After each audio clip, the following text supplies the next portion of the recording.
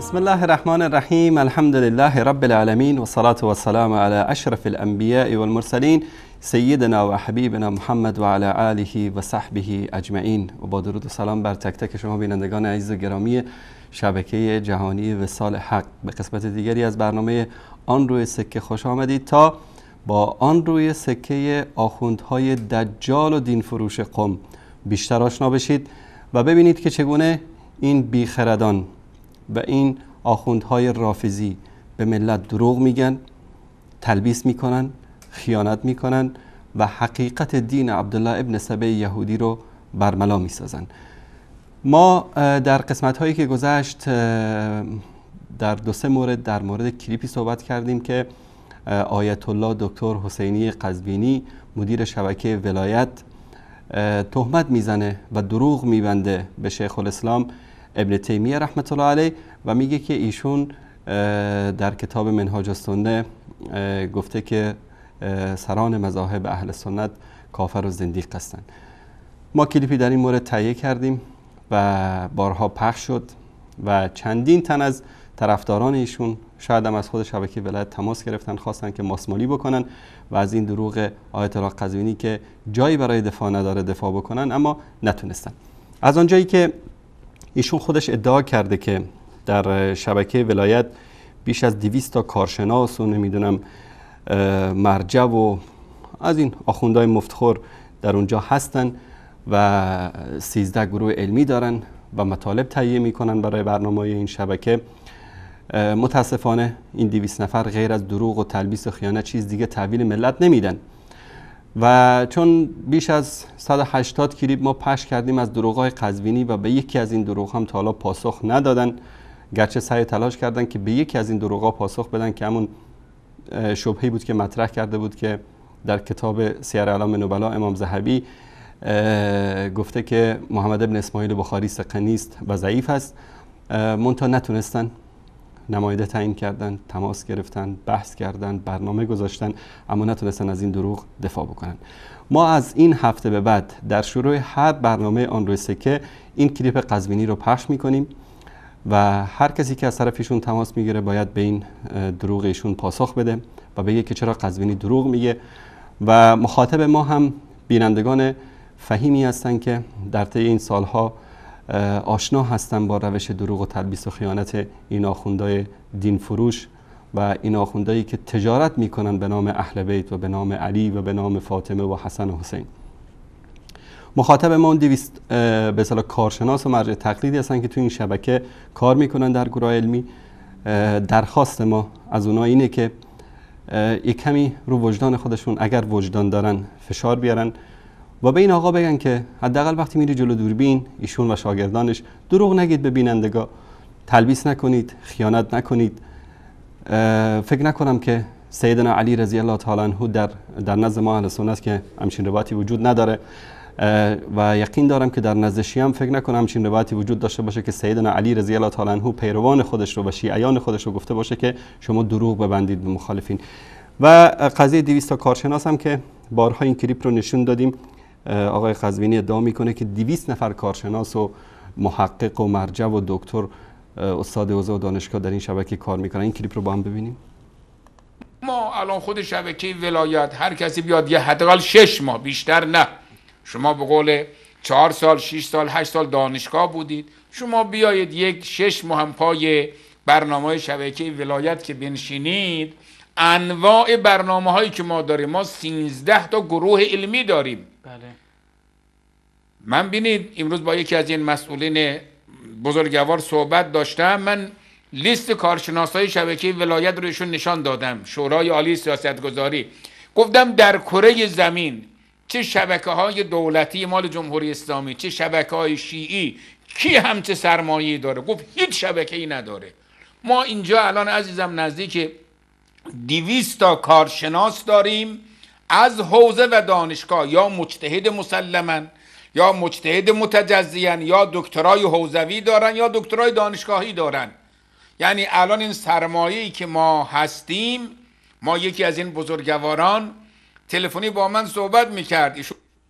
بله، 200 تا مجتهد و استاد و کارشناس و شاید هم از این 200 مجتهدش یکیش همین مومنزاده باشه، یکیش رضوی باشه، یکیش شریفی باشه. یقینا که عقل و خرد اینها بیشتر از اینها نخواهد بود. در صورت چون اسمشون گذاشتم مجتهد و آیت الله و حجت الاسلام و محقق و کارشناس، ما همه این آقایون رو مخاطب قرار میدیم که جلوی این دروغگوی خیانتکار این آیت الله قزوینی رو بگیرید که آبرو و حیثیت برای مذهب شیعه نذاشته. یعنی باور به خدا بکنید، من بارها گفتم و امانتا اینو دوباره تکرار میکنم، من قبل از اینکه با کتاب‌های شیعه آشنا بشم نهج البلاغه رو خونده بودم. اولین کتاب شیعه که خوندم نهج البلاغه بود. واقعا لذت بردم از نهج البلاغه، از سخنان سیدنا علی رضی الله تعالی عنه، با وجود بعضی ملاحظاتی که هست. فکر میکردم همه کتاب‌های شیعه مانند نهج البلاغه است. با بعضی از روحانیون شیعه آشنا بودم، انسان‌های فاضل، انسان‌های خوش اخلاق. فکر میکردم که همه آخوندهای شیعه، همه مراجع اینا مثل اینا هستن. بعدن کتاب‌های اینا رو که مطالعه کردم، دروغ‌هایی که اینا به سیدنا علی بستن، تهمت‌هایی که کردن، اهانت‌هایی که انجام دادن و خزعبلات و دروغ‌ها و شرکیات و کفریاتی که در کتاب‌های اینا وجود داره، کلاً اون تصویر ذهنی که داشتم از شیعه و از علمای شیعه رو در ذهن من عوض کرد. اینها حاضرن به خاطر همون چارقرانی که خمس میگیرن از مردم و به خاطر صیغه و متعه و به اصطلاح سوار شدن بر کول ملت هر دروغ و هر خیانت و هر تلبیسی را انجام بدن. الان کلیپی هست در مورد دروغشون به شیخ الاسلام ابن تیمیه که از این هفته به بعد در شروع هر برنامه آن رویسه که احمد جان این کلیپ رو جزء کلیپ های بگذار که همیشه داشته باشی در کنترل. در شروع هر برنامه آن رویسه که ما این کلیپ رو پخش میکنیم تا وقتی که آیت الله قزوینی بیاد و از اهل سنت معذرت بخواد، از شیخ الاسلام ابن تیمیه رحمه الله معذرت بخواد و عذرخواهی رسمی بکنه، بعد از اون این کلیپ رو متوقف خواهیم کرد. با هم کلیپ رو میبینیم و بعد از اون انشاءالله کلیپ ها و موضوعات خیلی جالب و دیدنی داریم انشاءالله در برنامه این هفته. با ما همراه باشید. به یاری الله سبحانه و تعالی در این برنامه، در این هفته به شما عزیزان نشان خواهیم داد که همان گونه که قزوینی یک دروغگوی کذاب خودفروش است و به خاطر پول، به خاطر خمس و به خاطر خر کردن مردم حاضره که هر دروغ و تلبیس و خیانتی رو تحویل ملت بده، شاگردانش هم مثل خودش تربیت کرده، همانطوری که میگن که عاقبت گرگ زاده گرگ شود گرچه با آدمی بزرگ شود. و خودفروش های دیگری که در شبکه ولایت هستن مانند روستایی و نمیدونم یزدانی و ابوالقاسمی و اینا، شاگردان مکتب همین آخوند چوپان دروغگو هستن که در دروغگویی و تلبیس و خیانت کمتر از اون نیستن. انشاءالله در برنامه امشب حماقت‌های اینها رو، دروغ‌های اینها رو، پستی و رذالت‌های اینها رو، تهمت زدن‌های اینها رو برای شما عزیزان ثابت خواهیم کرد تا ببینید که چقدر اینا مفلس هستن، چقدر اینا بدبخت هستن، چقدر اینها خودفروش هستن که به خاطر 4 قران دنیا حاضرن که دین و ایمان و علی و اهل بیت و فاطمه و حسن و حسین و همه چیز رو زیر پا بگذارن، اما اون دروغ و تلبیس خیانت خودشون رو برای مردم اظهار بکنن. کلیپ رو می‌بینیم و دوباره خدمت شما عزیزان برمیگردیم.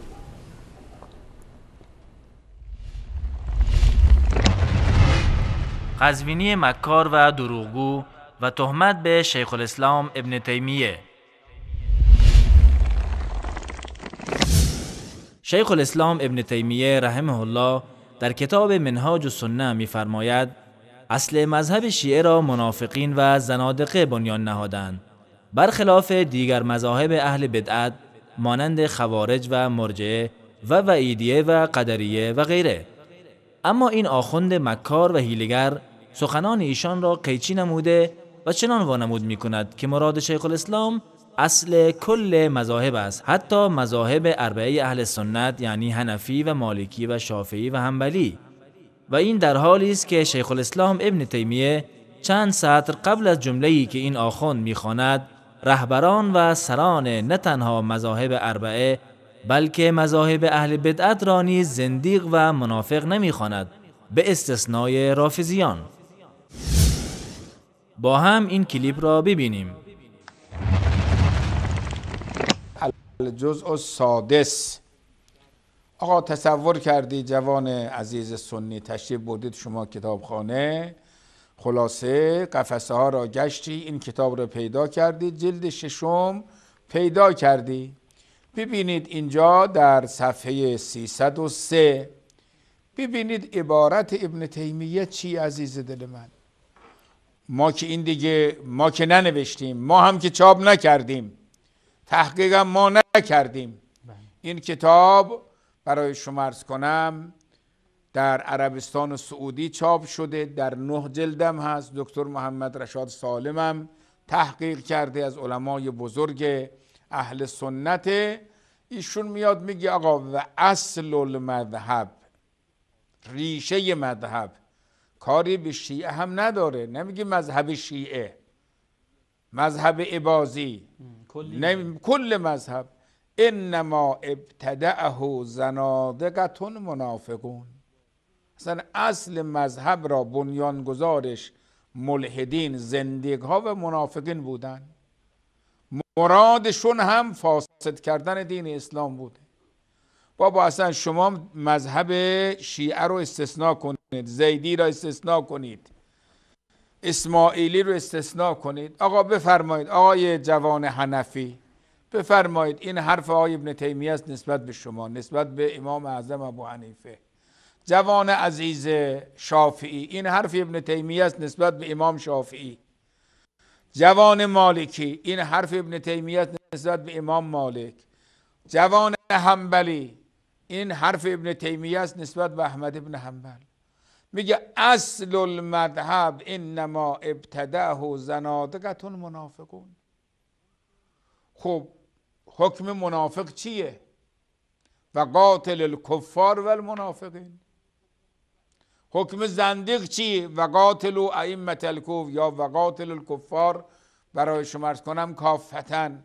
خب ببینید اینجا میاد حکم درست میکنه و به دنبال این حکمم فتوای قتل صادر میکنه. شما خیال میکنی اینهایی که الان دارن در یمن، خب این جمعیتی که کشتن نزدیک برای شما عرض کنم به قول 7000 چقدر جمعیت در یمن کشتن، اینها آیا از این 10,000 یا 8,000 جمعیت اینها 500 نفر شیعه بوده؟ گیریم 1000 نفر شیعه. آیا این 5 یا 6,000 سنی که کشتن اینها گناهشون چه بوده؟ اینهایی که الان نزدیک 70-80 تا مدرسه را ویران کردن، نزدیک 30 تا 40 تا بیمارستان رو ویران کردن. آخه این در کدام دینی، در کدام مذهبه؟ حتی بیمارستان های برای شما عرض کنم بدون مرز را که اصلا اینها رفتن اونجا برای مداوای مجروحین، بیچاره ها، بدبخت ها، خب اینها را برداشتن، اینها نابود کردن. آخه اینها به چه همین فتوا. آقا هر کس وهابی نباشد کافره، هر کس وهابی نباشد منافقه، هر کس وهابی نباشد زندیقه، هر کس وهابی نباشد این مفسد دین هست، باید این بابا نابود بشه. منهاج السنة النبویه جلد 6 صفحه 302.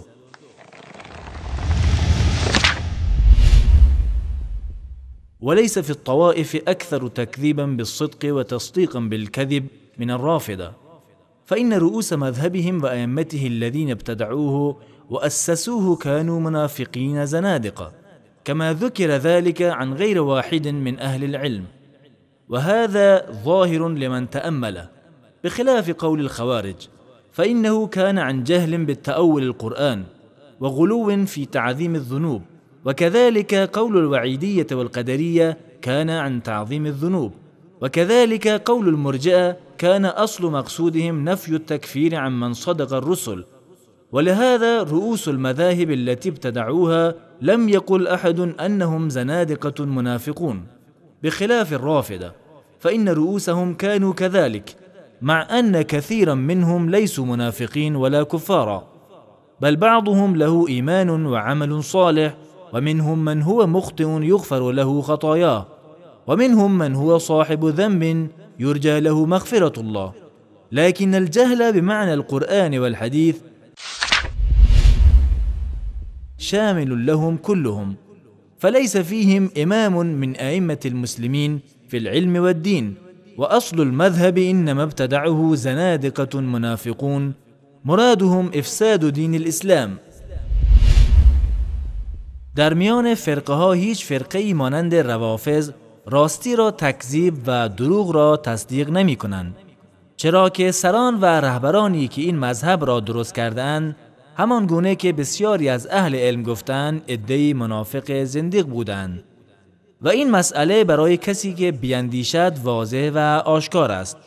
برخلاف خوارج که اساس مذهب آنها از روی جهالت و نادانی به تأویل قرآن و غلو و زیادروی در بزرگ دانستن گناهان بود، و همچنین مشکل وعیدیه و قدریه از روی زیادروی در بزرگ دانستن گناهان بود، و همچنین مرجعه اصل مذهب آنها نفی تکفیر از کسانی بود که دعوت پیامبران را تصدیق کردند.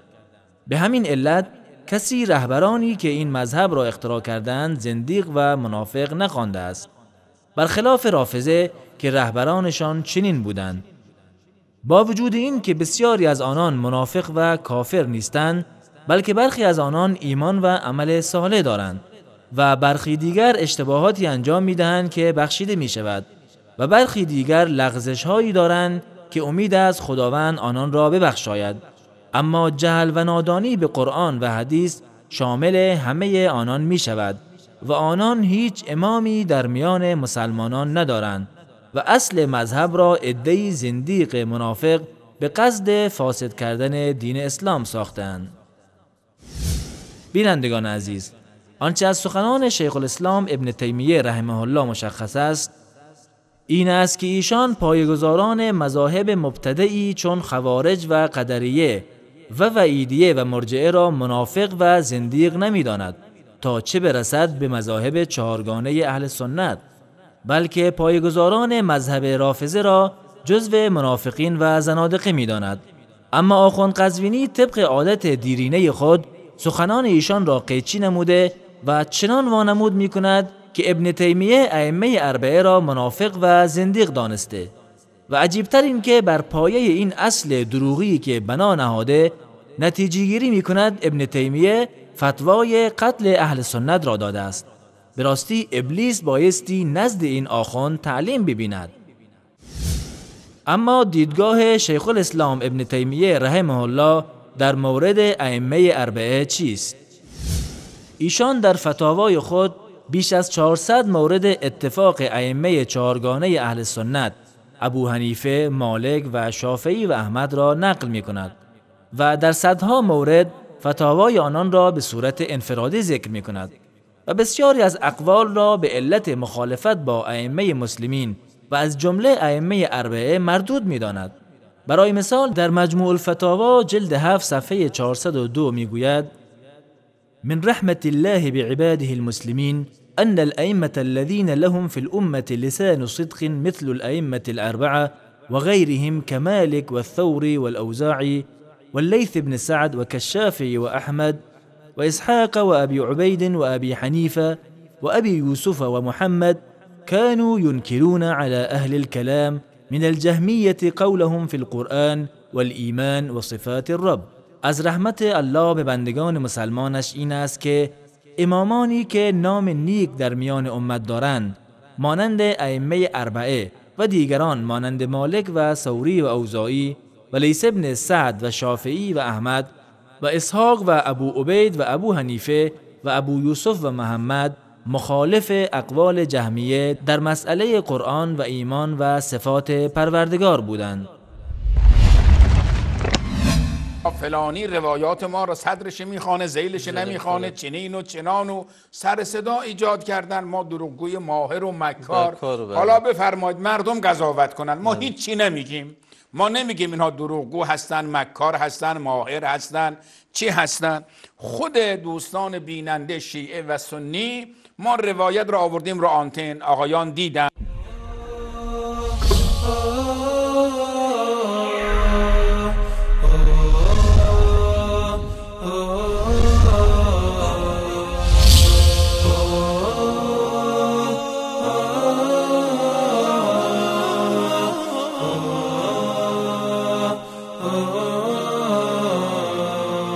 آیت الله دکتر حسینی قزوینی با همکاری 200 تا مرجع و استاد و کارشناس و خودتون دیگه قضاوت با شما عزیزان هست. یعنی ما حرفشون رو پخش کردیم، جواب اونم دادیم و چند ماه گذشته از این کلیپ تا حالا هیچ پاسخی نشنیدیم و هر کس هم که اومده از طرف اونها بخواد از این کلیپ دفاع بکنه قول داده و فرار کرده. یکیش احمد آقا از اصفهان بود که قرار بود که بیان از این دروغ دفاع بکنن، منتها ایشون هم 2-3 باری که تماس گرفتن میخواستن که حاشیه برن و از این شاخه به اون شاخه بپرن و خیلی هم با نمیدونم اسمش چی بگذارم با جرأت گفتن که بله آقای قزوینی راست گفته و ما تحدی میکنیم که اگر قزوینی در اینجا راست گفته بیاد قزوینی، شاگردانش، هر کسی که میخواد از شیعه از طرف ایشون بیاد که در همین آدرسی که ایشون میده در کجای این کتاب و در کجای این مطلب اومده که سران مذاهب اهل سنت کافر زندیق هستند. به هر صورت موضوعی که ما بارها در موردش صحبت کردیم و ثابت کردیم که اینها تکفیری هستن، اینا غیر از خودشون همه امت اسلامی رو کافر میدونن، غیر از شیعه اثناعشری هر مذهب و فرقه دیگری که باشه مسلمان نمیدونن، جهنمی میدونن و سر و صداشون همیشه این است که نمیدونم وهابیا و سلفیا و فلان و علان تکفیر میکنن و میکشن و میبندن و ما رو مسلمان نمیدونن. حالا برای اینکه بدونید که تکفیری کی است، کلیپ تکفیر امت اسلامی تا روز قیامت کلیپ 856 رو دوستان عزیز پخش میکنن. این کلیپ رو با هم میبینیم و بعد از اون انشاءالله دوباره در خدمت شما عزیزان خواهیم بود. با ما همراه باشید. تکفیر امت اسلامی تا روز قیامت.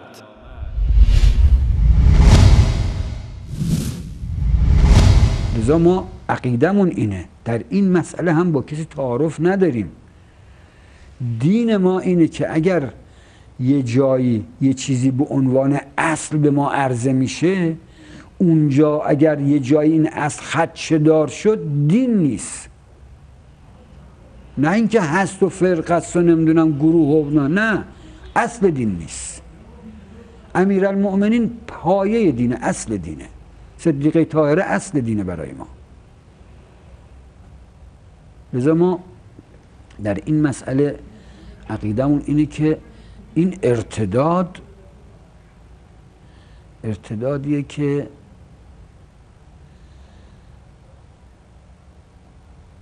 تا قبل از ظهور امام زمان آثارش هست.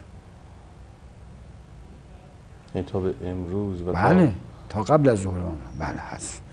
یعنی آنچه که ظلم به ائمه ما شد و آنچه که از ائمه ما حق ضایع شد و خون اینها ریخته شد نتیجه همین ارتداده و آنچه که باطل میدون پیدا کرد و جولان داد نتیجه همین ارتداده.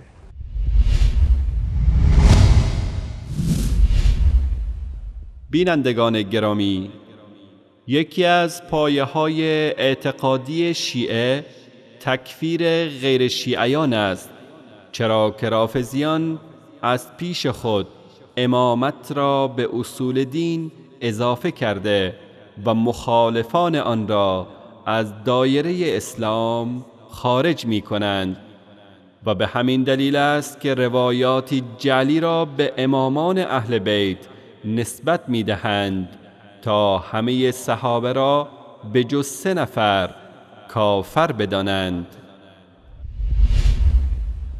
شیخ مفید در کتاب الاختصاص درباره اصحاب پیامبر صلی الله علیه و آله و سلم روایتی از عمرو بن ثابت نقل می کند که گفت: از ابو عبدالله شنیدم که می‌فرمود پس از وفات رسول الله صلی الله علیه و آله و سلم مردم همه مرتد شدند و به حالت قبل از اسلام بازگشته و کافر شدند مگر 3 نفر، سلمان و مقداد و ابوذر غفاری. و اما شیعه این ارتداد را تا ظهور امام موهومشان مستمر می دانند، به این معنا که هر کسی تا روز قیامت جانشینی و امامت علی رضی الله عنه را باور نداشته باشد و به خلافت ابوبکر صدیق اذعان نماید مرتد و کافر است. إذن أعزائي يكون في علمكم لا يوجد أحد من علماء الإمامية لم يحكم بكفر غير الشيعة. لا يوجد أحد من علماء الإمامية لم يحكم بكفر غير الشيعة بلا استثناء، بلا استثناء. نعم، الفارق بينهما في أمر واحد، وهو أنه بعضهم حكم بكفر المخالفين ظاهرا وباطنا، وبعضهم حكم بإسلامهم ظاهرا وكفرهم ماذا؟ وإلا إجماع على كفرهم ماذا؟ الباطن. أنا مو بصدد توجيه أعمال أمثال القاعدة وداعش والتكفيرين، لا لا لا لا لا أبدا، ولكن عندما يجد أن الشيعي ينظر إليه بهذه النظرة، بينك وبين الله من يقع بيد شيعي شي يسوي بيه مولانا؟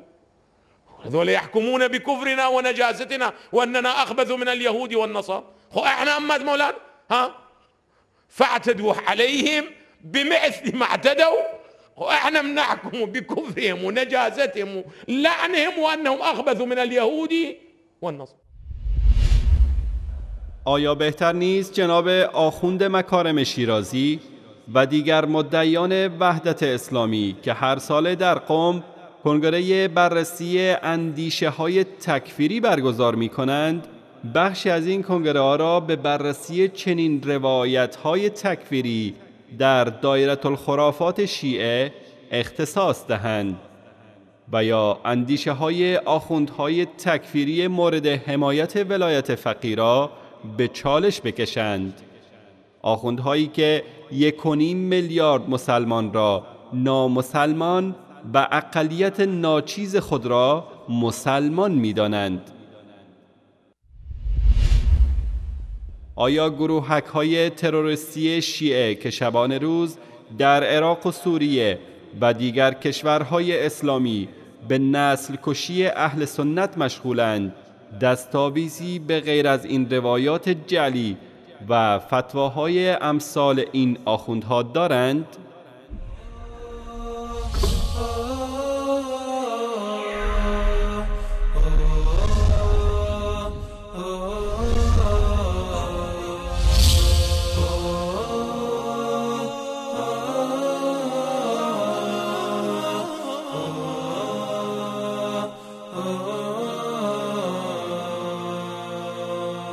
برای خدمت بینندگان عزیز و گرامی، بله دیدید تکفیر مسلمانان از زمان رسول الله صلی الله علیه و سلم که اصحاب ایشون رو اینا تکفیر میکنن شروع میشه تا ولادت تا آمدن مهدی، به قول این آخوند همه کافر هستن. حالا شاید بیاد یکی بگه که بابا این حرفی آخوندی است و ما به این اعتقاد نداریم و ما شیعیان شما رو برادر میدونیم و فلان میدونیم. ما بهش میگیم ما شما رو برادر میدونیم، دستان شما رو میفشاریم و دست برادری و اخوت به طرف شما دراز میکنیم، اما آیا حاضر هستی که از همه میراث فرهنگی که یا میراث ولی نمیشه بهش فرهنگی گفت، این میراث زباله های مجلسی و کلینی و مفید و مضر و اینا رو همه رو کنار بگذاری؟ اگر اینا رو کنار بگذاری تو دین تو از کی میگیری؟ اگر گفت از قرآن میگیرم، از سنت صحیح رسول الله میگیرم، میگیم که اهلا و سهلا تو واقعا راست میگی و برادر ما هستی. یک سری میزنیم به چند تا از مطالبی که در کتاب‌های اینا اومده. در مورد تکفیر این کتاب من لا یحضر الفقیه است از شیخ کذوبشون که بهش میگن شیخ صدوق. این صفحه دومش. اینم در اینجا در مقدمه میگه که هرچی که در این کتاب جمع کرده اعتقاد داره که این حجت است بینه و بین پروردگارش و همه روایات صحیح رو در اینجا جمع کرده و حکم به صحت این روایات میکنه. بعد نگه فردا کسی که والا ما این روایت صحیح نیست ما قبول نداریم. آقای صدوق میگه که این روایاتی که من در اینجا جمع کردم روایات صحیح است. ما میریم سراغ روایت در کتاب دیات حدیث شماره 5194 این روایت رو این روایت رو ذکر میکنه. بعد میاد در اینجا میگه ارائیت من جهد الامام منکم ما حاله. از امام روایت میکنه، طبعا از امام ابی جعفر محمد باقر در مورد حرمت مؤمن بر مؤمن هست. بعد اینجا میخواد مؤمنین رو به اصطلاح تفسیر بکنه و غیر مؤمنین رو نشون میده. میگه که آیا کسی بیاد یکی از امامان رو انکار بکنه ما حاله. فقال امام چی گفت؟ من جهد اماما برئ من الله و برئ منه. کسی که امامی رو انکار بکنه بری از الله هست و الله از او بری است و از دینش. فهو کافر است این شخص، مرتد عن الاسلام، مرتد شده از اسلام. لان الامام من الله، چرا که امام از طرف الله است و دینه دین الله، دین امام دین الله است. و من برئ من دین الله فهو کافر، کسی که برائت بجوید از دین الله فهو کافر است. دمه مباح، خونش مباح است. فی تلک الحال، در این حالت. الا ان یرجع و یتوب الی الله عز وجل، مگر اینکه برگرده و توبه بکنه و از این چیزی که گفته. بعد از اون چی میشه؟ مالش و نفسش و چیزش مأمون میشه و الا مباح است برای مؤمنین که این رو بکشن، مالش هم بگیرن و خمسش هم به حضرت آخوند بدن. روایت بعدی این است در کتاب جواهر الکلام شیخ محمد حسن نجفی، جواهر الکلام فی شرح شرایع الاسلام، در هیئت تراث عربی بیروت هم چاپ کرده این کتاب رو. در جلد ششم این کتاب در اینجا در صفحه 63 جلد ششم در اینجا میاد میگه که ان مخالف اهل الحق کافر، مخالفین اهل حق که طبعا خودشون اهل حق میدونن کافر هستن. فیجب ان یکون حکم الکفار، حکمش حکم کفار است. الا ما خرج بالدلیل، الا کسی که با دلیل خارج بشه. و المخالف لاهل الحق کافر بلا خلاف بیننا، میگه که کفار، مخالفین شیعه، مخالف اهل حق همه کافر هستن و هیچ اختلافی هم بین علما در این مطلب نیست. تشکر احمد جان. و در کتاب الانوار النعمانی مفصل در این مورد صحبت شده. حتی امام ابو حنیفه رحمه الله را این کتاب الانوار النعمانی است از سید نعمت الله جزایری، اینم صفحه بعدش، اینم شناسنامه‌اش، در اینجا حکم ناسب رو بیان میکنه. بعد میگه که نواسب مانند ابو حنیفه و همه اهل سنت نواسب گفته میشن، کسانی که انکار بکنن و امامت را انکار بکنن. و کسی هم که ناسبی میشه و مانند ابو حنیفه اینا از امام صادق روایت دارن که خود مال ناسب حیث ما وجد و ابعث علینا بالخمس، مال ناسب هر جا دی بگیر و خمسش هم برای ما بفرست. تکفیر صریح هست برای اهل سنت. در اینجا میگه که از اهل سنت مخالفین شیعه کسانی رو که شما بکشید دیه اینها از دیه سگ هم کمتر است و اهل سنت رو به یهودی و مجوسی تشبیه میکنه. تشکر احمد جان. و در مورد اهل سنت روضة المتقین فی شرح من لا یحضر الفقیه از مولا محمد تقی مجلسی، پدر مولا باقر مجلسی، همین که حشیش میزده، جلد 5 صفحه 23 روایت هم از کلینی میاره، روایت هم حسن که صحیح هست، روایت قبول دارن. قلت لابی عبدالله ایحج رجل عن الناصب، آیا آدم میتونه از ناصبی حج بکنه؟ بعد اینجا شرحش میده، میگه ای غیر الاثنا عشری، ناصبی یعنی غیر اثنا عشری، او از سنی یا سنی، او معادل اهل البیت یا دشمن اهل بیت باشه. ناصبی کی است؟ غیر اثنا عشری یا سنی یا دشمن اهل بیت. فقال لا فإن الجميع کفار، همه اینا کفار هستن، غیر اثنا عشری و سنی و دشمن اهل بیت.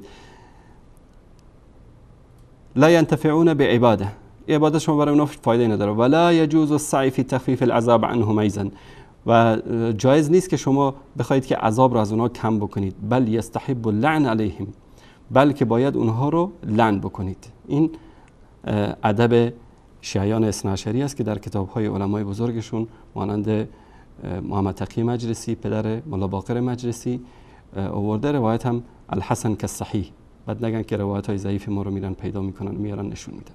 تشکر احمد جان. در این کتاب، در کتاب کافی هم مطلبی رو در اینجا میاره و در اینجا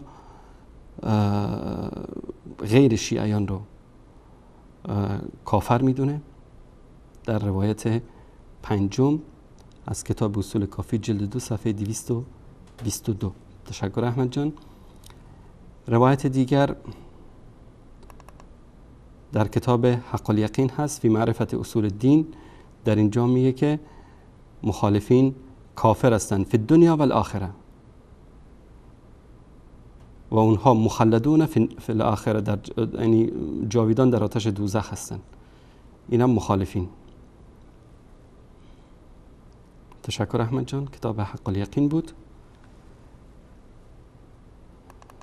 تکفیر سفینة البحار است. این شیخ عباس قمیشون، من مات و لیس له امام مات میتة الجاهلیه کفر و شرک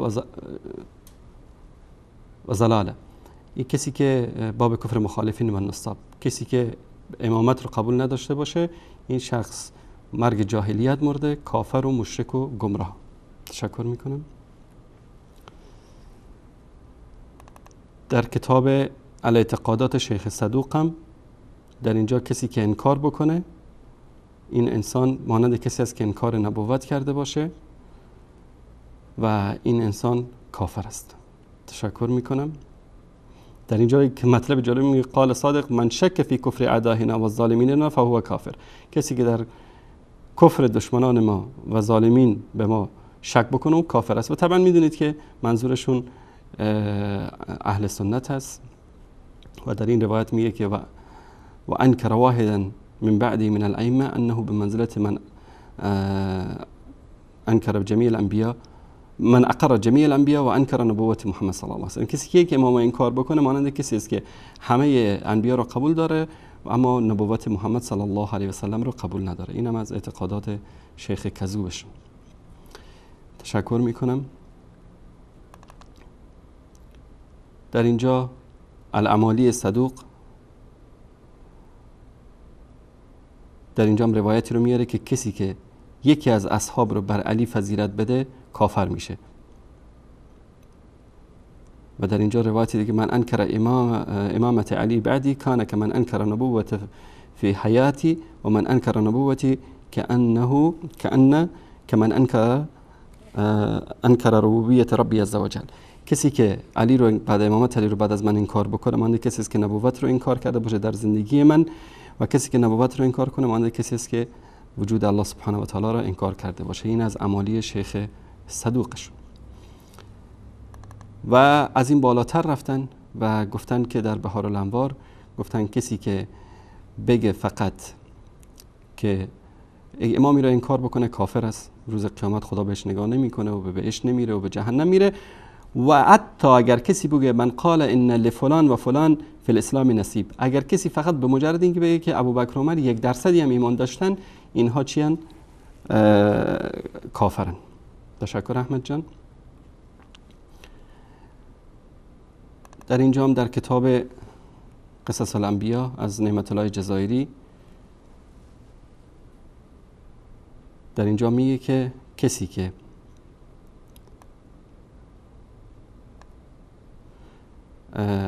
اصحاب مذاهب اربعه، اینها کسایی هستند که و جعل المذاهب الاربعه وسائط و ابوابا بین و بین ربهم و اخذوا احکاما، کسایی که مذاهب اربعه رو قبول میکنن و این مذاهب رو بین خودشون و بین پروردگارشون در اخذ احکام قرار دادن، اینها هم کسایی هستند که در آتش جهنم میسوزن و بطلان عبادتشون باطل است.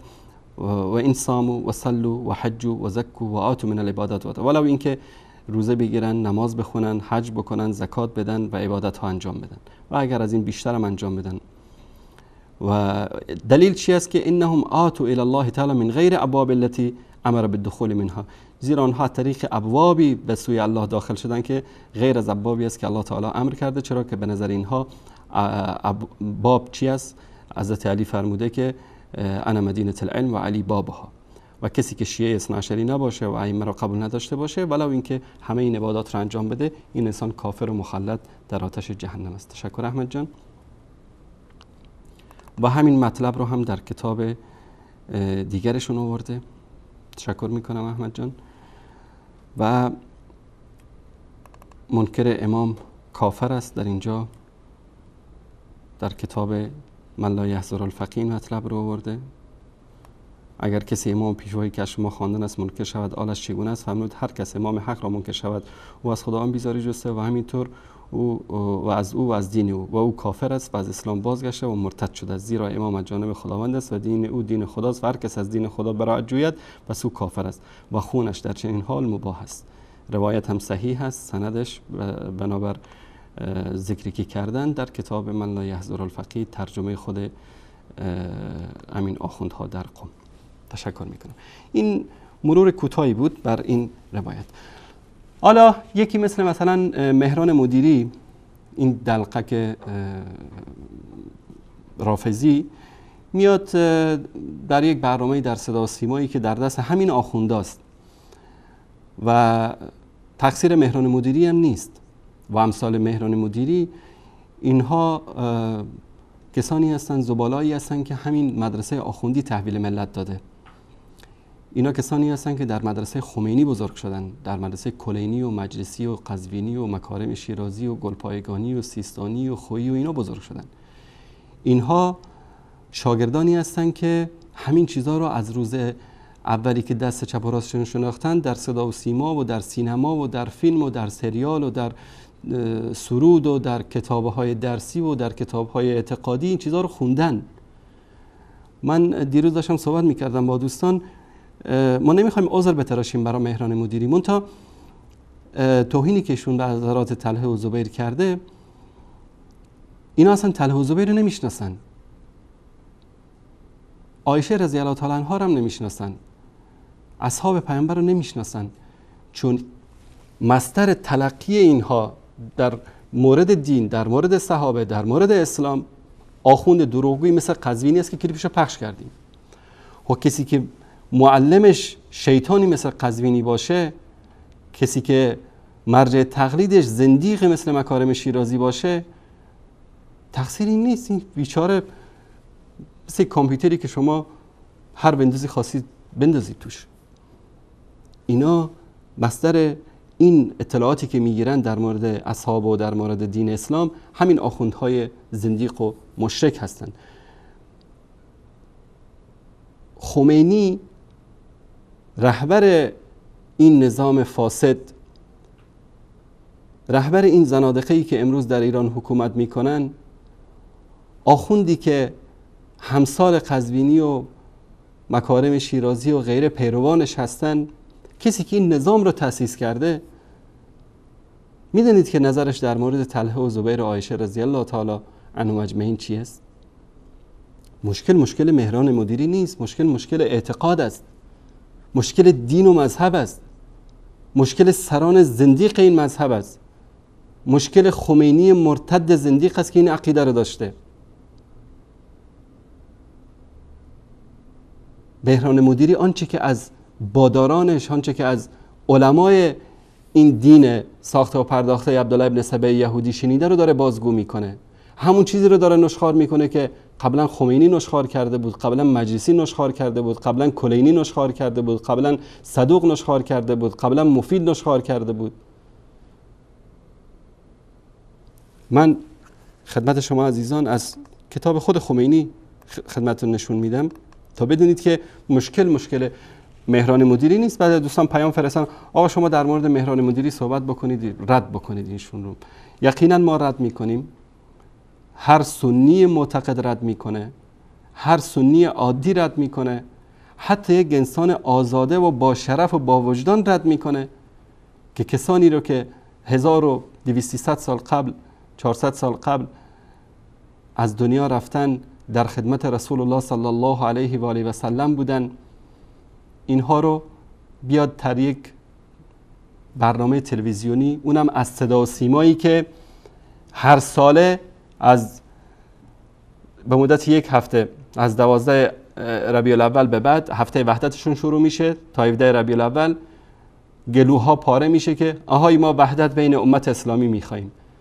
عایشه و طلحه و زبیر و ابوبکر و عمر و عثمان و صحابه‌ای که دین ما هستن، اعتقاد ما هستن، دین رسول الله رو برای ما رساندن، اینها رو مؤسس این نظام خبیث‌تر از سگ‌ها و خوک‌ها میدونه.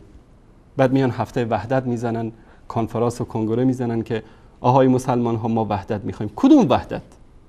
دروغ میگن، فریب میدن مردمو. این کتاب طهاره از جلد 3 تالیف فقیه محقق آیت الله العظمی الامام الخمینی، مؤسسه تنظیم و نشر آثار خمینی هم این رو گرفته چاپ کردن. در صفحه 457 در مورد انواع کفار داره صحبت میکنه. کفار در مورد طهارت ناسب میگه اما بقیه اقوام و طوائف از نصاب، بل الخوارج. نصاب گفتیم که در مذهب شیعه اثناعشری گفت که ناصبی یعنی غیر اثناعشری یا سنی. فلا دلیل علی نجاستهم و ان كانوا اشد عذابا من الكفار. دلیل بر نجاستشون نیست ولو اینکه عذابشون شدیدتر از کافران باشد. فلو خرج سلطان علی امیر المؤمنین علیه السلام لا به عنوان التدین بل للمعارضه فی الملک. اگر سلطانی بر امیر المؤمنین خارج شود نه به عنوان تدین بلکه برای مخالفت با او در ملک او غرض آخر یا برای چیز دیگه که عایشه و زبیر و طلحه و معاویه و اشباههم، مانند عایشه و زبیر و طلحه و معاویه و اشباههم، او نسب احد عداوة له او لاحد من الائمه، یا کسی که دشمنی داشته باشه با امیر المؤمنین یا با یکی از ائمه، لا به عنوان تدین نه به عنوان تدین بل لعداوت قریش بلکه برای عداوت قریش یا بنی هاشم یا عرب، او لاجل کون قاتل ولده او ابیه، یا به خاطر اینکه قاتل فرزندش یا پدرش باشه، او غیر ذلک یا غیر از این، لا یوجب ظاهرا شیء منها نجاسة ظاهریه. یعنی میگه اینها نجاست ظاهری ندارن و این کانوا اخبث من الکلاب والخنازیر، ولو اینکه اینها خبیث‌تر از سگ‌ها و خوک‌ها هستن. این حرف خمینی است. حالا اومدن دفاع بکنن از این حرفش همین چوپان دروغگو و دیدیم که افتضاح به بار آورد و میخواست انکار بکنه، از بد بدتر شد. متاسفانه این عقیده اینها است، این دین و مذهب اینها است که این گونه تربیت کردن. مهران مدیری و امثال مهران مدیری تربیت یافته های مدرسه خمینی هستند، تربیت یافته های مدرسه کلینی و مجلسی و مفید و غیره هستند. اینا هستن که مخالفین خودشون رو تکفیر میکنن، خونشون رو مباح میدونن، مالشون رو غنیمت میدونن، حتی که مال اهل سنت رو هم گرفتن باید خمسش رو ببرن به جناب مرجع تقلید بدن تا این خودفروش های بیدین و این شاگردان عبدالله ابن سبع یهودی پولشون بیشتر بشه، سرمایهشون بیشتر بشه.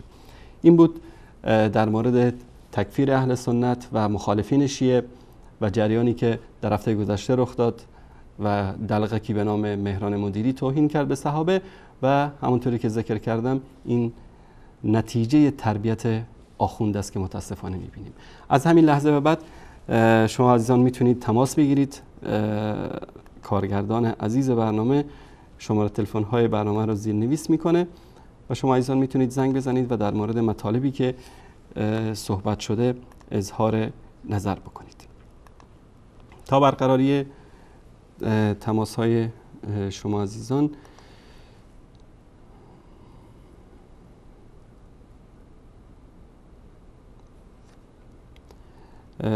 برادرمون اهل دبی تشکر میکنیم از پیام های شما. الله سبحانه و تعالی حفظتون بکنه و جنت الفردوس نصیب شما عزیز و دیگر دوستانی که پیام فرستادن.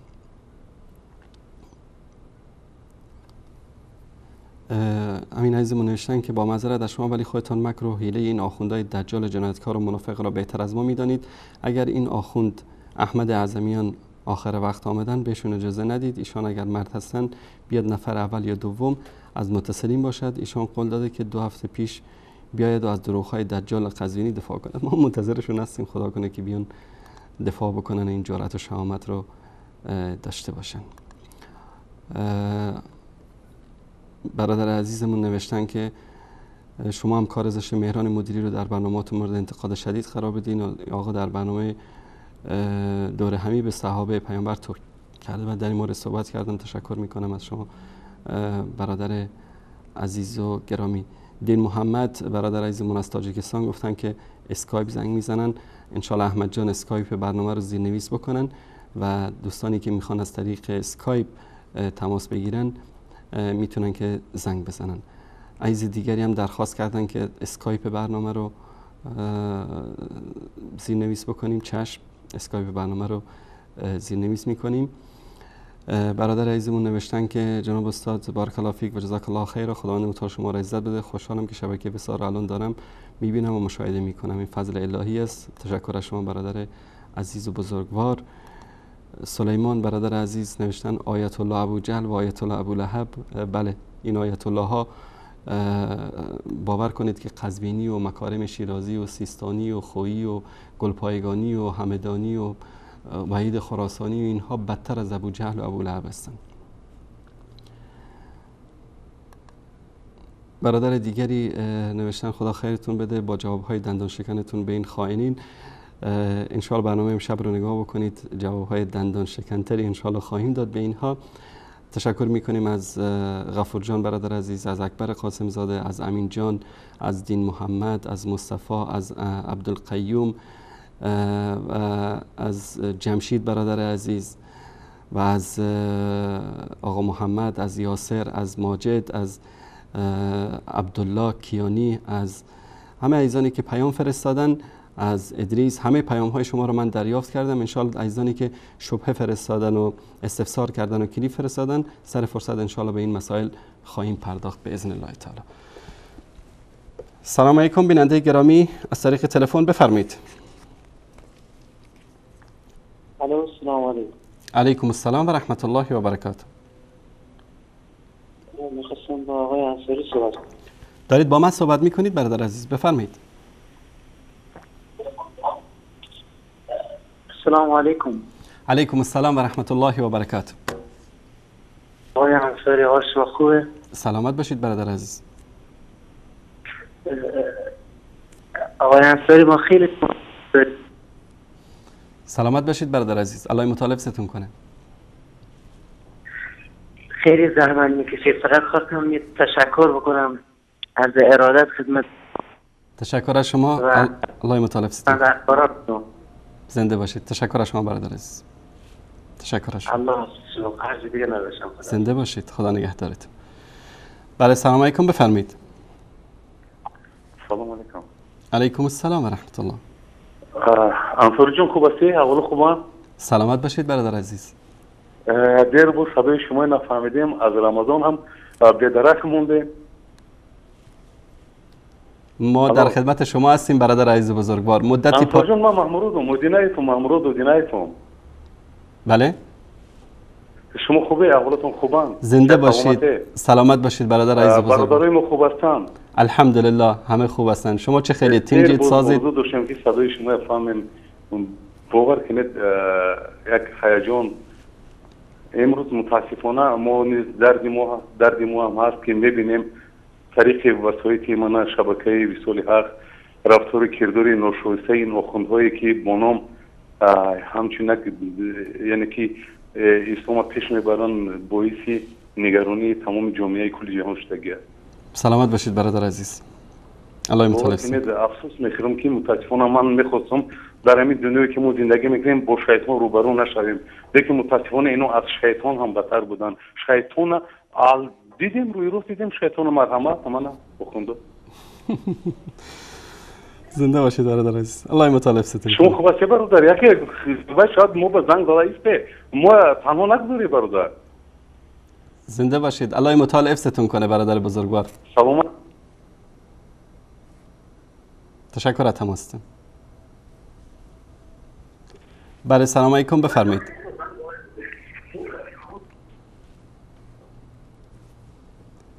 بیننده بعدی سلام علیکم بفرمایید. علیکم السلام و رحمت الله و برکاته بفرمایید. بفرمایید.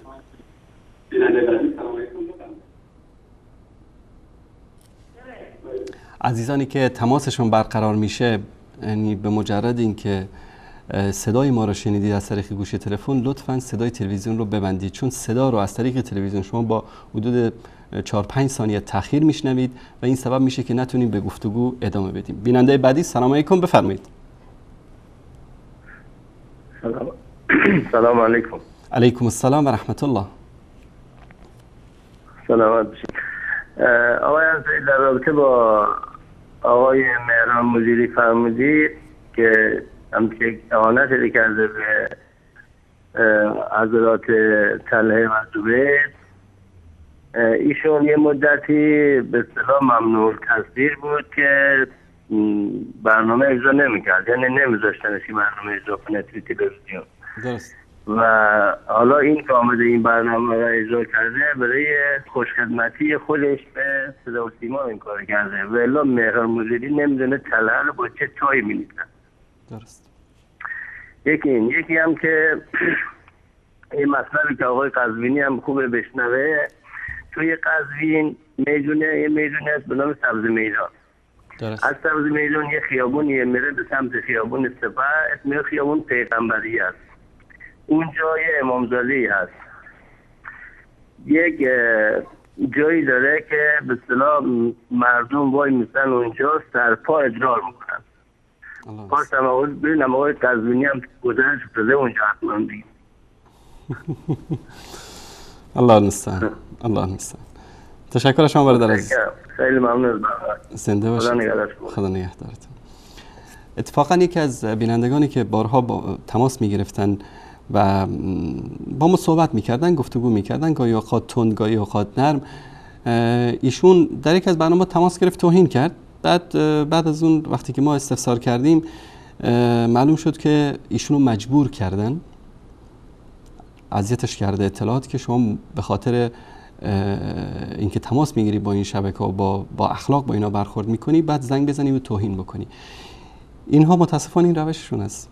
یعنی من همونطوری که عرض کردم، گرچه عملی که مهران مدیری انجام داده یک عمل شنیع است، ما محکوم میکنیم، اما مشکل مهران مدیری نیست، مشکل کسانی است که این نظام رو تأسیس کردن، کسانی است که این گونه تربیت کردن متاسفانه ایرانی‌ها رو. بله سلام علیکم بفرمایید. الو. بفرمایید. الو. بله بفرمایید. بیننده بعدی سلام علیکم بفرمایید.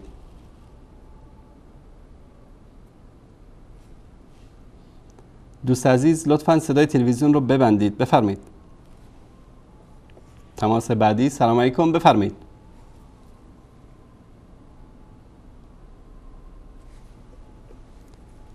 بیننده گرامی سلام علیکم بفرمایید. سلام جناب استاد انصاری عزیز، حالتون چطوره؟ سلامت باشید. الو. بله بفرمایید. آقای انصاری، من یک گله داشتم از شما. میشه خودتون رو معرفی کنید؟ آقای انصاری عزیز. میشه خودتون رو؟ من محمد از ایران. عزیزم بزرگ شما که شما آقای تلفیزیونی را زیون خوردن انداختی، این درسته واقعا. شما عزتش رو زیر سوال بردید. بنده خدا می اومد برای خودش به قول معروف کپکر دبدبه‌ای داشت توی شبکه ولایت ولی شما اون الان دروغگو جازدی که اصلا روش نمیشه سرش رو بگیره بالا. به نظر من کار درستی نیست. جناب انصاری از نون خوردن افتاده تفلک. شما یک لطفی بکنید، یک به قول معروف از موضوع شما که یه راهی برای توبه براش بگذارید توبه بکنه. یعنی به نظر من که الان این بنده خدا بی‌آبرو شده، چون یعنی با این فضاحت آبروش رفت دروغ گفت. یعنی داشت میگفت بیای شما جوانای حنفی بیایید ببینید چی گفته، الان نمیدونه چجوری دروغش رو شد. درست. فکر نمی‌کرد شما آقای انصاری تحقیق بکنید. آقا محمد ما به یک شرط دست از سرش برمی‌داریم که به همین برنامه زنگ بزنه، از همه اهل سنت معذرت خواهی بکنه و بگه که دیگه از این غلطا نمی‌کنه، بعد کلیپاش هم دیگه پخش نمی‌کنه. آقای انصاری من از طرف آقای قزوینی میگم غلط کردم. آقای انصاری شما منو ببخشید، دست سرم بردم. نه قبول نیست، بعد خودش بیاد. تشکر آقا محمد از ایران، الله مطالعه ستون کنه. احمد آقا کارگردان از برنامه میگن که باید خودش بیاد و منم دیگه حرف احمد آقا رو نمیتونم زمین بذارم، بالاخره کارگردان هستم. بله سلام علیکم، بفرمایید. الو. بله سلام علیکم، بفرمایید. سلام علیکم. علیکم السلام و رحمت الله. امکانش هست با آقای انصاری صحبت کنید؟ دارید با انصاری صحبت میکنید، خودتون رو معرفی کنید، از کجا زنگ میزنید؟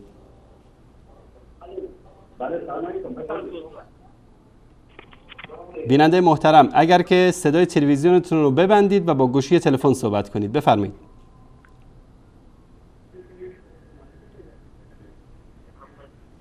الو. بله بفرمایید. از ایران. بفرمایید برادر عزیز. تکرار. آیا انصاری محمدم از ایران. آقا محمد از ایران، بفرمایید برادر گرامی. حال شما خوبه؟ سلامت باشید. در مورد کلیپ هایی که پخش کردیم، مطالبی که نشون دادیم، اگر مطلبی دارید آقا محمد در خدمت شما هستیم. در مورد کلیپ هایی که پخش میکردید ما رفتیم تحقیق کردیم، دیدیم تقریبا با حقیقت واقع نمیشه. عجب. جناب شما بلد هستید که یک مطلب عربی رو بخونید؟ نه سوادم زیاد اونقدر نیست که عربی رو بفهمم. خب برید الان امین آقای قزوینی دروغی بسته به شیخ الاسلام ابن تیمیه، کتاب منهاج السنه رو پیدا بکنید، جلد 6 صفحه 330 این مطلب رو بخونید، انشالله متوجه میشید. اگر بازم یاد نگرفتید ببینید محمد جان شما که زحمت میکشید، ببینید آقای انصاری جانم. شما که زحمت میکشید این ترجمه ها رو درست برام بفرمایید که ما بفهمیم، به فارسی برام بگید. مگه من دارم به انگلیسی میگم؟ نه انگلیسی نمیگید، ولی ما که عربی و واضح نمیدونیم چی میگه. شیخ الاسلام هم خیلی قشنگ و با بلاغت صحبت کرده.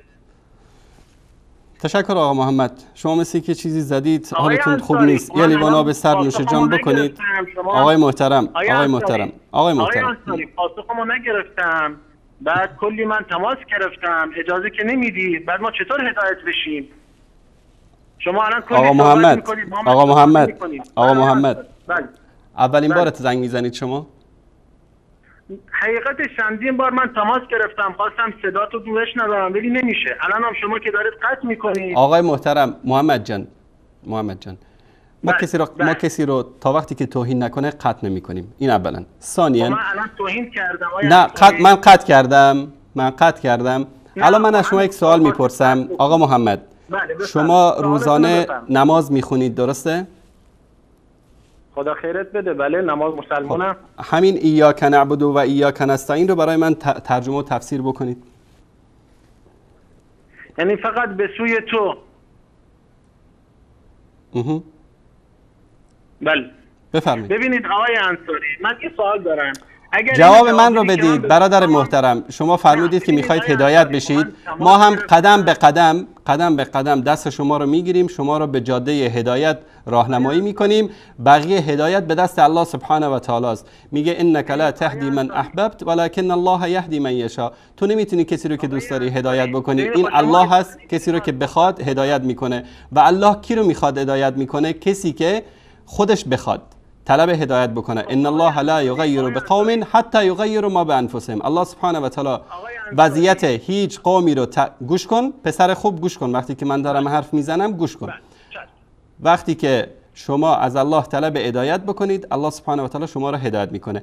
الان شما روزانه نماز میخونید، در این نمازتون بله در هر رکعت سوره حمد رو میخونید، درسته؟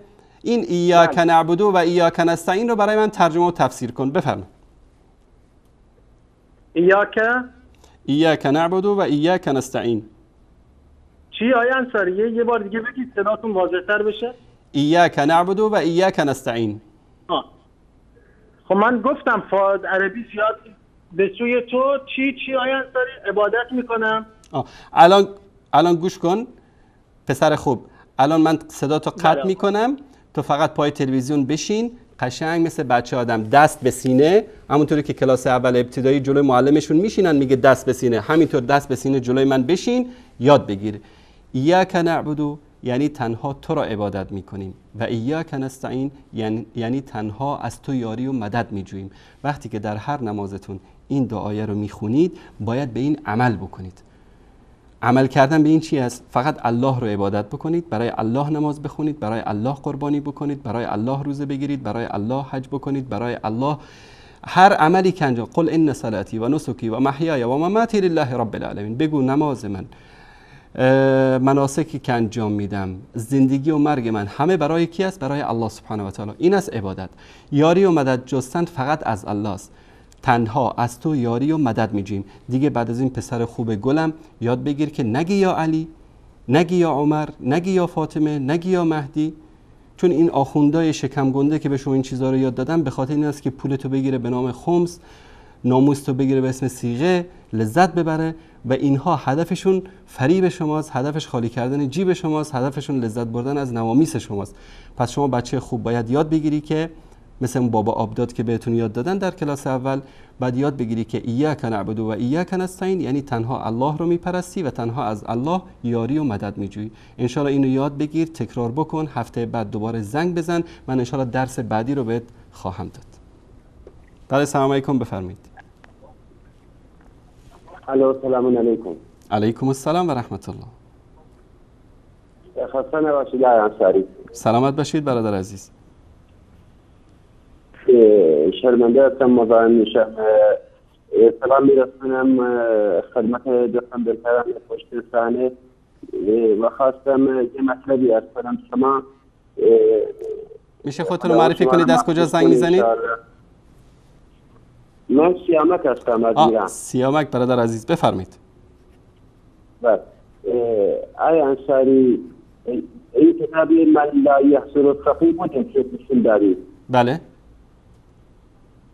کتاب ایشون در مورد فقط خواستم نیستی کنم. ما تقریبا کورتا نزدیک 45 میلیون نفر هستیم ما انصاری اعمار پارسال درست 2015. بله و تقریبا یه 6 میلیون هم شیعه هستن، مثلا در طرفایی که ماشان ایلام و درستان اینا طرفایی. درست. من یه حدیثی هست از امام صادق علیه السلام لعبی ربیع شامی. شما میتونید این نمایش بدید که درباره کرتا ایشون اینجوری به ربیع شامی میگوید. البته عربی اینجوری هست، من نمیتونم عربی. لا تخالطوا اکراس فإن الاکراس، این بزرگیه نوشته با کردان آمیزش نکنید که کردها طایفه از جن هستند که خداوند الان این قسمت از داره میشه که خداوند حربه از ایشان برداشته است. یعنی نزدیک 50 میلیون کرد بی معذرت میخوام این میدونی خطرت معرفی کرده کدامتون؟ توم المال لا يحصل الفقيه كتاب معايش المكاتب صفحه سعودي صفحه 269 ماده. درست. من همین مطلب رو نشون دادم قبلا. اینجا هست این روایتی که از امام جعفر صادق روایت میکنن که کردها گروهی از جن هستن که با اونها پرده از اونها برداشته شده، با اونها به اصطلاح چیز رفت آمد نکنید. بله الان خاصه این کتاب من لا يحصل الفقيه از این چیزا زیاد داره و در مورد مهران مدیری هم آیا انصاری شرمنده هستم. ما کتا در مسائل زیادی یاری مثل شما جنوبی ها معذرت میخوام وقتی فشار فیه کلیات خیلی فشار مثلا فارسیش که کردی رو میگن بعد فارسی ترجمه میکنه میگن کاروان دروازه فد گواره نظرات کرده جو نبره. یعنی کاروانهای قدیم بودن با اسبوش چطور میرفتن انصاری معذرت میخوام یه فتای مسکوش شکو او میکرده پارت میکرده کنه را به ترسونت ولی کاروان رای خودشو میرفت.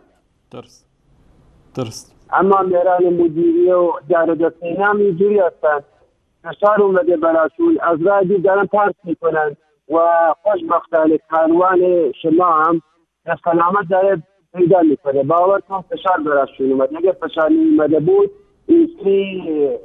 این همه خرج و مخارج نمیکردن تو صداوتی و تو شبکه‌های دیگه. و یه مورد دیگه هم آیا انصاری شرمنده هستم. روز شما با جناب شیخ عبدالقدوس برنامه داشتید، متاسفانه جناب شیخ متوجه نشدن. من گفتم ما اهل سنت امامان اهل تشیع که از حضرت علی شروع میشه تا امام حسن ما اونا را از بزرگان خودمون میدونیم. فقط من خواستم بگم یک سوال از برادران شیعه بخصوص از ماسواده خواستم بکنم. خواستم ببینم این امامان شیعه چه احادیثی چه کارهایی کردن که در صدر اسلام خلفای راشدین و صحابه انجام ندادن. یعنی اونا گفته باشن ولی اونها انجام نداده باشن. من هر چی کتاب مطالعه کردم هر چی اهل شیعه گفتن امامان شیعه از خلفای راشدین از اول ببین تا اصحابه همه انجام دادن. چون اونا گفتن که دین به اصطلاح کامل شروع امامان دین رو کامل میکنن. درست انصاری؟ درست. فقط من این سوال دارم از برادران شیعه امامان اونها چه چیز تازه‌ای گفتن که ما اهل سنت از اون بی‌خبریم. سوال جالبی است. اونها به ما فرمان بکنن ما اون عمل کنیم. ما عملی چیز بشیم از تطابق فرقه دباشیم و فرقه نزدیه باشیم با اونا. درست. چه کنم سوال دیرایی نگفتم انصاری. درست.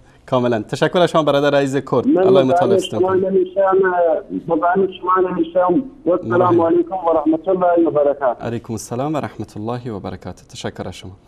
بله سلام علیکم بفرمایید. سلام انصاری. علیکم السلام و رحمت الله و برکاته. خودتون معرفی کنید از کجا زنگ میزنید؟ آقای احمد از ایران. احمد از ایران. آقا احمد در مورد کلیپ هایی که پخش کردیم اگر که نظر شما رو بشنویم جالب خواهد بود. خیلی جای استفاده داره. خوب استفاده کنید. آیا انصاری؟ آقا احمد آیا انصاری وقتی این کلیپ ها جای استفاده داره خوب استفاده کنید. بله خدا خیرتون بده. آیا انصاری ما حقیقتش از کلام شما خیلی استفاده میکنیم. با بچه ها میشینیم مخصوصا روزهای. بسیار خوب بشینید با بچه هاتون بشینید یاد بگیرید. شما وظیفه دارید که بچه هاتون رو به راه توحید و یکتاپرستی هدایت بکنید. رسول الله صلی الله علیه و سلم میفرمایند کلکم راع و کلکم مسئول عن رعیتی. هر کدام شما مسئول هستید در خانوادهتون و در پیشگاه الله سبحانه و تعالی پاسخگو و مسئول هستید در قبال فرزندانتون و اهل بیتتون. بله سلام علیکم بفرمایید. السلام علیکم و رحمت الله و برکاته. علیکم السلام و رحمت الله و برکاته. استاد بزرگوار فضل سلام. سلامت باشید. الله مطالب ستون کنه. تشکر از شما. من از سوزیستان زنگ میزنم. بفرمایید برادر عزیز. یک چیز پرسم، روزهای دوشنبه پرسیش رو پاسخ نشد، 6:30 به وقت داشتم، کدام وقت میشود؟ روزهای دوشنبه در همان وقت هست انشاءالله برنامه پرسش و پاسخ. دوشنبه نگاه کردم نشد، یکی نبود. بله این دوشنبه نبود، متاسفانه به خاطر بعضی از مشکلات فنی نتونستیم که بریم. از هفته آینده است انشاءالله. خیلی سلام بگیم در همه استادها. علیکم و علیهم السلام. شما رو در عزت نگه می‌دارم. سلامت باشید. زنده باشید. خدا نگهدار. سلام علیکم و رحمت الله. علیکم السلام و رحمت الله. بله سلام علیکم، بفرمایید. سلام، خسته نباشید. من از احواز زنگ می‌زنم. بفرمایید برادر عزیز. تماسشون قطع شد. بله سلام علیکم، بفرمایید. سلام عرض می‌کنم خدمت شما همسایه بینندگان عزیز. من آیا سایه عزیز یه انتقاد داشت، می‌خوام این سوالمون رو مطرح کنیم. خودتون رو معرفی کنید، از کجا زنگ میزنید؟ من رضا هستم، از خوزستان مزاحم میشم. آقا رضا از خوزستان. آقا رضا میدونید که روال برنامه بر این است که شما باید در مورد کلیپ های ما صحبت بکنید. قزوینی دروغی رو آقا رضا قزوینی دروغی رو به شیخ الاسلام ابن تیمیه رحمت الله علیه نسبت داد که سران مذاهب اهل سنت رو کافر و زندیق میدونه. ما اینجا ثابت کردیم که آقای قزوینی یک دروغگوی هیله‌گر و مکار است و این تهمت و دروغ رو به شیخ الاسلام ابن تیمیه بسته. نظرتون در این مورد چی؟ خب اجازه میدید من شما حافظ قضیه تعدی کردیم من تعریف آقای محترم گوش کن رضا جان، من نمیدونم با چه زبانی باید صحبت بکنم. شما آخوندا به کدوم زبان میفهمید؟ من واقعا موندم. فارسی فصیح دارم بهت میگم برادر عزیز آقا رضای خوزستانی، حالا اگر خوزستانی باشی، شما در مورد دروغی که آیت الله دکتر حسینی قزوینی هیله‌گر مکار به شیخ الاسلام ابن تیمیه نسبت دادن نظرتون چی است؟ بفرمایید. آیا انصاری شما من جوابتون میدم. شما هفته قبل تحدی کردید، میخوام جواب تحدی رو بدم و همین جواب میدم که معلوم به هیله‌گر. اینو بگو. ببین من قول میدم آقای محترم، من قول میدم جلوی همه بیننده ها که من به شما اجازه خواهم داد که شما جواب تحدی من رو کامل بدهید. لطف کنید اول در مورد دروغ آقای قزوینی صحبت کنید. بفرمایید. من اگه بخوام در صحبت کنم شما را به بیراهه نیست. تو میگی من جواب تحدی تو میخوام بدم، به خاطر همین میخوای وقت بکشی. خب اجازه بده جواب تحدی تو بدم. منم درباره آیت الله قزوینی فخر شیعه خواهی چشم شما هم صحبت خواهم کرد. آقای قزوینی قول میدی گوش کن آقا رضا، من یک لحظه شعار نده. این کتاب منهاج السنه است، این کتاب منهاج السنه اینجا جلوی من و شما در مورد دروغی که آقای قزوینی گفته صحبت بکن. فقط یک کلمه، آقای قزوینی دروغ گفته یا نگفته؟ اگر نگفته به چه دلیل و اگر گفته چرا گفته؟ بعد از اون من به تو جلوی میلیون ها بیننده قول میدم که در مورد تحدی هفته گذشته من صحبت کنی. خوبه؟ من قول میدم اول اجازه به تحدی تو جواب بده.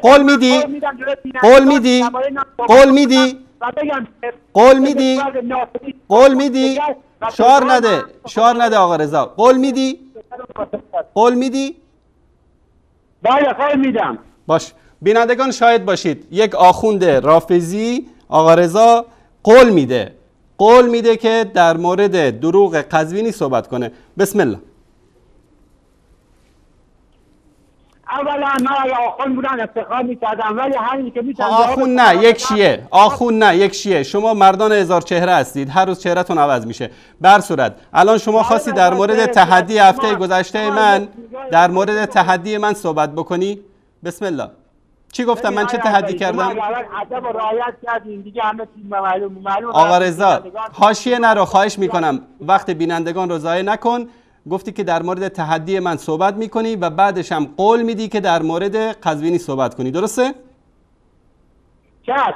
شما هفته قبل گفتی که در کتاب معارف القرآن حضرت علی علیه السلام هیچ توسل پیغمبر نکردن و هیچ اعتقادی به توسل پیغمبر نداشتن. این درسته یا نه؟ این تحدی شما بود یا نه؟ نه دروغ داری میگی آقا رضا. تحدی من رو میخوای بدونی چون تحدی کردی گفتی حضرت علی علیه داری دروغ میگی آقا رضا، داری دروغ میگی آقا رضای عزیز. آقا رضا داری دروغ میگی. تحدی که من کردم الان برات میگذارم. گوش کن احمد جان، پخشش کن اینو.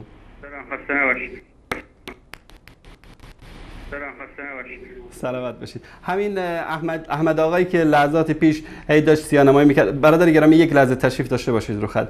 آقایی که شما رنگتون تغییر کرده، فلان کرده، این کرده. همین آقا من تحدی میکنم که بیاره از کتاب معارف القرآن یک روایت از سیدنا علی رضی الله تعالی عنه در زیر آیه وابتغوا الیه الوسیله که گفته باشه وسیله جایز است. اینها حالا طرف شیعه است، میخواد از کتب اهل سنت اعتقاد خودش رو ثابت بکنه. میگم از نهج البلاغه بیار، از کتابای معتمد حدیث صحیح از حضرت علی بیار که گفته باشه یا ایها الشیعه به ما متوسل بشید. شنیدی آقا رضا؟ بله چشم، من همین رو میخوام تحدی شما رو اینجا بدم. این کتاب معارف القرآن. من چی گفتم؟ شما الان به من دروغ بستی، گفتی که من تحدی کردم که از کتاب معارف القرآن. من گفتم از ذیل آیه وابتغوا الیه الوسیله، چون که احمد آقا موضوع بحثی که با ایشون داشتیم گفت که آیه وابتغوا الیه الوسیله رو شما یک لحظه گوش کن پسر خوب گوش کن. شما تحدی من این بود که از ذیل آیه وابتغوا الیه الوسیله در تفسیر معارف القرآن یک روایت از سیدنا علی بیار که گفته باشه به من متوسل بشید. خوبه؟ خب ببین الان این معارف القرآن و اینم آیه آقای محترم، اینم آیه وابتغوا الیه الوسیله در کدوم صفحه؟ بفرما احمد جان نشون بده. کجا؟ کتاب القرآن محمد شفیع عثمانی. خب با ترجمه آقای حسین پور اومده که حضرت علی وقتی که پیامبر گرامی اسلام را میخواستن دفن کنن، آقا کدوم صفحه، کدوم آیه، کدوم جلد؟ آیه انصاری. این کتاب فارسی آقای محمد شفیع عثمانیه. بابا جان کتاب جلوی من هست آقای محترم. تحدی من آقا رضا تحدی منو متوجه شدی چی بود؟ من چی گفتم؟ تکرار بکن. شما همون آیه رو سرچ کنید تو این کتاب میاد، مشکلی نداره. ببین این کتاب آقای محترم آقا رضا من در تحدی گفتم که در ذیل آیه وابتغوا الیه الوسیله یک روایت از حضرت علی بیارید که گفته باشه به من متوسل بشید. درسته یا نه؟ درسته یا نه؟ جواب من رو بده. درسته یا نه؟ درباره همین آیه درباره چیه؟ خلاص در مورد همین آیه. این آیه وابتغوا الیه الوسیله اینم کتاب معارف القرآن اینجا هست. کتاب معارف القرآن اینم آیه وابتغوا الیه الوسیله. بفرما در کجاش اومده؟ آیا انصاری کتاب معارف القرآن ترجمه آقای حسین پوره. خب من ترجمه فارسی که دارم که اگه شما که حسین پور خیلی هم بیشتر شما حالی که والله منم امینو دارم. این ببین، این گوش کن آقای محترم. تفسیر معارف القرآن دانشمند عالم اسلام حضرت علامه مفتی محمد شفیع عثمانی دیوبندی، مترجم شیخ الحدیث حضرت مولانا محمد یوسف حسین پور، مدیر و سرپرست حوزه علمی عین العلوم گشت سراوان. خوبه؟ اینم صفحه 386 همین کتاب. اینم آیه یا ایها الذین آمنوا اتقوا الله وابتغوا الیه الوسیله. بفرما در کجا اومده؟ خب میگه حضرت علی علیه السلام کجاش اومده؟ صفحه چند؟ کدوم صفحه؟ صفحه من یادم نیست. خب شما نمیدید صفحه رو بیارید. دروغ میگی آقا رضای محترم. بابا گوش میکنم. شما برنامه حجت الاسلام یزدانی رو هفته گذشته دیدی؟ ایشون یک دروغی رو گفت. شما گوش کن. ایشون یک دروغی رو گفت، تحدی من رو پخش کرد، یک دروغی رو گفت. اصلا در ذیل آیه وابتغوا الیه الوسیله هیچ روایتی در مورد توسل از حضرت علی وجود نداره. من تحدی میکنم ایشون یک دروغی رو گفت، شما هم رفتید از اونجا گرفتید، فقط یک 10-15 دقیقه صبر بکنید، من انشالله این رو مفصل نشون خواهم داد، همین دروغی رو که یزدانی گفت. آقا رضا وقتی یک چیز رو نمیدونی نیست مرد باشید مرد باشید من داشته باشید غیرت داشته باشید. آقا کلیپ استاد یزدانی رو پس بکن، مرد دارید جوابشو بده، مردانگی دارید، سرست دارید، غیرت دارید جوابشو بده. من الان پخش میکنم. اگر مثل یه دروغون ناسبی کتاب برای همین آوردم. ببین من این کتاب آقا رضا، من این کتاب معارف القرآن رو برای همین آوردم که امشب دروغ یزدانی رو به همه بینندگان نشون بدم. الان شما حتی نمیدونی که در کدوم صفحه در کجا این مطلب اومده و من تحدی میکنم، گوش کن، بازم تحدی میکنم به قزوینی و یزدانی و ابوالقاسمی و همه 200 کارشناس شبکه ولایت، اگر از ذیل آیه وابتغوا الیه الوسیله یک روایت از امام علی آوردن از معارف قرآن، هر چه شما بگید قبوله، من اصلا این شبکه رو میبندم میرم. خوبه؟ دروغ میگن. یعنی آیه 44 سوره النساء آیه قرآن نیست، کلام خدا نیست، مگه حضرت علی علیه السلام که به 44 استناد کنه؟ آیه 44 سوره النساء کلام خدا نیست، کلام حضرت علی شرع داده، اینو درباره وسیله انجام داده. آیه چه فرقی میکنه کلام خدا و کلام خدا؟ این روایتی که آقای محترم آقا رضا جان، دوست عزیز، برادر عزیز، من بنای دعوا با شما رو ندارم. در ذیل آیه وابتغوا الیه الوسیله این روایتی که شما میخونید نیست، در آیه دیگه است. یاد بگیر آدم خوب، پسر خوب، گوش کن.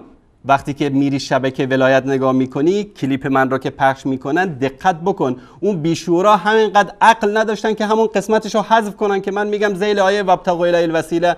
در ذیل آیه وابتغوا الیه الوسیله این روایتی که شما میخونید نیست.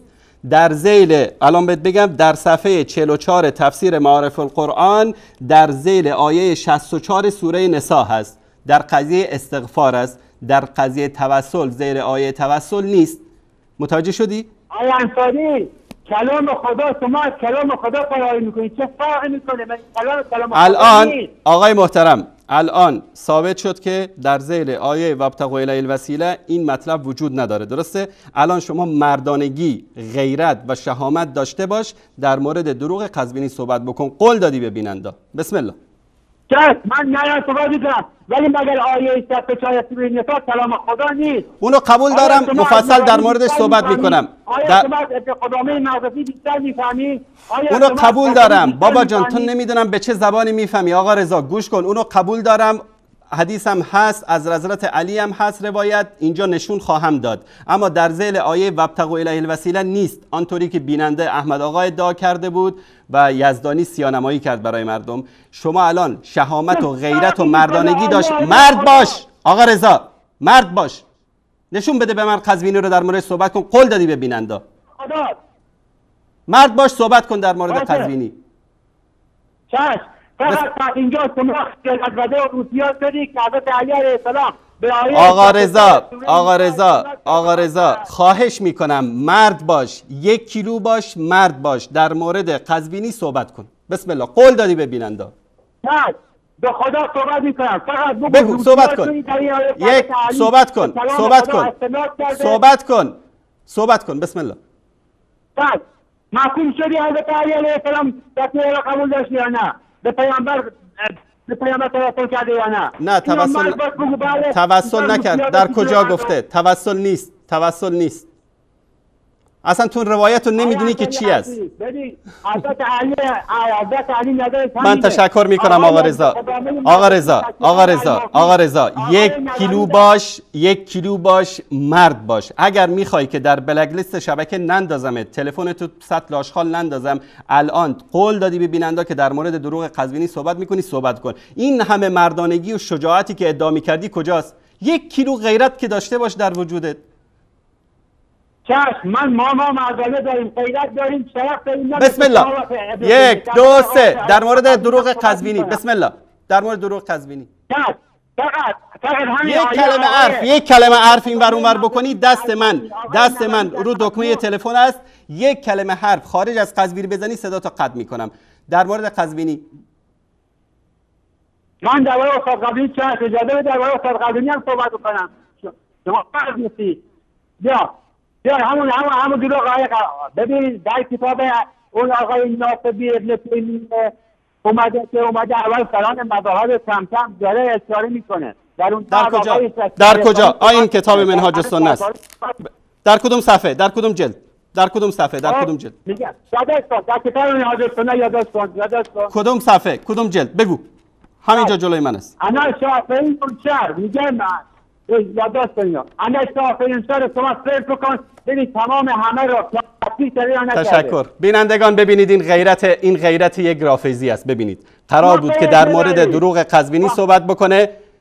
والا من بی غیرتر از شما آخوندا کسی رو ندیدم. قرار بود در مورد اینکه ابن تیمیه گفته باشه که سران مذاهب اهل سنت کافر و زندیق هستند. در کجای کتاب منهاج السنه اومده؟ بسم الله.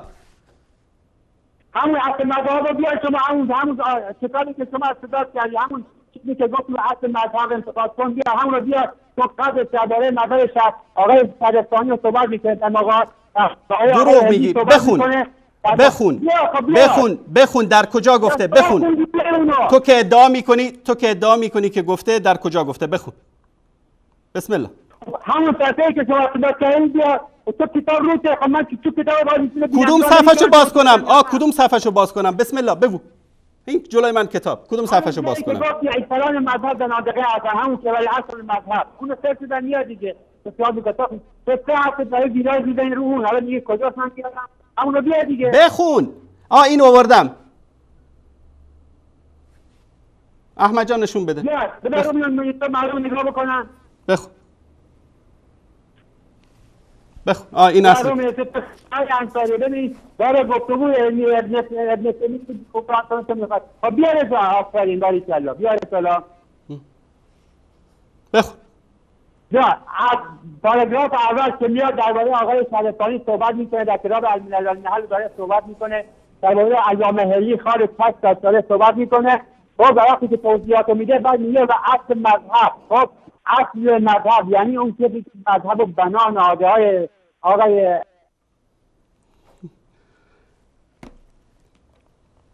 بله قطع کرد آقا. این کتاب منهاج السنه است دوستان عزیز. این قال الرافضی اولی کتاب احمد جان نشان بده. میگه قال الرافضی وقد ذکر شهرستانی و هو من اشد المتعصبین علی الامامیه. میگه رافضی گفته که شهرستانی ذکر کرده که از متعصبین شدید هست بر مذهب امامیه. کلا قضیه روافض رو ذکر میکنه جوابش رو میده بعد میاد تا اینجا. در اینجا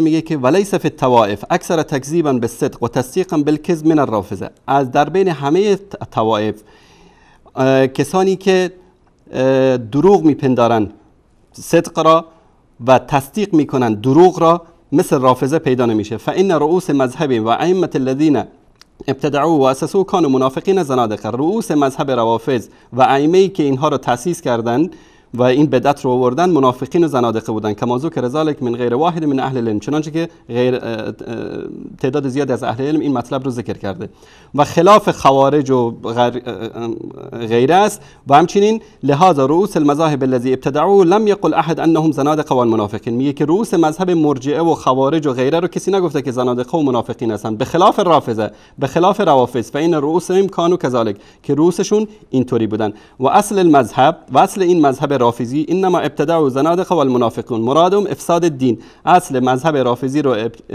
بدعت رو زنادقه و منافقین آوردن که مرادشون افساد دین اسلام بود. این مطلب در اینجاست. خیلی متاسفم آقا رضا یک جو مردانگی ندارید شما رافضی ها. یک جو خیلی بدبختید. یک جو مردانگی در وجود شما یافت نمیشه. قول دادی که در این مورد صحبت بکنیم. من این دروغی که به ابن تیمیه استاد شما قزوینی بس اینو ول نمی‌کنم. در هر برنامه زنده نشون خواهم داد این کلیپ رو و هر کدوم از شما آخوندای رافضی که زنگ میزنید بعد در این مورد صحبت بکنید. آخرش هم قطع میکنه فرار میکنه میره. بله سلام علیکم بفرمایید. سلام علیکم آقای انصاری صاحب، خوب هستین؟ سلامت باشید. زنده باشین. چشمتان صدقه که شما همه تو تمام این مردمای امیر رافضیان که هستن یا همشان قوم هستن که بنیادشان عبدالله ابن سبا مانده، بر خود معلوم است همه که میفهمد اینمی شیعه و سنی در موضوعشان همی آمدن به نام مسلمان به نام دینی تمام میگیره از بین بردن و یا خود مردم ایران و مردم یک ذره پیشرفته باشن، مردم باید معلومات داشته باشن خدا و رسول چی میگه مطابق قضیه باید پیش کنن، یا همشان فقط نمی رافضی هستن، نمی خمینی هستن، نمی خامنه‌ای است که کی هستن، یا همشان همراه یهودا و نصارا دست یکی کردن که تمام ملت بیچاره و مسلمان ها را در سوریه، در عراق، در افغانستان، در کل جا شما میبینید که می خبر نوی است که امروز روسیه بیخیالت قرارداد کردن که در میدان هوایی نال میخواد تهران بیاد یا سوریه عراق هم بمبارد دیگری یا همشان یا گفتگان ما شما چیز داریم که مثلا سیاست دنیا را میفهمید، دنیا چی مطلب دارن، چی مفهوم دارن، چی میخواین که مسلمان امروز مسلمان از بین ببره. راستش که یهودی نصارا که امریکا و اسرائیل هستن اما تمام دنیا زیر دست از اینمو از ارگانیزیشن به نام علم میگن، شاید شما نامش دیده باشید، یک شیطان اساس که قانون تمام قدرت جهان به دست یافته. بنیادگذار آدم یک یهود به نام آدم وایتاپ میگه بس بنشان کتاب 1073 یک ارگانیزیشن جور کردن که فقط یا محرم از یا فلان از یا میتن که اول باید یا اقتصاد دنیا رو باز خود بگیره. اقتصاد دنیا رو گرفته که این تمام بانک‌ها و تمام تجارت و بیزنس همشان به دست یافتن.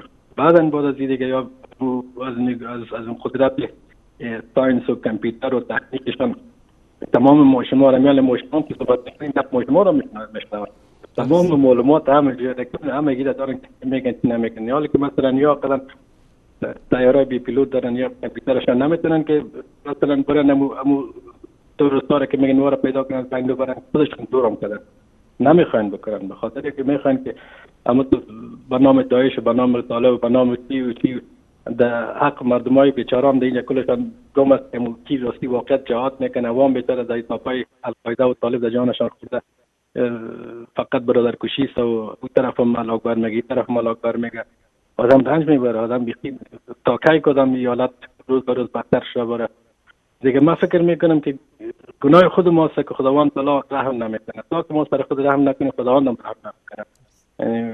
اکثر مسلمانان شما بینین که در چی حالت هستن، وطنشان نان نیست، در خارج هم که میره نامشان از چوکات اسلامیت و چیز بیخی میبرن دیگه. آقای انصاری دیگه زیاد وقت شما نمیگیرم چون برادرای دیگه هم چیزتون دیگه بازم شما رو خدا خیر بده که شما چینل نور و چینل وصال حق و چینل توحید و کلمه همیشان هم ذهن همه گیر خصوصا نظیمی برادرای علی تشتایی ما رو شیعه را به حساب برشون معلومات میتین، برشون واقعیت میگین. شما خدا خیر بده، شما را خدا عزیز داود میابرم به تمام. سلامت باشید. سلامت باشید. تشکر از شما. خدا نگهدار شما.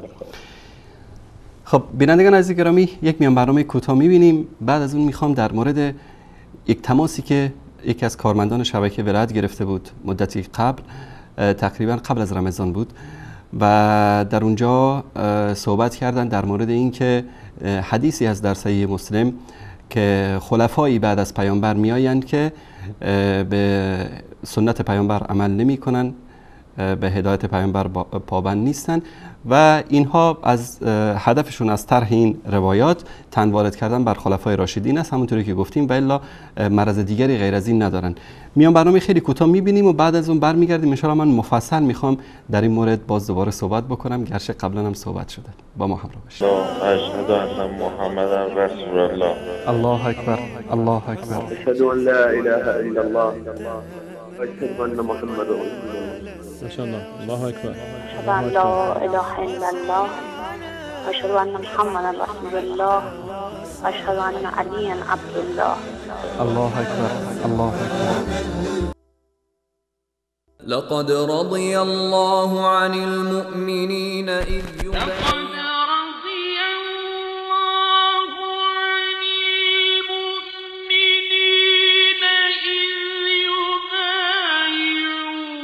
لقد رضي الله عن المؤمنين إذ يبايعونك تحت الشجرة فعلم ما في قلوبهم فأنزل السكينة عليهم وأثابهم فتحا قریبا.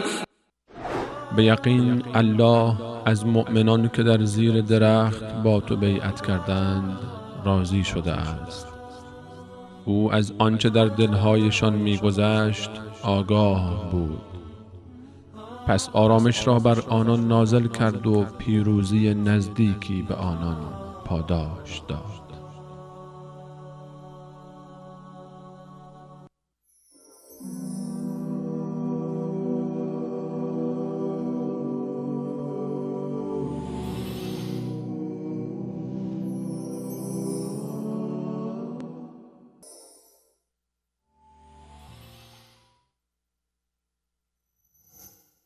پروردگار شما می‌فرماید مرا بخوانید تا شما را اجابت نمایم. کسانی که از عبادت من تکبر می‌ورزند به زودی با ذلت و خواری وارد دوزخ می‌شوند. مرا بخوانید تا شما را اجابت نمایم. اگر به یاد داشته باشید حدود تقریبا 3 ماه قبل، البته قبل از 3 ماه، بیننده تماس گرفت و اینا روششون در ساختن برنامه، چون تو شبکه ولایت حرفی برای گفتن ندارن، حرف راست که نمیتونن بزنن، تفسیر قرآن که ندارن که بیارن تفسیر قرآن بکنن، حدیث درست حسابی ندارن که بیان به مردم حدیث یاد بدن. مثلا به طور مثال ما در شبکه وصال حق 2 تا برنامه قرآنی داریم، برنامه حفظ قرآن، برنامه آموزش تلاوت قرآن که در حفظ قرآن ترجمه و تفسیر آیات را هم میکنیم، برنامه مکانت سنت در اسلام داریم، برنامه شرح عقیده داریم. یعنی یک برنامه‌ای که ما بر علیه شیعه اینطوری داریم صحبت میکنیم، برنامه آن روی سکه است، و برنامه علمی دیگری که برنامه حجت بی حجت. اینا که 24 ساعت حرفشون همین است که بیان دروغ ببندن، راست که نمیتونن تو شبکه‌هاشون بگن. به هر صورت میان یک سناریو درست میکنن، یکی به نام اهل سنت زنگ میزنه آقا اینطوری یک روایت تو کتاب شما هست. اون بیچاره بدبختم که زنگ میزنه از جمله 200 تا کارشناسای مرجع تقلید و استاد عضو دانشگاهشون است که اصلا مثل این ناغارزا بوی از علم و دانش نمیبره، یعنی نمیتونه حتی یک متن عربی، نمیتونه که در کدوم صفحه است این مطلب. به هر صورت بیننده ای زنگ زدن به نام آقا عمر، حالا سنی بودن شیعه بودن ما بینش کار نداریم، گفتن که آیا در کتاب شما در صحیح مسلم حدیثی هست که پیامبر صلی الله علیه و سلم فرمودن که خلفایی که بعد از من میان به سنت من عمل نمی کنن و از هدایت من پیروی نمی کنن؟ گفتم نه، من سرچ اصلا نمی کنم، همچین روایتی وجود نداره. الانم میگم هرگز همچین روایتی وجود نداره که خلفای بعد از رسول الله صلی الله علیه و سلم مطابقت از سنت ایشون نکنن. خب تماس ایشون تموم شد و خلاصه 1 هفته بعد در برنامه آن روی سکه بیننده‌ای به نام احمد زنگ زد و که بعد شما همچین روایتی دارید در کتابتون و شما دروغ گفتید. خب گفتیم پخش بکن، پخش کرد. گفتم من هنوزم این کار میکنم که همچین روایتی وجود نداره، چون شما میگید که خلفای بعد از پیامبر به هدایت پیامبر عمل نمیکنن و مطابقت از سنت ایشون نمیکنن. شما مرد هستید، این روش اینا رو که میبینید اینا همه آموزش دیدای قزوینه. شما جرأت دارید، شما مرد هستید بیاد. قزوینی نمیگه، یعنی این همه دروغ گفته، بعد میگه اگر اینها 1 دروغ از قزوینی آوردن ما بهش جایزه میدیم. داره دروغ میگه، بعد میگه اگر 1 دروغ از قزوینی آوردید ما جایزه میدیم. اگر این به خاطر هر دروغ قول داده بود که جایزه میده، حالا دیگه از بعد دروغاش زیاد شد دیگه اسم جایزه نمیبره. اگر این جایزه رو حساب بکنیم بعد چند میلیارد تومانی به شبکه وصال حق به حساب ما واریز بکنه آقای قزوینی. به هر صورت اصل روایت رو من اینجا خدمت شما عزیزان نشون بدم. اصل روایت اینه. احمد جان نشون بده.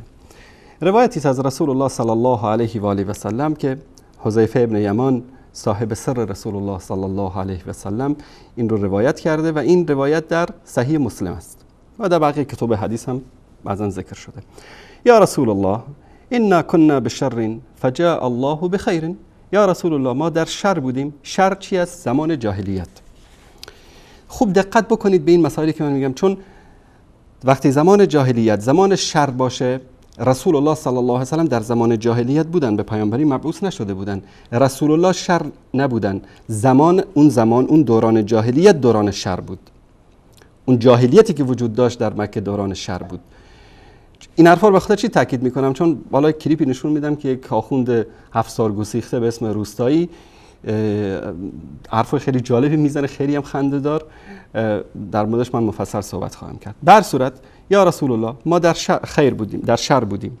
فجاء الله بخیر، الله سبحانه و تعالی خیر رو آورد. فنحن فیه، یا رسول الله زمان شما زمان خیر است، ما الان در خیر هستیم. فهل من وراء هذا الخیر شر، ها بعد از این خیر شری هم هست؟ قال نعم، رسول الله صلی الله علیه و سلم فرمودن بله. قلت هل وراء ذلك شر خیر، بعد از این شر دوباره خیر هست؟ قال نعم. قلت فهل وراء ذلك خیر شر، قال نعم، گفتن بله. بعد از این خیر دوباره شر هست؟ گفتن بله. فقلت کیف، گفتن چگونه است؟ ببینید الان این داره چند زمانی رو میگه که خیر و شر هست. اگر بر اساس منطق آخوندی بخوایم بررسی بکنیم که اینا میخوان بگن که بعد از پیامبر صلی الله علیه و سلم بلا فاصله شر بود، یعنی چی؟ یعنی خلافت سیدنا ابوبکر رضی الله تعالی عنه شر بود. همونطوری که روستایی در یکی از کلیپاش گفت که این فا در اینجا فا یعنی بلا فاصله. بر صورت این دروغی بود که گفت و در ادبیات عرب و ما تحدی کردیم که جواب ندادن تا حالا. بر صورت در اینجا ما میایم بر اساس این بلافاصله اینها اگر بگیم شر اول دوران جاهلیت است، خیر دوران رسول الله صلی الله علیه و آله و سلم است. بعد از این خیر دوباره شر است، فرمودن بله. بر اساس تفسیر آخوند اگر بگیم خب این خلافت سیدنا ابوبکر والعیاذ بالله. اگر بعد از این شر دوباره خیر هست، پس این خیر خلافت سیدنا عمر ابن خطاب رضی الله تعالی عنه است. اگر بعد از این خیر دوباره شر است، پس این خلافت سیدنا عثمان است. اگر بعد از این شر دوباره خیر هست، دوباره خیر نیست، این آخرین شر است دیگه، زمان حضرت عثمان طبق تفسیر آخوندی. بعد از اونم ائمه میان که به هدایت پیامبر عمل نمی کنن، به سنت پیامبرم پابند نیستن. بعد از عثمان کی اومد؟ سیدنا علی رضی الله تعالی عنه. طبق تفسیر آخوندا به این حدیث باید که این ائمه‌ای که به هدایت پیامبر عمل نمی‌کنن و به سنت پیامبر پیروی نمی‌کنن سیدنا علی باشه والعیاذ بالله، که ما این عقیده رو نداریم. و سیقوم فیهم رجال قلوبهم قلوب الشیاطین فی جسمان انس، قال مردانی هستند که قلب‌هایشان مثل قلب‌های شیاطین است در بدن انسان.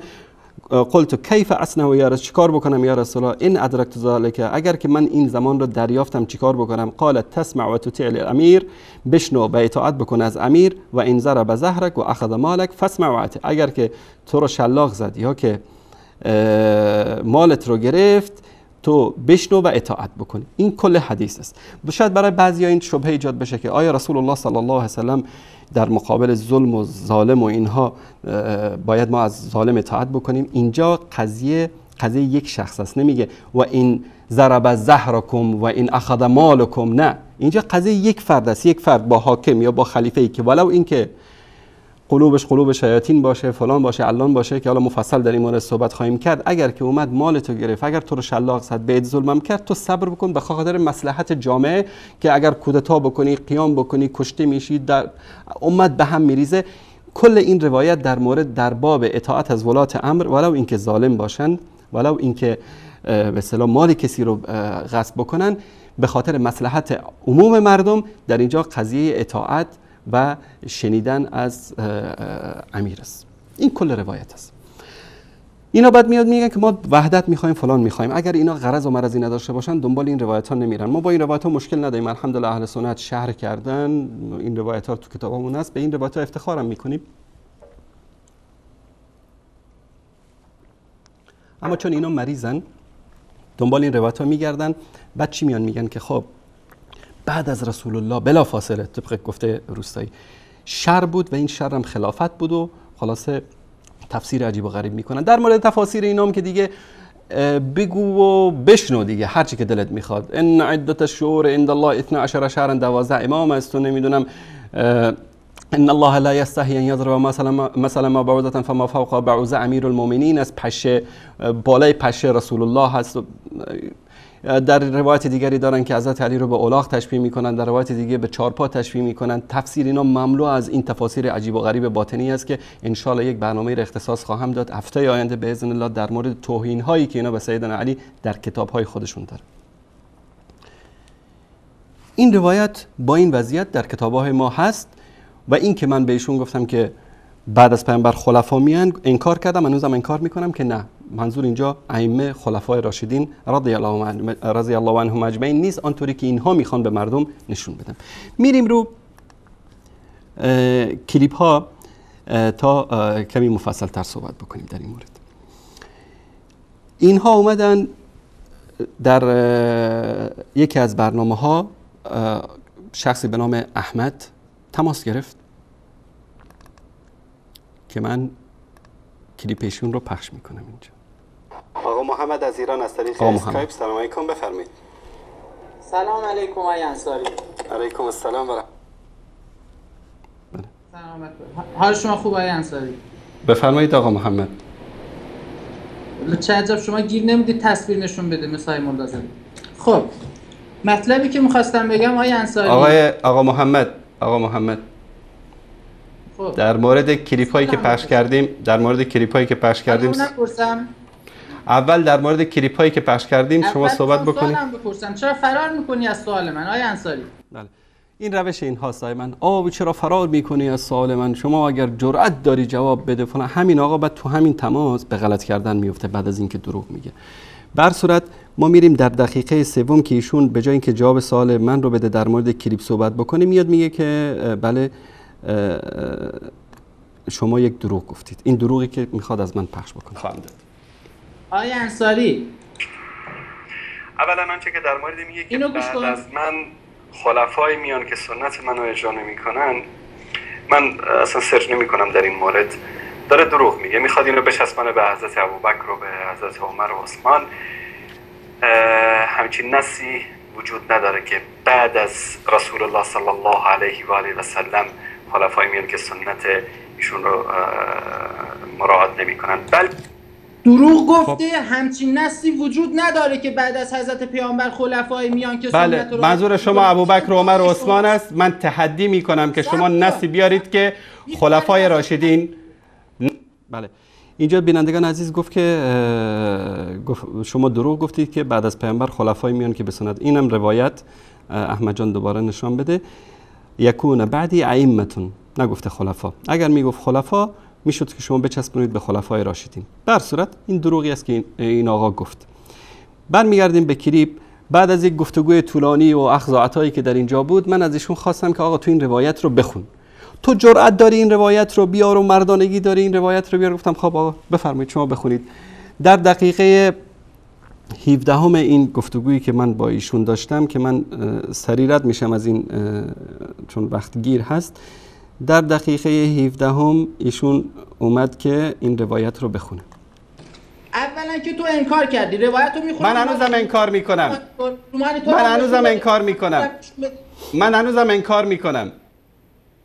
هنوزم اصل وجود روایت رو انکار میکنی؟ بله همین روایتی که میگی که بعد از من خلفا خواهند بود انکار میکنم. بخونش. روایت شماره نص عربیشو بخون. آقا گفتم دیگه. نه بخون. چرا رجال قلوبهم شیاط قلوبهم. نه روایت رو بخون. شما گفتی که سیکون من بعدی خلفا. بخون روایت رو از اول. سیقوم فیهم رجال قلوبهم. از اول روایت بخون. از اول روایت برات میخونم. چرا میترسی نشون دوستان صحیح مسلم رو بیارن همین روایت رو بخون. از اولش صحیح مسلم بخون. سیکون من بعدی خلفا. بخون. سیکون من بعدی اشتباه لفظی نگیر آقای انصاری. این بازی ها رو در نیار. میگه پیامبر حذیفه اومد پیش حضرت پیامبر. خب نص عربیشو بخون. شما دروغ میگی در ترجمه داری دروغ میگی. نص عربیشو بخون. نص عربیشو. نص عربیشم برات میخونم مشکل ندارم که. بخون. قال حذیفه بن یمان قلت یا رسول الله انا كنا بشر فجاء الله بخیر فنحن فنحن فیه فهل من وراء هذا الخیر شر قال نعم قلت هل وراء ذلك شر خیر قال نعم قلت فهل وراء ذلك خیر شر قال نعم قلت کیف قال چه کسی؟ رسول الله صلی الله علیه و آله و سلم یکونو بعدی ائمه لا یهتدون به هدای. چرا گفتی خلفا؟ چرا گفتی خلفا؟ چرا گفتی خلفا؟ ائمه خلفا چه فرقی میکنه؟ غلط کردی، فرق میکنه. بی سواد. خلفا کجا؟ ائمه کجا؟ عجب آدمی هستی تو. چرا دروغ ترجمه کردی؟ چرا دروغ ترجمه کردی؟ همه بینندگان شاهد بودن. حرف منم در اونجا چی بوده؟ سیکون من بعد خلفا. اومدی گفتی سیکون من بعد خلفا. همه بینندگان شاهد هستن که در شروع تماست گفتی خلفا. من گفتم همچین روایتی نیومده. چرا دروغ ترجمه کردی؟ چرا دروغ ترجمه کردی؟ ائمه جمع چیه؟ ائمه جمع چیه؟ تفسیر روایت نشون بدی. بابا این روایت من از اولم این روایت رو داشتم. من تا اینجا میخواستم من اینجا میخواستم مچتو بگیرم. الان خلفا رو امام میدونید. من یک لحظه آقا نشون بدید. این روایت است. این روایت من میخواستم. آقای محترم سر صدا نکن. شما و یزدانی و قزوینی همتون دروغ گویید. گفتی سیکون خلفا و حدیث رو ترجمه کردی به خلفا. صدا تا الان دوستان دارن. در اول تماس من در تماس آقا عمر و در همه صحبت‌ها من گفتم همچین روایتی وجود نداره. الانم میگم وجود نداره. ائمه بی سواد جمع امام است. ائمه جمع امام است. اگر این روایت گوش کن کله پوک شما آخوندا متوجه نمیشه به این چیزا. گوش کن. ائمه جمع امام است. تو چرا اومدی این رو به خلفا ترجمه کردی؟ چون که میخواستید میخواستید خلفای راشدین رو بزنید. این الان این روایت سیکون من بعدی ائمه لا یهتدون به هدای. یکون بعدی ائمه لا یهتدون به هدای. چرا این رو خلفا ترجمه کردی؟ چون قلوب مریض شما میخواید این روایت ها رو بچسبونید به ابوبکر، عمر و عثمان، به خلیفه ترجمهش کردید. در حالی که نام ببر، اون ائمه رو نام ببر ببینم کی اگه راست میگی. اون ائمه گوش کن آقای محترم. اون ائمه یزید هست. اون ائمه کسانی که ائمه جوری که بودن در بنی امیه و بنی عباس و غیره، اونایی که اومدن بعد از اون در سلسله‌های مختلف اومدن که ظلم کردن، ستم کردن. یکیش هم خمینی. حذیفه که اصلا اونا رو ندیده، پیامبر داره به حذیفه جواب میده. یعنی پیامبر آقا این ائمه گوش کن یک اولا آقای محترم اولا اینجا من اگر میخوایم بحث ادامه پیدا بکنه، آقای محترم گوش کن. آقای محترم گوش کن حرف منو. اگر گوش نمی کنی من مجبورم تماس رو قطع بکنم. گوش کن. اولا آقای محترم، آقا محمد، اینجا از بینندگان معذرت بخوا به خاطر تهمتی که به من زدی و به خاطر دروغی که در ترجمه حدیث گفتی. بعد از اون من بحث رو با شما ادامه میدم. بسم الله. آقای انصاری، من اشتباه لفظی داشته باشم هیچ مشکلی تو اصل بحث ایجاد نمیکنه. آقا دروغ گفتی. ببین اگر ما بخوایم که این ائمه رو یک جمله بذار من بگم. آقای محترم، برادر گرامی، گوش کن. ببین گوش کن. اگر میخوای که بحث ادامه پیدا بکنه، به خاطر دروغی که به من بستی، تهمتی که به من زدی و دروغی که در ترجمه حدیث کردی، معذرت بخوا. شما ترجمه حدیث را از زبان یزدانی شنیده بودی، یزدانی دروغ ترجمه کرده بود و شما هم دروغ ترجمه کردی. اگر ما بخوایم بر اساس هوا و هوس خودمون بخوایم احادیث رو ترجمه بکنیم، ائمه میشه جمع امام. یک نفر که باشه بهش میگن امام، جمع که شد بهش میگن ائمه. شما میگید ائمه 12 گانه شیعه. ما بگیم منظور این حدیث ائمه 12 گانه شما بوده که بعد از رسول الله صلی الله علیه و سلم میاد. خب این منطق نیست. الان معذرت معذرت بخواه از بینندگان به خاطر تهمتی که به من زدی، دروغی که گفتی. بعد از اون من بحث رو ادامه میدم. باز معذرت میخوام، هیچ مشکلی هم ندارم. دروغ گفتی. چرا دروغ ترجمه کردی؟ چرا دروغ ترجمه کردی؟ حذیفه میگه که آقای محترم یک لحظه قشنگ مثل بچه آدم بگو، قشنگ مثل بچه آدم از دروغی که گفتی و از تهمتی که زدی معذرت بخواه، بعد از اون ادامه میدیم. معذرت خواستم دیگه، چند بار میگم به خاطر اشتباه لفظی معذرت نه میخوام. دروغ گفتی. چون گوش کن، کلمه دروغ رو بگو که دروغ گفتی، به خاطر دروغت معذرت بخواه، چون در شروع تماس به من گفتی که تو دروغ میگی. خب تو الو تو نگفتی های انصاری که همچین روایتی اصلش گفتم یکون بین بعدی خلفا دروغه، همچین روایتی ما نداریم. آقا من به خاطر اشتباه لفظی عذرخواهی کردم، چرا نه اشتباه تو به من تهمت دروغ، من نمیبخشمت. به من تهمت دروغ زدی. اشتباه لفظی جداست. به من گفتی که تو دروغ گفتی.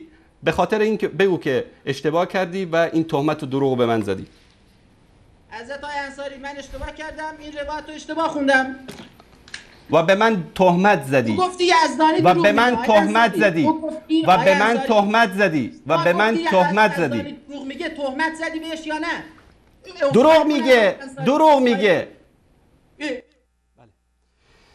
دوستان عزیز، این بود اصل تماسی که البته این سر و صدای محمد آقا ادامه داشت تا اینکه ایشون اومد و کلاً رسما جلوی همه بینندگان از دروغ و تهمتی که زده بود و از اشتباهی که کرده بود در ترجمه معذرت خواهی کرد. اینا چون ایشون یکی از کارمندان شبکه ولایت است و قزوینی این مردانگی و غیرت رو نداره که به دروغای خودش دفاع بکنه، همین صیغه زادای خودشون رو میفرستن که خلاصه سر صدایی را بندازن و بعد اینا بیان یک برنامه درست بکنن. به هر صورت این آقا آبروش رفت تو این برنامه و معذرت خواهی هم کرد و ما هم ازش قبول کردیم و بعد از اونم بحث ادامه پیدا کرد که فعلا جای پخشش نیست. اگه شما میتونید برگردید با آرشیف شبکه، در ماه شعبان قبل از رمضان این برنامه کامل در اونجا هست. بعد از اون اینا اومدن در تاریخ، من اینجا یادداشت کردم، در تاریخ 22 اردیبهشت ماه، یعنی 22 ماه ثور در نزد افغان‌ها و اردیبهشت هم در ایران معمول هست، در سال 95، حدود 3 ماه قبل اومدن در یک برنامه خواستن که از این آبروریزی که برای کارمندشون محمد رضوی یا مومنزاده هر کسی که هست رخ داده دفاع بکنن. آقا برنامه کامل رفتن که بله این اولش که تقریبا 10-15 دقیقه فوش و ناسزا و هرچی از دهنشون اومد به من گفتن و بعدش هم این آقای روستایی اومد خیلی با آب و تاب خواست که از این قضیه دفاع بکنه. میریم همون برنامه رو خدمت شما عزیزان پخش میکنیم تا ببینید که اینها تا چه اندازه وضعشون خراب است و حاضرن که هر دروغی رو، هر تهمتی رو. این برنامه است احمد جان اگر نشون بدی صدا رو داشته باشه. شبکه‌های وهابی بپردازیم و حالا تعداد کلیپ ها هم ممکنه کم بله. این برنامه اولی بود که در تاریخ 22 اردیبهشت 95 رفتن. کارشناس این برنامه هم آقای روستایی بود و ایشون میخواست که در این برنامه کلیپی رو از من پخش کردم، بعد فحش‌های آقای ملازاده رو در مورد من پخش کردم، بعد تهمت‌ها و اهانت‌های خودشون و هر چی که از دهنشون میومد گفتن در این برنامه و بعد ایشون اومد این روایت رو خواست که شرح و توضیح بده.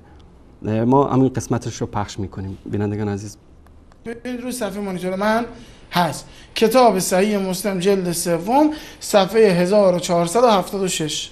آقای حذیفه بن یمان میگه قلت یا رسول الله انا کنا بشر، یا رسول الله ما در شر بودیم، در بدی بودیم زمان جاهلیت، فجاء الله بخیر، الان در خیر و نیکی هستیم، فنحن فیه، زمان شما زمان خیره، فهل من وراء هذا الخیر شر، آیا بعد از این خیر، وراء این خیر، بله، پشت این خیر شری هست یا نیست؟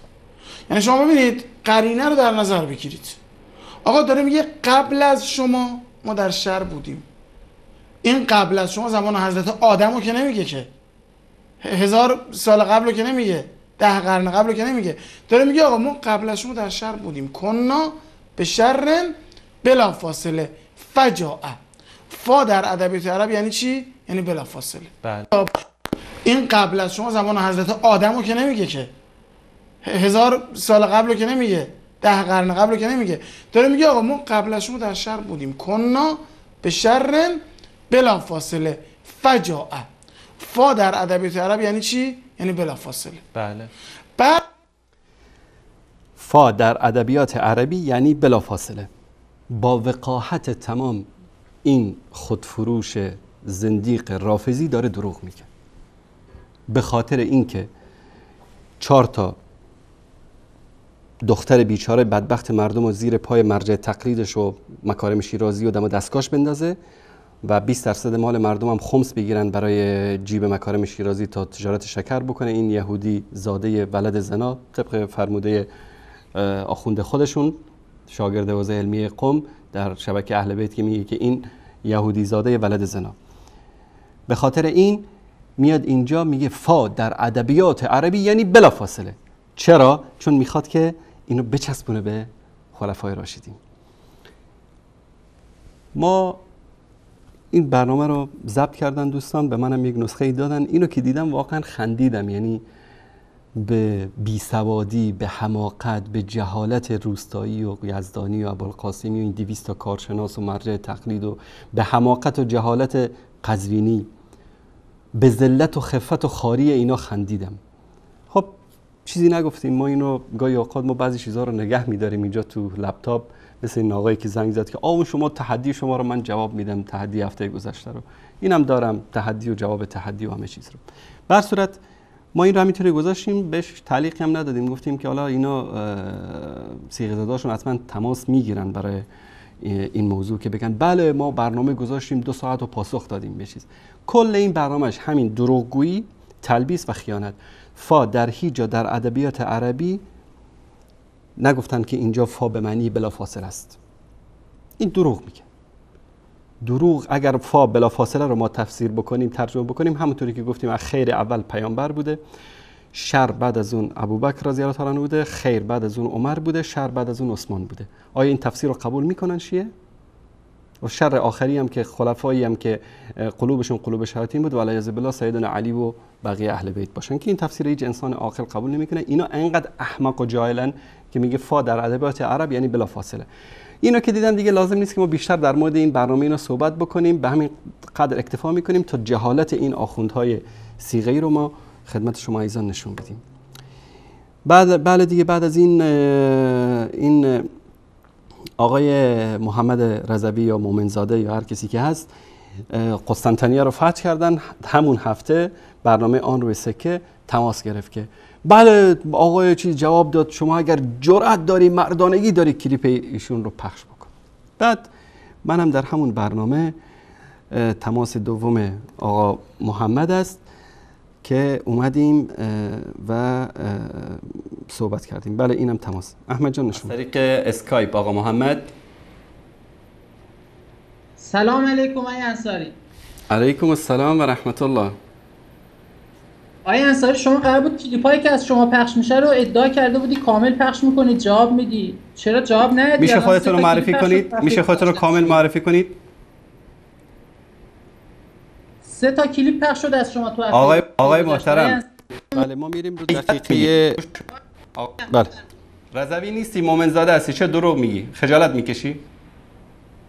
بابا من رضوی هم قاطی کردی، همونی که هفته قبل زنگ زدم. همون که هفته قبل زنگ زدید، بعد اومدید کلیپ درست کردید، بعد اومدید تو شبکه ولایت پخش کردید، خیلی هم خوشحال هستید. الان همون کلیپی رو که از من پخش کردید در شبکه ولایت، من قسمت یکی از این دروغاشو، حالا مفصل امشب در مورد این کلیپ ها من صحبت میکنم، یک قسمتی از این دروغایی که در شبکه ولایت گفتید با پخش این کلیپ یکی از دروغایی که گفتید من پخش میکنم، شما جواب بده. خوبه؟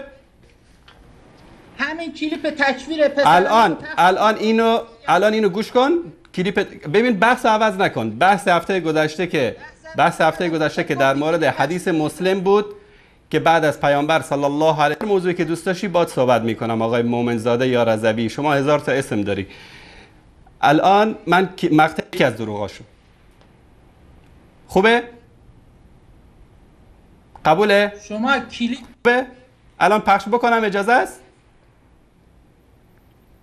الان کاملشو ما کامل آقای مومنزاده گفتگوی من و شما که هفته گذشته کلیپ درست کردید تو شبکه ولایت قسمتشو من کلا در موردش صحبت میکنم. من بعد از قطع کرده بودی کامل پخش میکردی تو شبکه ولایت، کامل اونجایی که معذرت خواهی کردی گفتی که دروغ ترجمه کردی، اون قسمتو چرا پخش نکردی تو شبکه ولایت؟ طوری به مردم وانمود کردید که انگار من چیزی نشون ندادم، چیز صحبتی هم نشده در اینجا. الان آقا محمد گوش بر این است که شما داری از دروغ هایی که در شبکه ولایت گفته میشه بر علیه ما میترسی. یکی از این دروغ ها رو من الان پخش میکنم. خوبه؟ آقای انصاری بسم الله گوش کن آقا محمد، گوش کن پسر خوب. ببین تو کلیپ درست کردی، سخنهای ملازاده انتهای برنامه آن روی سکه به مدت 1 هفته کلیپ زنازاده و یهودی زاده بودن مکارم شیرازی و کلیپ لواطت خامنه‌ای و خمینی و اصل و نسب خمینی که هندی بوده و سیک بوده، پدرش بت پرست بوده، به مدت 1 هفته شبانه روز اینا رو پخش بکنن. خوبه؟ این جواب ملازاده، درسته؟ الان میریم رو دروغایی که در شبکه ولایت آقای روستایی در برنامه چالش در ترجمه همون حدیث، همون کلیپایی که خودت درست کرده بودی، گفت یکی از این دروغا رو من پخش میکنم، خواهشاً جواب بده. اگر نمیترسی، اگر جرأت داری، شهامت داری، مردانگی داری، گوش بده. من که چیز دیگری نخواستم. صدا از خودتون تصویر بلا فاصله. الان گوش کن، اول گوش کن. به شر بلا فاصله فجاعه. فا در ادبیات عرب یعنی چی؟ یعنی بلا فاصله. بله. الان دوباره گوش کن اینجا. یعنی شما ببینید در بدی بودیم زمان جاهلیت، فجاء الله به خیر، الان در خیر و نیکی هستیم، فنحن فیه، زمان شما زمان خیره. فهل من وراء هذا الخیر شر، آیا بعد از این خیر، وراء این خیر، بله، پشت این خیر شری هست یا نیست؟ یعنی شما ببینید قرینه رو در نظر بگیرید. آقا داره میگه قبل از شما ما در شر بودیم. این قبل از شما زمان حضرت آدم رو که نمیگه، که 1000 سال قبل رو که نمیگه، 10 قرن قبل رو که نمیگه، داره میگه آقا ما قبل از شما در شر بودیم. کنا به شر بلا فاصله فجاء. فا در ادبیات عرب یعنی چی؟ یعنی بلا فاصله. بله. بعد ادامش میگه فهل من ورائه، یعنی آیا بلا فاصله بله بعد از شما شری هست یا نیست؟ ما قضاوت نمی کنیم، بینندگان عزیز قضاوت کنیم. ببین نه استاد یزدانی اسم کسی رو آوردن. بله. شنیدی آقا محمد؟ شنیدی؟ آقا محمد شنیدی؟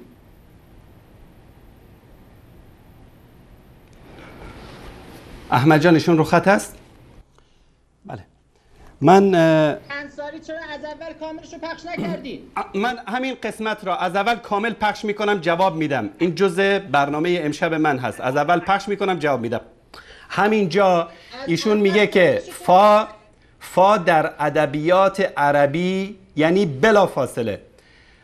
این آقا داره با وقاحت تمام به زبان عربی، به ادبیات عربی داره دروغ میبنده، به خاطر اینکه ثابت بکنه که بلا فاصله بعد از پیامبر شر بوده که خلافت ابوبکر صدیق است. میگه فا در ادبیات عربی یعنی بلا فاصله. کجا گفته در ادبیات عربی؟ بسم الله نشون بده به من. از اول کاملش رو پخش، از اولش رو پخش میکنه.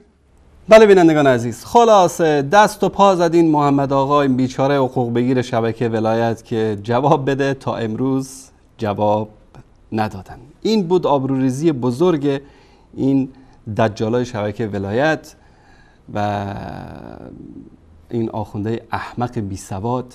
شما رو با خدا حماقت و بیسوادی یک حجت الاسلام و المسلمین تا این حد باشه که به ادبیات عرب توهین بکنه، تهمت به بنده دور، به خاطر اینکه چی؟ به الله دروغ بستید کسی بهتون چیزی نگفت، به پیغمبر دروغ بستید، به اهل بیت دروغ بستید کسی بهتون چیزی. حالا چسبیدن به ادبیات عرب به خاطر اینکه زندقه و کفرشون رو ثابت بکنن، توهین به اصحاب پیامبر بکنن، ادبیات عربی رو هم تحریف کردن. قرآن که گفتن 17000 آیت هست، الان ادبیات عربی رو هم تحریف کردن. این آخوند بی سواد روستایی 3 ماه کامل ساکت شدن. بعد از این که من گفتم برید فا رو در کجا در ادبیات عرب، یعنی بلافاصله 3 ماه کامل این آقا زنده و مردش گم بود، هیچ صحبتی انگار نه انگار در این مورد نمی‌کرد. ما هم کاری بهشون نداشتیم تا که توهین نکنن، ما کاری به کارشون نداریم. بعد از 3 ماه فکر کردن که خب بیننده مردم که گوسفند فکر میکنن، اینا فکر کردن که مردم فراموش کردن در تاریخ 20 مرداد یا اسد سال 1395 3 ماه بعد از این قضیه دوباره اومدن برنامه ویژه‌ای اختصاص دادن، همین سناریو، همون کلیپ ها، همون حرف ها، متا این حماقت هایی رو که کرده بود جمع شده بودن. خب گفته بودن والله که بیچاره راست میگی، فا در کجا ادبیات عربی، این از کجا آوردی؟ این اومدن این قسمت رو حذف کردن و یک سری دروغای دیگری هم نسبت به شیخ الاسلام ابن تیمیه و منهاج السنه این چیزا رو سرهم کردن، یک برنامه دیگری به اسم چالش رفتن و خلاصه خواستن که دوباره به ما پاسخ بدن. فکر کردن که مردم خنگن، نمیفهمن، فراموش کردن. نه خیر، همه این حرفاتون، همه دروغایی که بستید، همه اینها اینجا هست و ما ان شاء الله هیچ وقت شما رو بی پاسخ نخواهیم گذاشت. همیشه فکر میکنید که با این دروغاتون میتونید مردم رو فریب بدید. نه خیر آقای روستایی، کور خوندی و ما جواب شما رو خواهیم داد. بله، در تاریخ 20 مرداد همین هفته گذشته دوباره رفتن یک برنامه دیگه، دقیقاً همون کلیپ ها، همون حرف ها، همون توهین ها، همون اهانت ها، یک کمی فحش ها. قزوینی داره که برنامه‌اش میگه که اینایی که فحش میدن مثل زن فاحشه هستن. خب اینا هم دیگه زنای فاحشه قزوینی هستن، ما دیگه بیشتر از این نمیتونیم. همین قسمت رو اگر احمد جان آماده داشته باشی در وقت ما پخش بکنیم که اینایی که اینطوری فحش میدن به قول آقای قزوینی زنای فاحشه قزوین هستن یا قم. به هر صورت اینا اومدن در برنامه دیگری دوباره همون سناریو، همون حرفا، همون چیزا رو دوباره تکرار کردن که ما انشالله میایم در این موردم صحبت میکنیم. این برنامه ای است که دوباره رفتن. احمد جان نشون بده. فقط لباساشون فرق میکنه، دقیقاً همون کلیپا، همون مطالب، همون چیزها رو پخش کردن و تکرار همون دروغ دوباره از دقیقه 8 من خدمتتون نشون بدم که اصل مطلب رو بهش میپردازه. بله، صدا رو بذارم. در این شبکه ادعایی که حالا در یک از برنامه چالش ما مفصل در مورد این کلیپ بحث کردیم و پخش شده بود، فقط از باب یادآوری پخش شده امشب، چون کلیپ اصلی کلیپ بعدی خواهد بود که ملاحظه خواهید فرمود شما بینندگان عزیز. ادعایی کرده بود که اون حدیثی که صحیح هم هست در صحیح مسلم وارد شده که بعد از پیامبر خلفایی خواهند آمد که قلوبهم قلوب الشیاطین، باز دوباره همون دروغ رو تکرار میکنه. بعد از پیامبر خلفایی خواهند آمد که قلوبهم قلوب الشیاطین. چرا لفظ خلفا رو در اینجا میارن؟ چرا این دروغ رو میگن؟ به خاطر اینکه میخوان به کی بچسبونن؟ به خلفای راشدین. این آقای میم الف انکار کرده بود اصل وجود حدیث رو و اینجا باز هم ادعا کردن که این حدیث وجود نداره که ما حالا مفصل بحث کردیم، اما باز هم در خدمت استاد روستایی عزیز خواهیم بود تا انشالله کلیپ بعدی رو هم ببینیم. بله، عرض کنم خدمت حضرت عالی، ایشون آمد و انکار کرد که چنین حدیثی در کتاب صحیح مسلم وجود داشته باشه. من کتاب صحیح مسلم، دوستان عزیز، این آخوند خودفروش یا به قول یزدانی تنفروش، هر چی که از آخوندا که هرچی برمیاد، رهبرشون که یک لوتی باشه دیگه از اینا هر چیزی برمیاد. خب این زواری که در قم میرن، خب باید اینا به اصطلاح مراعات حال اون زواری که در اونجا میان باید بکنن دیگه. در تنفروشی و خودفروشی وظیفه این هاست، هم خودشون و هم من نمیخوام اون بازار صیغه و فساد و تنفروشی و خودفروشی زنها و دخترها و مادران آخوندها رو در صحن حضرت معصومه اینجا در برنامه ذکر بکنم و اگر که ما رو مجبور بکنن در مورد این مسئله فیلم‌های مستند داریم میتونیم پخش بکنیم. بر صورت این آقا دوباره میاد همون روایت رو بعد میگه که بله اینا گفتن که انکار کردم. من کلمه ای که بعد از پیامبر خلفا باشه در هیچ یکون من بعدی خلفا رو انکار کردم، من هنوزم انکار میکنم، تا قیامت هم انکار میکنم، چون همچین حدیثی وجود نداره. و در همون برنامه اول، در همون تماس اول مفصل همین روایت رو آوردم و خوندم. حتی خودمون محمد رضوی یا مومنزاده هر کی خودش خوند. کسی روایتی که در اون اومده باشه یکون من بعدی ائمه رو کسی انکار نکرده. خلفا رو انکار کردم که اینها میخوان به دروغ بچسبونن.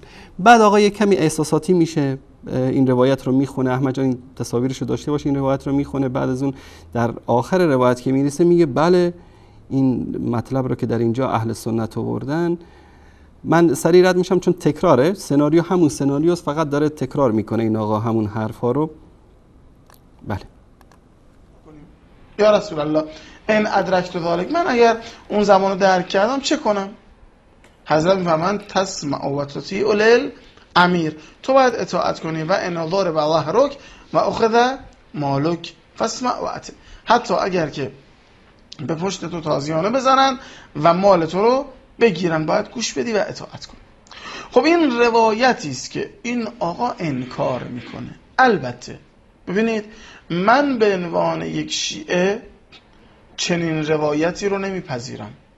من به عنوان یک شیعه چنین پیامبری را نمیپذیرم که این آقایون توصیف میکنن. پیامبر مورد توصیف این آقایون من نمیپذیرم. چرا؟ پیامبر من شیعه ظلم ستیزه. پیامبر من شیعه مدافع مظلوم و دشمن ظالمه. اما پیامبر این که آقایون معرفی دارن میکنن شخصیتیه که نه خیر، میگه آقا ظالم هر کاری کرد باید اطاعت کنی. نعوذ بالله. متوجه هستین؟ آقا ظالم ولو اینکه قلبش قلب شیطان باشه، تو جسم انسان باشه، قیافه آدمه، اما نه به هدایت پیامبر نه به سنت اصلا عمل نمیکنه. میگه نه آقا باید اطاعت بکن از این ظالم. خب این پیامبری که آقایون دارن توصیف میکنن و ما به هیچ عنوان این پیغمبر رو نمیپذیریم. این آقایون بیان از این پیغمبرشون دفاع بکنن. درست شد؟ بله. خب این آقا اومد انکار کرد. بله. این احمق بیشور بیسواد، خودفروش تنفروش، اون توی اصطلاحاتی که خودشون دارن استفاده میکنن، این احمق، این بیسواد میگه من این پیغمبر رو قبول ندارم. بابا تو که مرتد شدی با این حرفت. به همین دستور این پیغمبر حضرت علی شما عمل کرده؟ بعد از پیامبر طبق تفسیر شما دوران شر بوده؟ حضرت علی دست به شمشیر نبرده، قیام نکرده، بر علیه خلافت هیچ کاری نکرده، اطاعت کرده، حرف اونا هم شنیده، مشاورشون هم بوده، در قضیه رفتن به جنگ فارس با عمر مشورت داده، در قضیه جنگ با روم به عمر مشورت داده، دخترش هم به عمر داده، با ابوبکر هم مشاور بوده، در همه امور خلفا با اونها از نزدیک نصیحتشون میکرده، باهاشون برخورد نیک داشته، پشت سرشون نماز میخونده.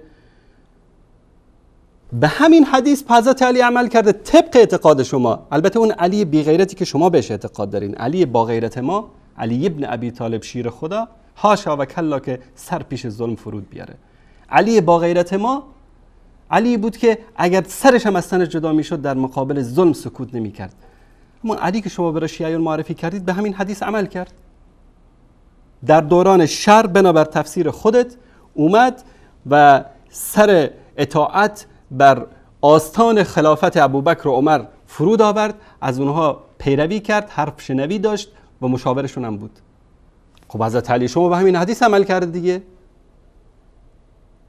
توی احمقی بی سواد که این پیامبر رو قبول نداری، خب مرتد میشی و چهار تا مرجع احمقی که تو 200 تا کارشناس شما هست نیست که به تو یاد بده که این حرف تو کفرآور، از دین تو رو خارج میکنه.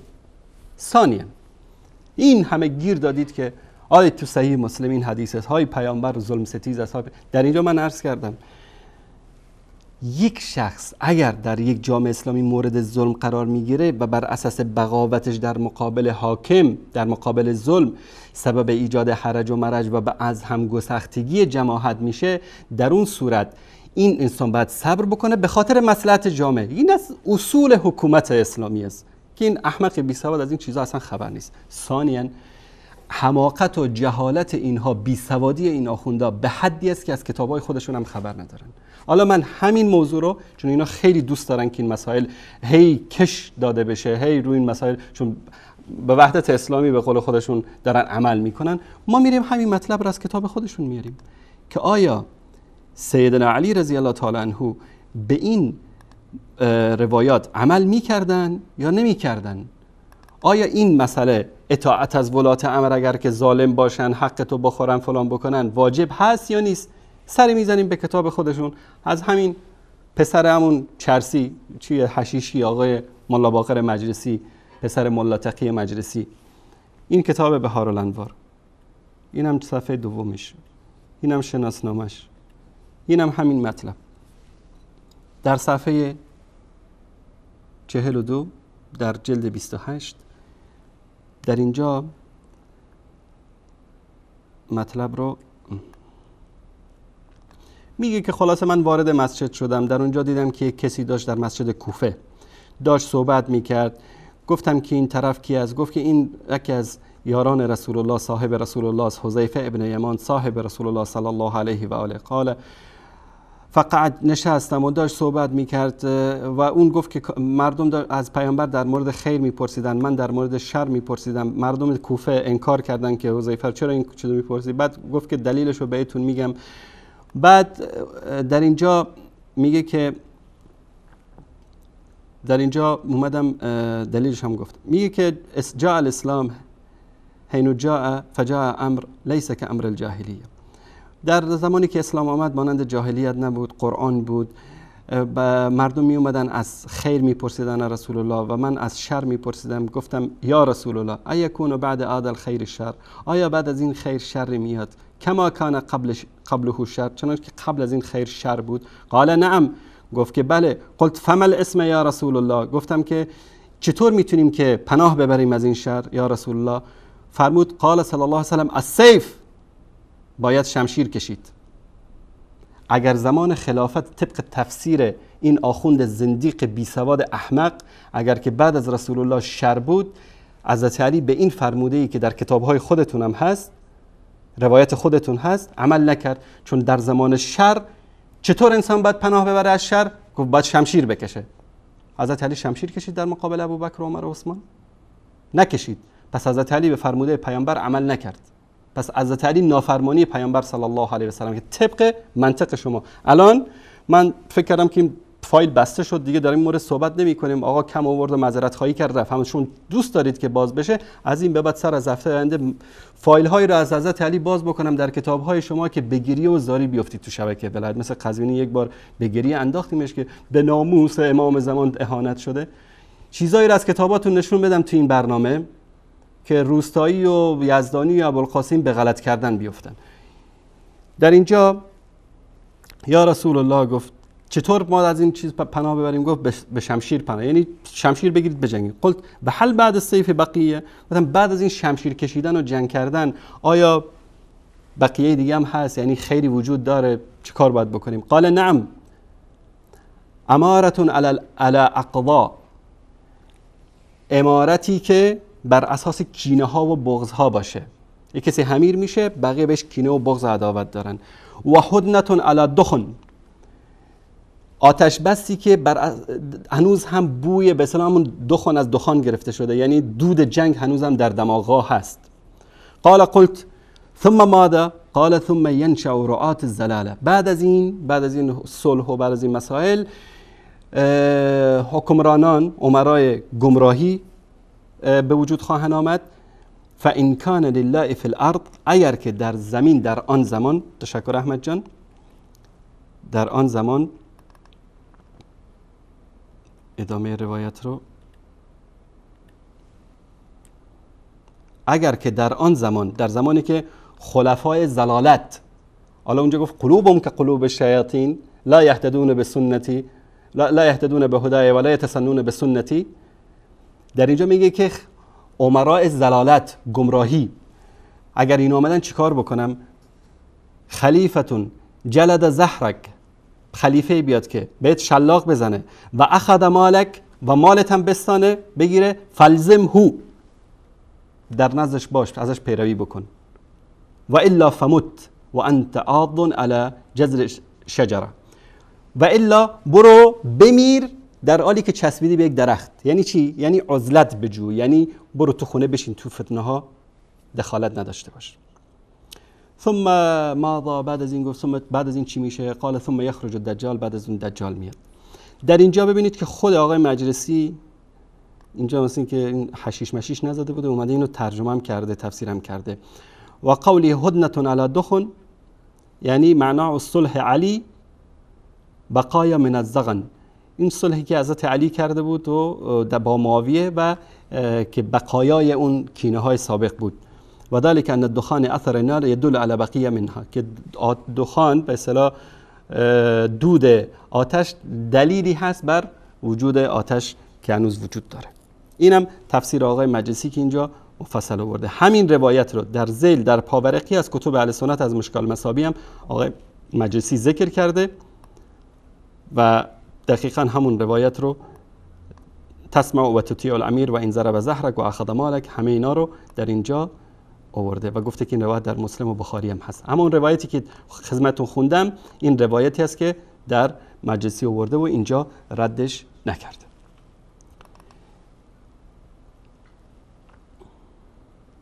در صفحه بعدی در صفحه 43 میاره که در بعضی از روایات که قلت یا رسول الله الهدنه علی الدخن ما هی، این آتش بسی که با دود هست یعنی چطوری است؟ قال لا یرجع قلوب اقوام علی الذی کانت علیه، یعنی این اقوام با اون قلب هایی که بودن با اون بر نمیگردن، یعنی با صفا با صمیمیت بر نمیگردن.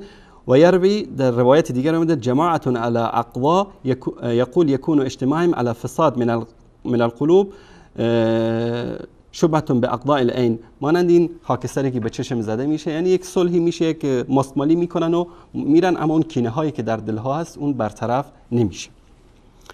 این روایت هست که در کتاب الفتن والمحن در جلد 28 صفحه 42 43 44 کتاب بهارالانوار روایت خودشون است که در اینجا آوردن که این آخوند احمق بی سواد از کتاب‌های خودشون هم خبر نیست، میگیم پیامبری که اینطوری گفته باشه من قبول ندارم، الی جهنم و بئس المصیر، تو و قزوینی و مکارم شیرازی و هر کی که مانند تو قبول ندارن این پیامبر رو. و قبل از تو بزرگان تو گفته بودن که اون پیامبری که خلیفه اون ابوبکر باشه نه اون پیامبر رو قبول داریم نه اون خدا رو قبول داریم، شما مرتدینی هستین که اصلا از دین و از آیین از همه این چیزا بی‌خبرید. ثانیاً سیدنا علی رضی الله تعالی عنه در نامه 6 نهج البلاغه میگه که با من کسانی بیعت کردند، انما بایعنی قوم الذين بایعوا ابابکر و عمر و عثمان على ما بایعهم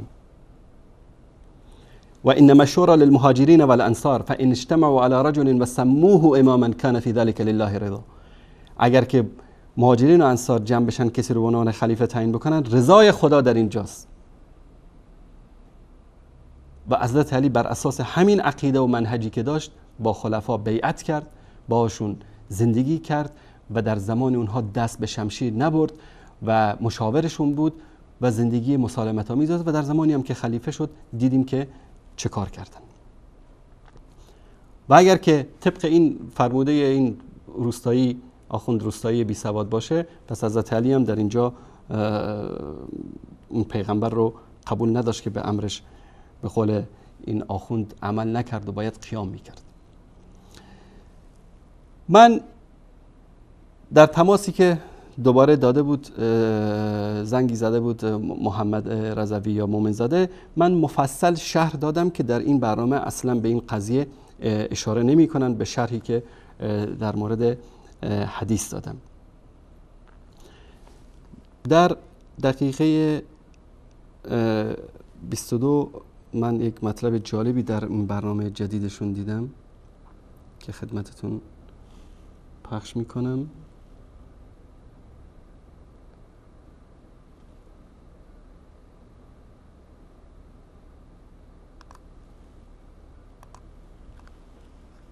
احمد جان بالاخره آقای انصاری، آقای میم الف، آقای نمیدونم خلاصه به قول آقای ملازاده دزد، آقای به قول آقای ملازاده خودفروش، ما باور کنیم دم خروست رو یا قسمت رو باور کنیم؟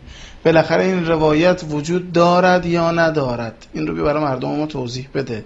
چرا یه جا دروغ میگی بعد یادت میره، آدم کم حافظه، دوباره میای یه جور دیگه حرف میزنی؟ لااقل فکر کن، دروغاتو بنویس رو کاغذ که اینجوری به خفت و خاری نیفتی. خب تو یه بار اومدی گفتی همچین روایتی نیست. بله، این آقای با حافظه 1 ساعت کامل برنامه گفتن میملف تا که نشناسه، یعنی کسی بیننده نگه این کیه که داره صحبت میکنه، چون دروغ میبندن، تهمت میزنن، کلیپ از من پخش میکنن، میگن میملف. این آقای با حافظه گفت میملف، آخرش گفت انصاری. خب از اول میگفتی خودتو کشی، از بس میملف گفتی. و سبحان الله میگن الصراخ به قدر الالم، جیغ زدن ها به اندازه اون دردی است که به اینا رسیده. و الحمدلله اگر این درد نرسیده بود، اگر این آقا نسوخته بود، 2 تا برنامه زنده نمی رفتن در مورد یک روایت. سبحان الله، یک روایتی که همونی هم که تماس گرفته به غلط کردن افتاده، معذرت خواهی کرده از دروغی گفته، بعدم 2 تا برنامه رفتن، 2 تا برنامه زنده، تا از یک افتضاحی که یکی از کارمنداشون به بار آورده در یک تماس با ما، اینو جمع جور بکنن و ازش دفاع بکنن. حالا میایم رو قضیه مطلب جدیدی که تو این برنامه چالش دفعه دومشون داشتن، در مورد این صحبت میکنیم که این آقا ببینید که در اینجا چیکار میکنه در دقیقه 26. من میخوام یه رمزگشایی بکنم و این رو توضیح بدم. شما ببینید آقای خدای وهابیت ابن تیمیه حرانی، ملاحظه بکنید کتاب منهاج السنهش به قول آقایون و به قول جمیل حلیم از علمای اهل سنت مصر میگفت منهاج خلاصه فرقتون شاذه، یا خلاصه بعضی ها میگن منهاج امویه و بدعت امویه. ملاحظه بفرمایید کتاب منهاج السنه آقا جلد اول میاد صفحه 557 میاد میگه و فی صحیح مسلم عن حذیفه، روایت رو میاد شروع میکنه که بله در صحیح مسلم از حذیفه نقل شده یا رسول الله انا كنا فی جاهلیت و شر، ما در جاهلیت در شر بودیم، فجاءنا الله بهذا الخیر. بعد ادامه میده فهل بعد هذا الخیر شر قال نعم فهل بعد ذلك شر من خیر، بله. بعد میاد ادامه میده میگه فی لفظ آخر. در بله اینجا کارگردان برنامه یک نکته خیلی باریکی رو اینجا متوجه شدن که من متوجه نشدم. میگن این موقعی که می‌خواست این روایت رو بخونه عمامش رو تکون داد. این تکون دادن عمامه علامت دروغگوییه. اینو همیشه به یاد داشته باشید. هر موقع قزوینی این عمامش رو تکون داد بفهمین که داره دروغ میگه. روایت دیگری، نقل دیگری در همین به قول معروف حدیث حذیفه آمده که حذیفه میگه آیا بعد از این خیر شری هست؟ قال یکون بعدی ائمه لا یهدون به هدای ولا یستنون به سنتی سیقوم فیهم رجال قلوبهم قلوب الشیاطین فی جثمان انس. همین روایت مسلم رو آقای ابن تیمیه میاد نقل میکنه. اما آقای ابن تیمیه میاد شروع میکنه تطبیق دادن، میخواد توضیح بده که آقا این ائمه‌ای که به هدایت پیامبر عمل نمیکنن و بر اساس سنت پیغمبر عمل نمیکنن، این ائمه‌ای که قلوبشون قلوب شیطانی در جسم انسانه، اینا کیان؟ ابن تیمیه میخواد اینو توضیح بده. ببینید این ناصبی خبیث چی میگه. میگه فکان الخیر الاول النبوه. ببینید بعد از اون شر خیر بوده. خیر اول نبوت و خلافت النبوه. خلافت نبوت است که فتنه‌ای درش نبوده است، خلافت پیغمبر. خب حذیفه چی پرسید؟ تکلیف داره میپرسه دیگه، تکلیف خودش، تکلیف مردم. گفت فهل وراء ذلک الخیر شرون، آیا بعد از این خیر شری هست یا نه؟ رسول خدا فرمود بله. آقای ابن تیمیه ببین چی میگه. میگه و کان الشر ما حصل من الفتنه به قتل عثمان. شر همون فتنه ای بود که با قتل عثمان ایجاد شد. آقا عثمانی خطاهایی کرد، صحابه ریختن دم خونه عثمان و عثمان رو کشتن. میگه آقای ابن تیمیه میگه چی؟ میگه این شره. بله. خب حذیفه سوال دیگری پرسید. گفت آقا بعد از این شر خیر هست یا نیست؟ ببینیم آقای ابن تیمیه چی میگه. والخیر الثانی، ببینید خیر اول خلافت نبوت بود، صفحه بعد والخیر الثانی صفحه 560. خیر ثانی چیه؟ اجتماع الناس لما اصطلح. بله، از همین جا بله دوستان میگن تصویر بله لحظاتی قطع شد، من مجبورم دوباره پخش بکنم از این قسمت کلیپ رو. دایره شر قرار داد، در دایره کسانی قرار داد که به سنت پیامبر نعوذ بالله عمل نمی کنن و خلاصه هدایت پیامبر رو قبول ندارن، قلبشون شیطانیه و جسمشون انسانیه. اگر کسی آمد امیرالمومنین اینجوری خطاب کرد، شما تکلیف با این چیه؟ من میخوام یه رمزگشایی بکنم و این رو توضیح بدم. شما ببینید آقای خدای وهابیت ابن تیمیه حرانی، ملاحظه بکنید کتاب منهاج السنهش به قول آقایون و به قول جمیل حلیم از علمای اهل سنت مصر میگفت منهاج خلاصه فرقتون شاده، یا خلاصه بعضی ها میگن منهاج امویه و بدعت امویه. ملاحظه بفرمایید کتاب منهاج السنه آقا جلد اول میاد صفحه 557 میاد میگه و فی صحیح مسلم عن حذیفه، روایت رو میاد شروع میکنه که بله در صحیح مسلم از حذیفه نقل شده یا رسول الله انا كنا فی جاهلیت و شر، ما در جاهلیت در شر بودیم، فجاءنا الله بهذا الخیر. بعد ادامه میده فهل بعد هذا الخیر شر قال نعم فهل بعد ذلك شر من خیر، بله. بعد میاد ادامه میده میگه فی لفظ آخر، در روایت دیگری نقل دیگری در همین به قول معروف حدیث حذیفه آمده که حذیفه میگه آیا بعد از این خیر شری هست؟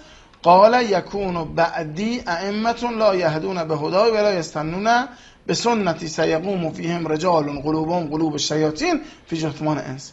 همین روایت مسلم رو آقای ابن تیمیه میاد نقل میکنه. اما آقای ابن تیمیه میاد شروع میکنه تطبیق دادن، میخواد توضیح بده که آقا این ائمه‌ای که به هدایت پیامبر عمل نمیکنن و بر اساس سنت پیغمبر عمل نمیکنن، این ائمه‌ای که قلوبشون قلوب شیطانی در جسم انسانه، اینا کیان؟ ابن تیمیه میخواد اینو توضیح بده. ببینید این ناصبی خبیث چی میگه. میگه فکان الخیر الاول النبوه. ببینید بعد از اون شر خیر بوده، خیر اول نبوت و خلافت النبوه، خلافت نبوت است که فتنه‌ای درش نبوده است، خلافت پیغمبر.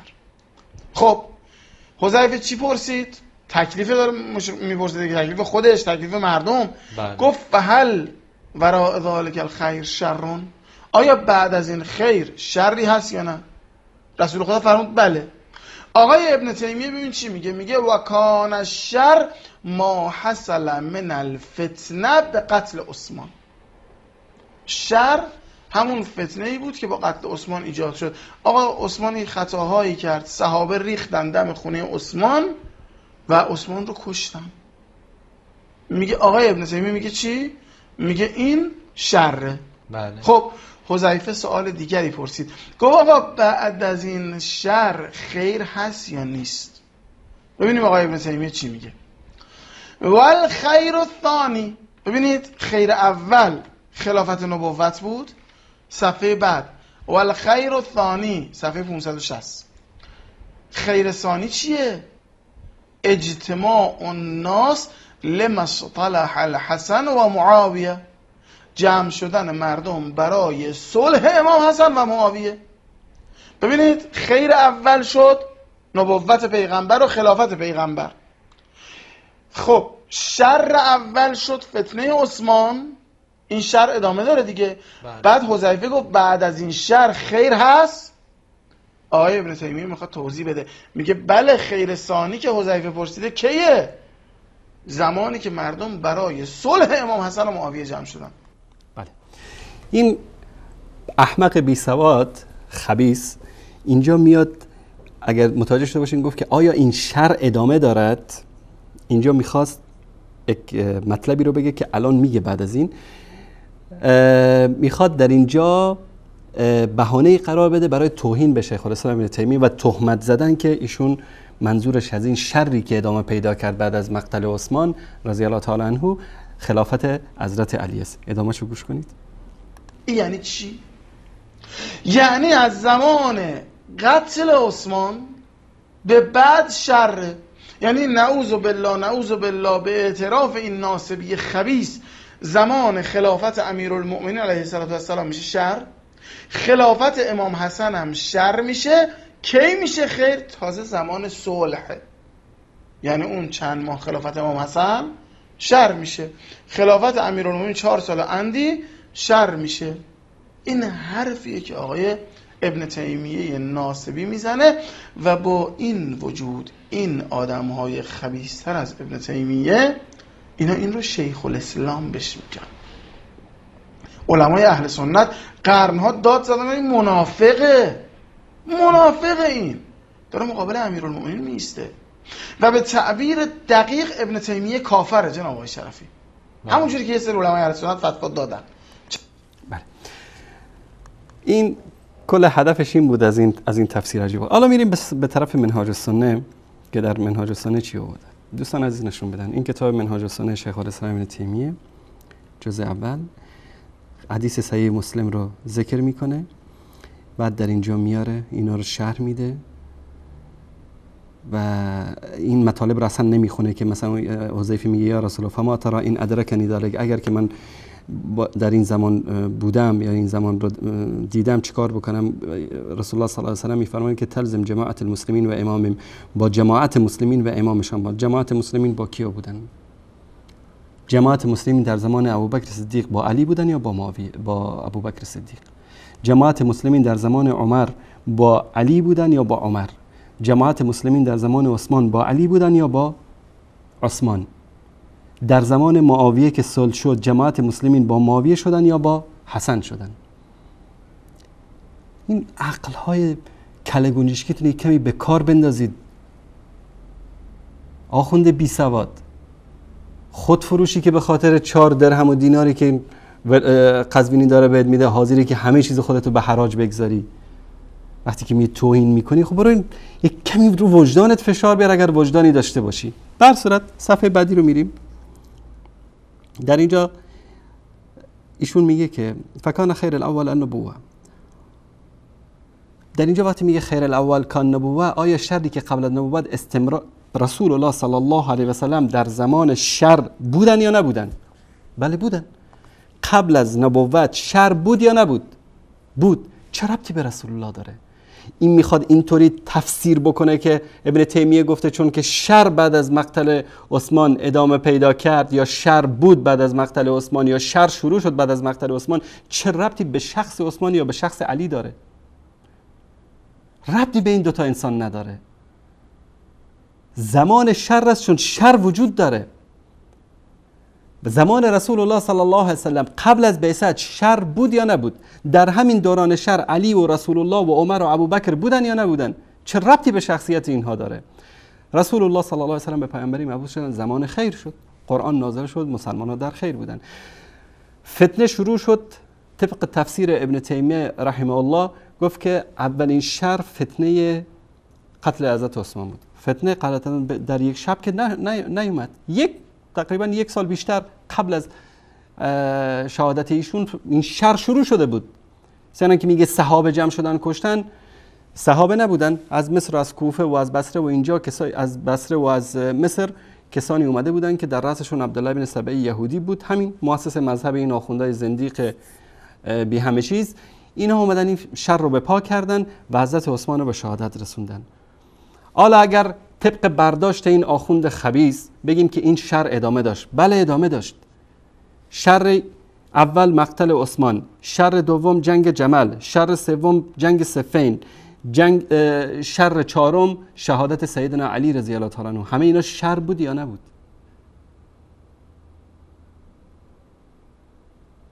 و وقتی که سیدنا حسن ابن علی با معاویه رضی الله تعالی عنه صلح کردن خیر بود و دقیقاً همین چیزی که الان اینجا خدمتتون نشون میدم در اینجا میگه فکان خیر الاول خلافت النبوة لا فتنه فیها، که در زمانش هیچ فتنه نبود و شر ما حصل من فتنه بقتل عثمان تفرق الناس، فتنه‌ای که به وجود آمد شر اولین بود، فتنه‌ای که در زمان قتل عثمان رخ داد و مردم متفرق شدن، حتی که صار حالهم شبیها به حال الجاهلیه یقتل بعضهم بعضا، که حالتشون مثل حالت زمان جاهلیت شد که هم دیگر رو میکشتن. این مطلبی است که اینجا از ابن تیمیه ذکر کرده. در صفحه بعدی میگه که مال هم دیگر رو ریختن و خلاصه مثل زمان جاهلیت بر علیه دیگه حمله میکردن، هم دیگر رو میکشن. یک چیز واقعی است که این وجود داره.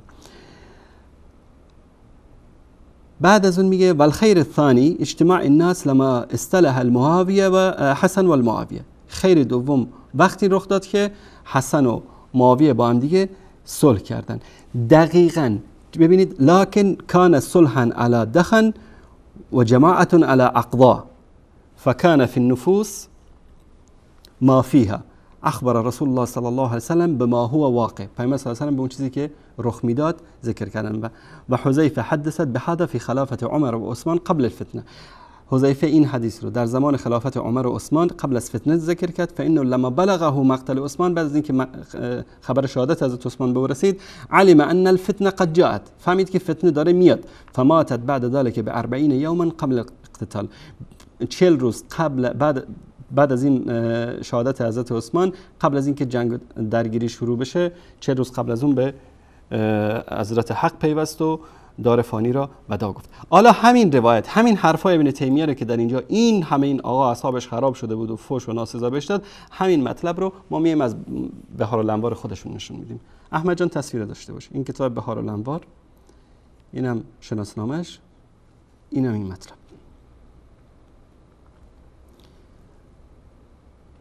این حدیث رو که من خوندم، نمیخوام دوباره تکرارش بکنم، از صفحه 42 جلد 28 بهارالانوار. در اینجا خود مجلسی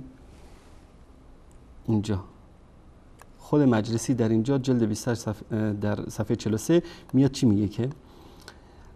میگه که و قوله هدنة علی دخن معناه صلح علی و صلح علی بقای من الزغن، میگه که صلحی که بر اساس بقایایی از کینه ها. دقیقاً در اون منهاج سنن همین مطلب رو آورده بود. و ذلك ان الدخان اثر النار يدل على بقية منها. وقال ابو عبید اصل الدخان ان يكون في لون دابه او ثوب او غیر ذلك. یعنی میگه این آثار جنگ و دود و آتش جنگ هنوزم در لباسا و بر بین مردم باشه. و در اینجا این مطلب رو مفصل تر ذکر میکنه. میگه و الا، به حذیفه میگه رسول الله صلی الله علیه و الا فموت و انت عاض علی جذر الشجر قلت ثم ماذا قال ثم يخرج الدجال. میگه که از این فتنه ها دوری بکن، ولو اینکه به یک درختی بچسبی، یعنی چیکار بکنی؟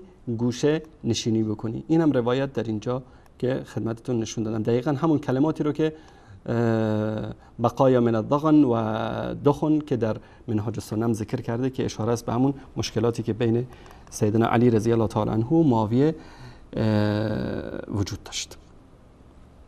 در صفحه 42 هم همین مطلب رو در اینجا در بعضی از روایات در بهارالانوار کتاب الفتن والمحن جلد 20 صفحه 44 میگه که قلت یا رسول الله الهدنة على الدخن ما هي؟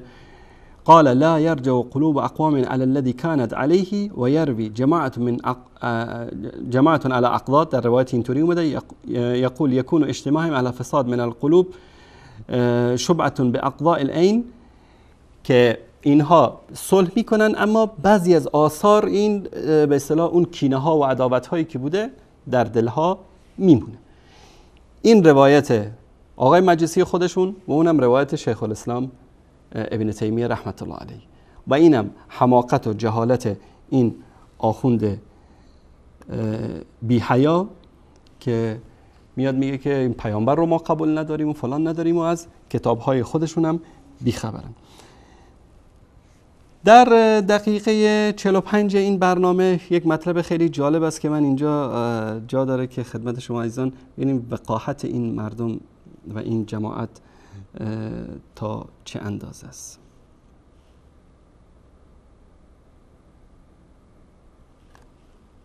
سلامت باشید آقا امیر بزرگوار. تماس بعدی جناب اسدی از شیراز. سلام علیکم و رحمت الله. سلام علیکم و رحمت الله. قربان خسته نباشید. سلامت باشید. قربان این حدیثی که خوندید و آقای میم الف، بله. این حدیث اول قبول نداشتن و بعد اونو خودشون مطرح کردن و توضیح هم دادن. میخواستم بدونم که اینی که فرموده پیامبر فرموده بلافاصله فرموده بودن بعد از خودشون اتفاق میفته یا اصلا براش زمان قائل نبود؟ بله. چشم. بله.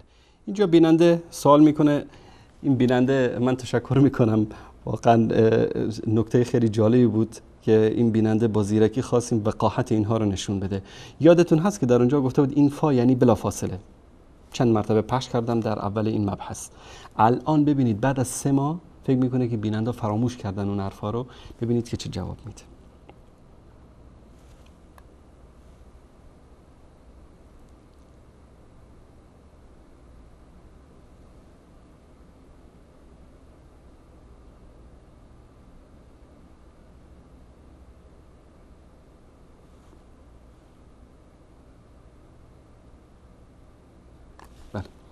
مشهور که حسین علیه السلام با شمشیر جدش هم کشته شد از همین ابن العربی مالکی هست در کتاب العواصم من القواسم. بله اون از همون ابن عربی مالکی است و ظاهرا این عبارت هم به اون منتسبه، گرچه آقای آلوسی این رو تصریح نکرد. بسیار عالی. و سوال دیگری که مطرح شد در مورد همون حدیث صحیح مسلم بود و خلفایی که بعد از پیامبر خواهند آمد.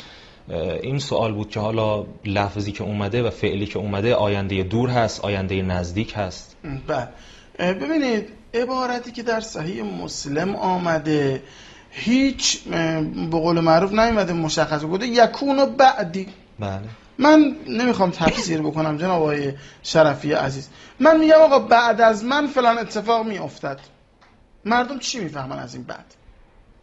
ما دنبال این نیستیم که بگیم آقا این در مورد آقای ایکس یا آقای ایگرگه، اصلا اینجوری نمیگیم. ما بله ما خلافت اهل بیت علیهم السلام رو سراسر خیر میدانیم. چرا؟ چون آقا رسول خدا فرمود علی مع القرآن، مگر قرآن نعوذ بالله ذره شر درش هست؟ نه.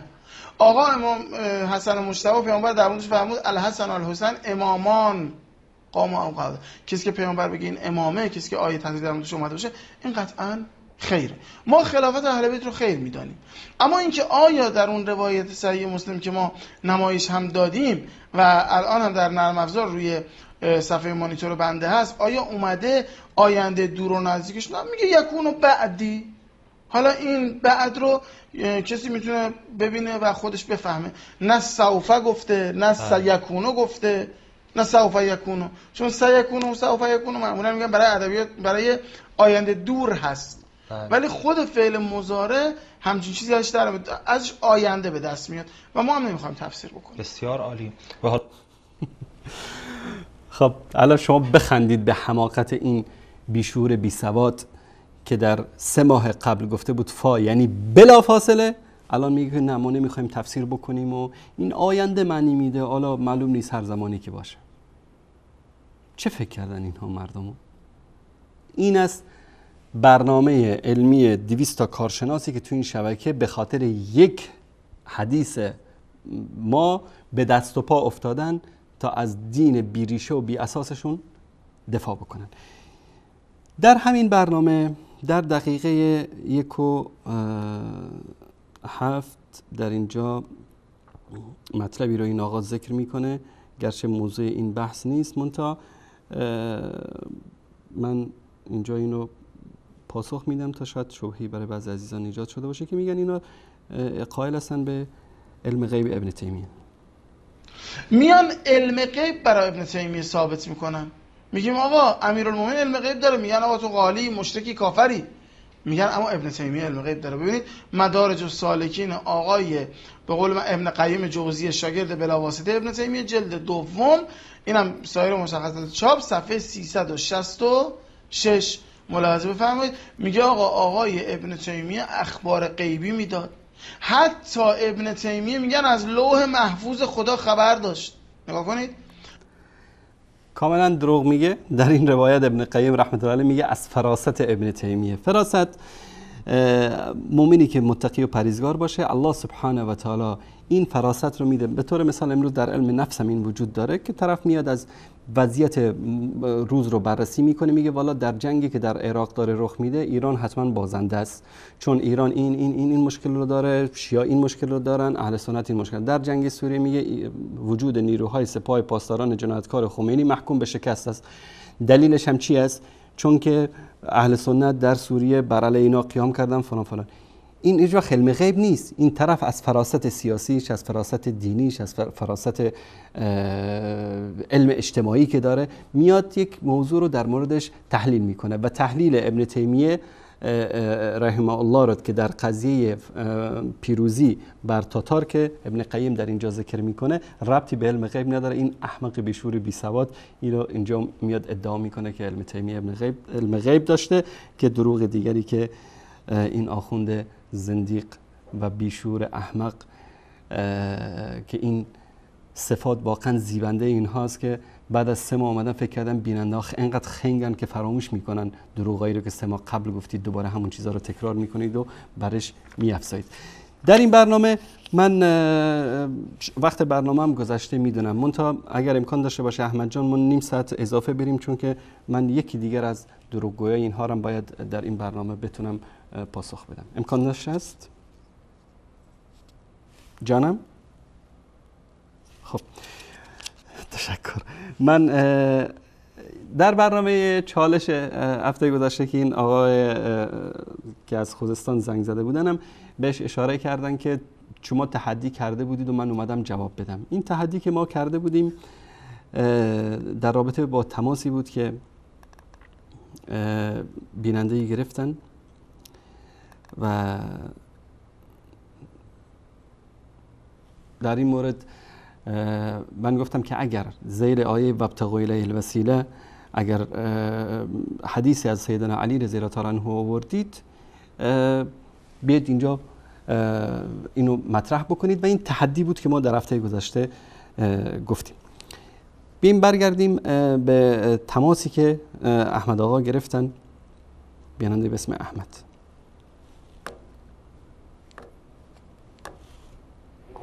سلام علیکم آقای انصاری. علیکم السلام و رحمت الله. خوب هستید؟ سلامتی. سلامت باشید. خودتون رو معرفی کنید، از کجا زنگ میزنید؟ من احمد هستم از اهواز. آقا احمد از اهواز.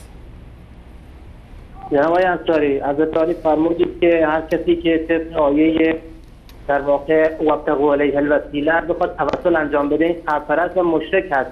نظر شما؟ نه اشتباه کردی. کی گفته اینو؟ کی گفته این؟ بله این اصل سوال ایشون بود که تهمتی بس، چون اینا یک سناریویی است، این احمد و محمود و رضا و تقی و نقی اینایی که تماس میگیرن اینا فقط از شبکه ولایت هستن، به خاطر اینکه یک سناریویی دارن میخوان اینو تکمیل بکنن بعد یک برنامه، چون بی برنامه چیزی ندارن مفلسن، اونم کاش که یک بحث علمی باشه، میان دروغ میبندن تهمت میزنن و فکر میکنن که بیننده الاغ تشریف دارن چیزی رو متوجه نمیشن و اینا هم هر طوری که خواستن سر مردم شیره بمالن. ایشون میاد اینجا یک تهمتی رو به من میزنه، بعد میگه که در ذیل آیه وابتغوا الیه الوسیله در اینجا اهل سنت و اینو برداشت از توسل به ائمه کردن و فلان و علان. بعد من از ایشون خواستم که روایتی در این مورد بیارن که میریم سریعا رو دقیقه دقیقه 4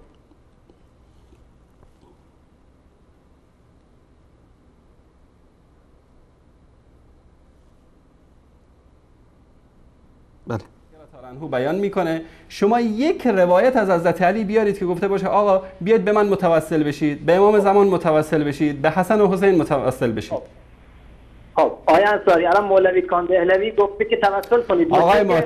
آقای محترم من نمیدونم شما عقل دارید، شعور دارید، گوش دارید، حرف متوجه میشید یا نه؟ لحظات پیش چی گفتم؟ کاندهلوی از هر کسی که هست برداشت اشتباه از آیات قرآن داشته باشه برمیگرده به خودش.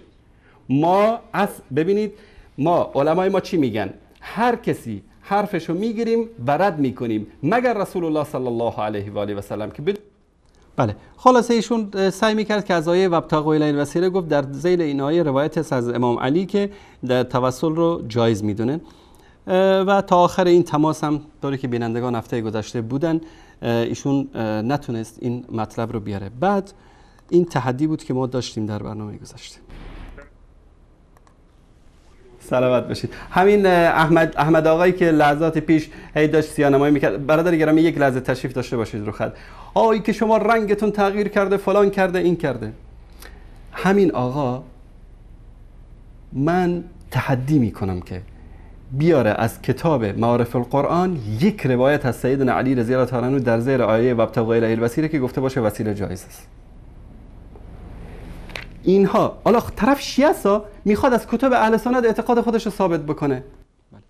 بازم تکرار میکنیم، تحدی میکنیم که آقای یزدانی، آقای احمد، محمود، همه شما برید یک روایت از کتاب معارف القرآن در ذیل آیه وابتغوا الیه الوسیله از امام علی بیارید، گفته باشه توسل کنید به من، بیارید. ما همین تحدی رو کردیم. در صورت این تماس تموم شد و بعدش گفتن به به یک برنامه جدید میریم چالش با یک خودفروش دیگه به اسم یزدانی، صیغه زاده‌ای که معلوم نیست از کجا اومده. این رفتن برنامه به اسم چالش و خلاصه خواستن که به این جواب بدن. ما هم اصل برنامه ایشون رو داریم در اینجا که انشالله خیلی مختصر چون وقت برنامه به پایان رسیده من جواب میدم. احمد جان تصویر داشته باش. شما متهم به این هستید که اصطلاحاً گاف دادید در ارائه در واقع سند برخی از روایت ها و بررسی اون و دوچار اینا اومدن این برنامه رو خلاصه خواستن که در اینجا یک روایت از حضرت علی، اون بیچاره بدبخت نتونست از اونجا بیاره از زیرای وابتغوا الیه الوسیله، این آقا در اینجا اومد و میخواد یک روایت بیاره در این مورد. به قول آقای ملازاده قوی هست بسیار.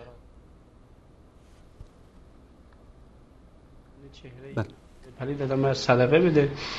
حالا صدقش این روایتی بسیار زیبا از امیرالمؤمنین علی ابن ابی طالب علیه السلام باشه که انشالله بینندگان عزیز با دیدن این روایات خوشحال بشن، شادمان بشن و بشارتی باشه برای اونها.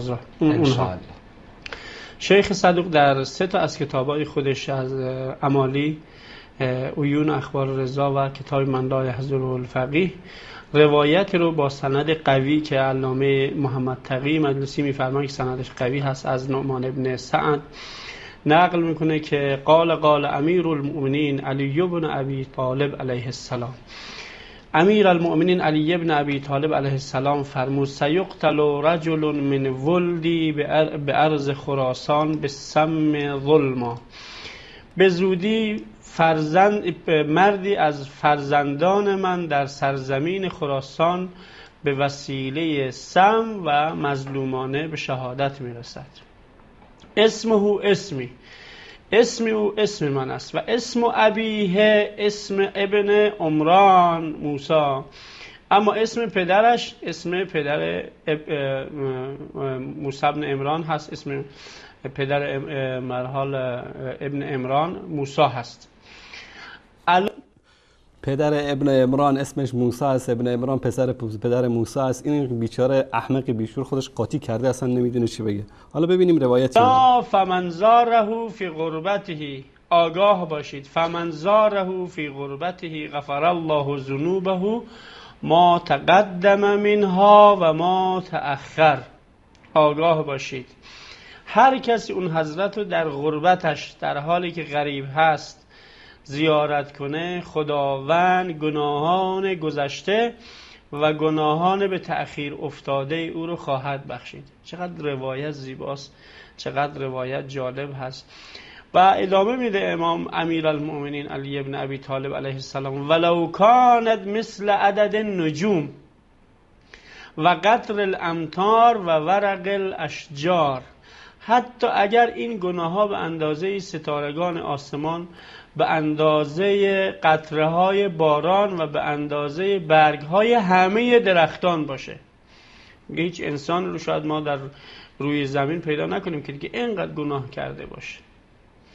میگه حتی اگر به این اندازه باشه و بعد این شخص بره حضرت امام علی ابن موسی رضا علیه السلام رو در غربتش زیارت کنه، خداوند همه گناهان گذشتهش و همه گناهانی که به تأخیر افتاده اونها رو خواهد بخشید. این بسیار روایت زیبا هست و علامه محمد تقی مجلسی در روضة المتقین شرح من لا یحضره الفقیه جلد 5 صفحه 296 میگه سند این روایت قوی هست و در عیون اخبار رضا میگه با سند واضحتر و قوت بیشتر هم نقل شده و روایت در اعمالی شیخ صدوق جلد 5 صفحه 182 خدمتتون عرض کنم و همینطور در عیون اخبار رضا جلد 2 صفحه 289 آمده و همینطور در من لا یحضره الفقیه جلد 2 صفحه 584.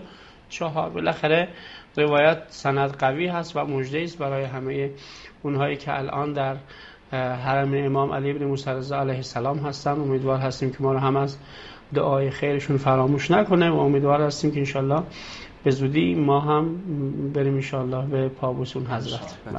این روایت بود که بله این آقا خیلی با خوشحالی که این روایت رو آورد و روش مانور داد که بله یک روایت از حضرت علی پیدا کردن برای زیارت و توسل برای این چیزا که چندان ربطی به موضوع نداره، منتها ما به خاطر اینکه حماقت این آخوندا رو خدمت شما عزیزان نشون بدیم به این قضیه میپردازیم. اولا میایم رو صدوق محمد ابن بابوی قمی که خود این آقا که شیخ صدوقی که میگن که این روایت در 3 تا مصدرش هم از ایشون هست، این چجور آدمی است. در اول میریم رو مستدرک الوسائل. احمد جان نشون بده. این مستدرک الوسائل است. اینم صفحه بعد از نوری طبرسی، اینم شناسنامه‌اش. اینجا میاد بعضی از روایت هایی رو که تحریف میکرده آقای صدوق رو اینجا ذکر میکنه. بعد میگه که ولی احتمال انه علیه السلام ذکر عادل حقوق بعد ترتیب مره مختصره لبعضهم. شاید میگه این روایت بعضی اوقات مختصر ذکر و اخرى بعد زیادات که بعضی اوقات به این زیادات باشه فی غایت البعد. این میگه خیلی بعید است و یؤید الاتحاد ان النجاشی قال في ترجمه ابي حمزه وله رساله الحقوق عن علی بن الحسین. بعد از اون در این قسمت میگه که واد السند اعلى واضح من طريق صدوق في خصال الى محمد بن فضيل ولو كان في الرساله هذا اختلاف شديد لا اشار اليه النجاشي كما هو ديدن في امثال از روایت. در اینجا میگه که خلاصه روایت هاست و بعضیاش کوتاه بعضیاش مختصر. صدوق چیکار میکرده؟ و هذا يظهر من بعد المواضع ان صدوق رحمه الله كان يختصر خبر الطويل. میومده بعضی چیزا رو مختصر میکرده و یسقط منه، از اون چیزایی رو مینداخته و ما ادى الى نظر الى اسقاطی، چیزایی رو که دلش میخواسته اینو چیکار میکرده؟ ساقط میکرده از روایت. در قضیه تحریف قرآن هم میگه که اینجا بعضی جا تحریف کرده. بعد از همه این اعمال که ذکر میکنه میگه که و بالجمله خلاصه امر این که فامر صدوق مضطرب جدا، وضعیت آقای صدوق خیلی پریشان کننده است، وضعیتش خیلی خراب است. بعد از اون میگه در روایت دیگری که در کتاب توحیدش آورده در قضیه از امام جعفر صادق میگه که این روایت از کافی گرفته و در وفی تغییرات عجیبه تورث سوء الظن بالصدوق. این روایت رو که از کافی گرفته خیلی توش دستکاری کرده که باعث سوء ظن میشه به آقای صدوق. این صدوق اینا یک مدلس خبیث دروغگویی بوده که روایت ها رو میگرفته، روایت جعلی درست میکرده برای خودش. این آقا اومده از شیخ صدوق برای ما دلیل یا روایت میاره. میریم رو مطلب بعدی که از مرآت العقول است. در اینجا قضیه تعریف بعضی از روایات احمد جان نشون بده توسط شیخ صدوق رو در اینجا میاره. صفحه بعدیش اینجا میگه که این کاری که این آقا میکرده خیلی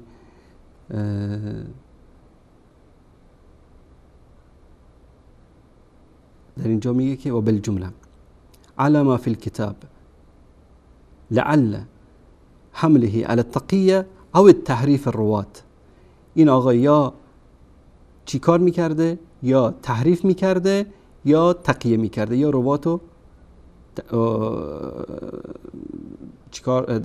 روایت رو یا تحریف میکرده یا روات رو تحریف میکرده یا که میومده تقیه میکرده. اینم در مورد آقای صدوق هست در کتاب مرآت العقول. من خیلی با عجله رد میشم از این مسائل. لؤلؤ بحرین در اینجام کتاب دیگری از اسطوانه‌های علمی اینا از احمد بهرانی است، از یوسف ابن احمد بهرانی. در اینجا هم اعتراف خیلی جالب است. میگه والعجب من بعد القاصرین انه کان یتوقف فی توثیق شیخ صدوق. باورتون میشه که شیخ صدوق اینا رو کسی ثقه نمیدونسته؟ توثیق شیخ صدوق اینا در هیچ یک از کتابای رجال اینا نیامده. این هم از کتاب لؤلؤ بحرین اینها. در این مطلب از الفوائد توسیه از حر آملی در اینجا هم اعتراف دیگری بر این که آقای صدوق رو کسی توثیق نکرده، نه نجاشی نه غیرش از علمای رجال.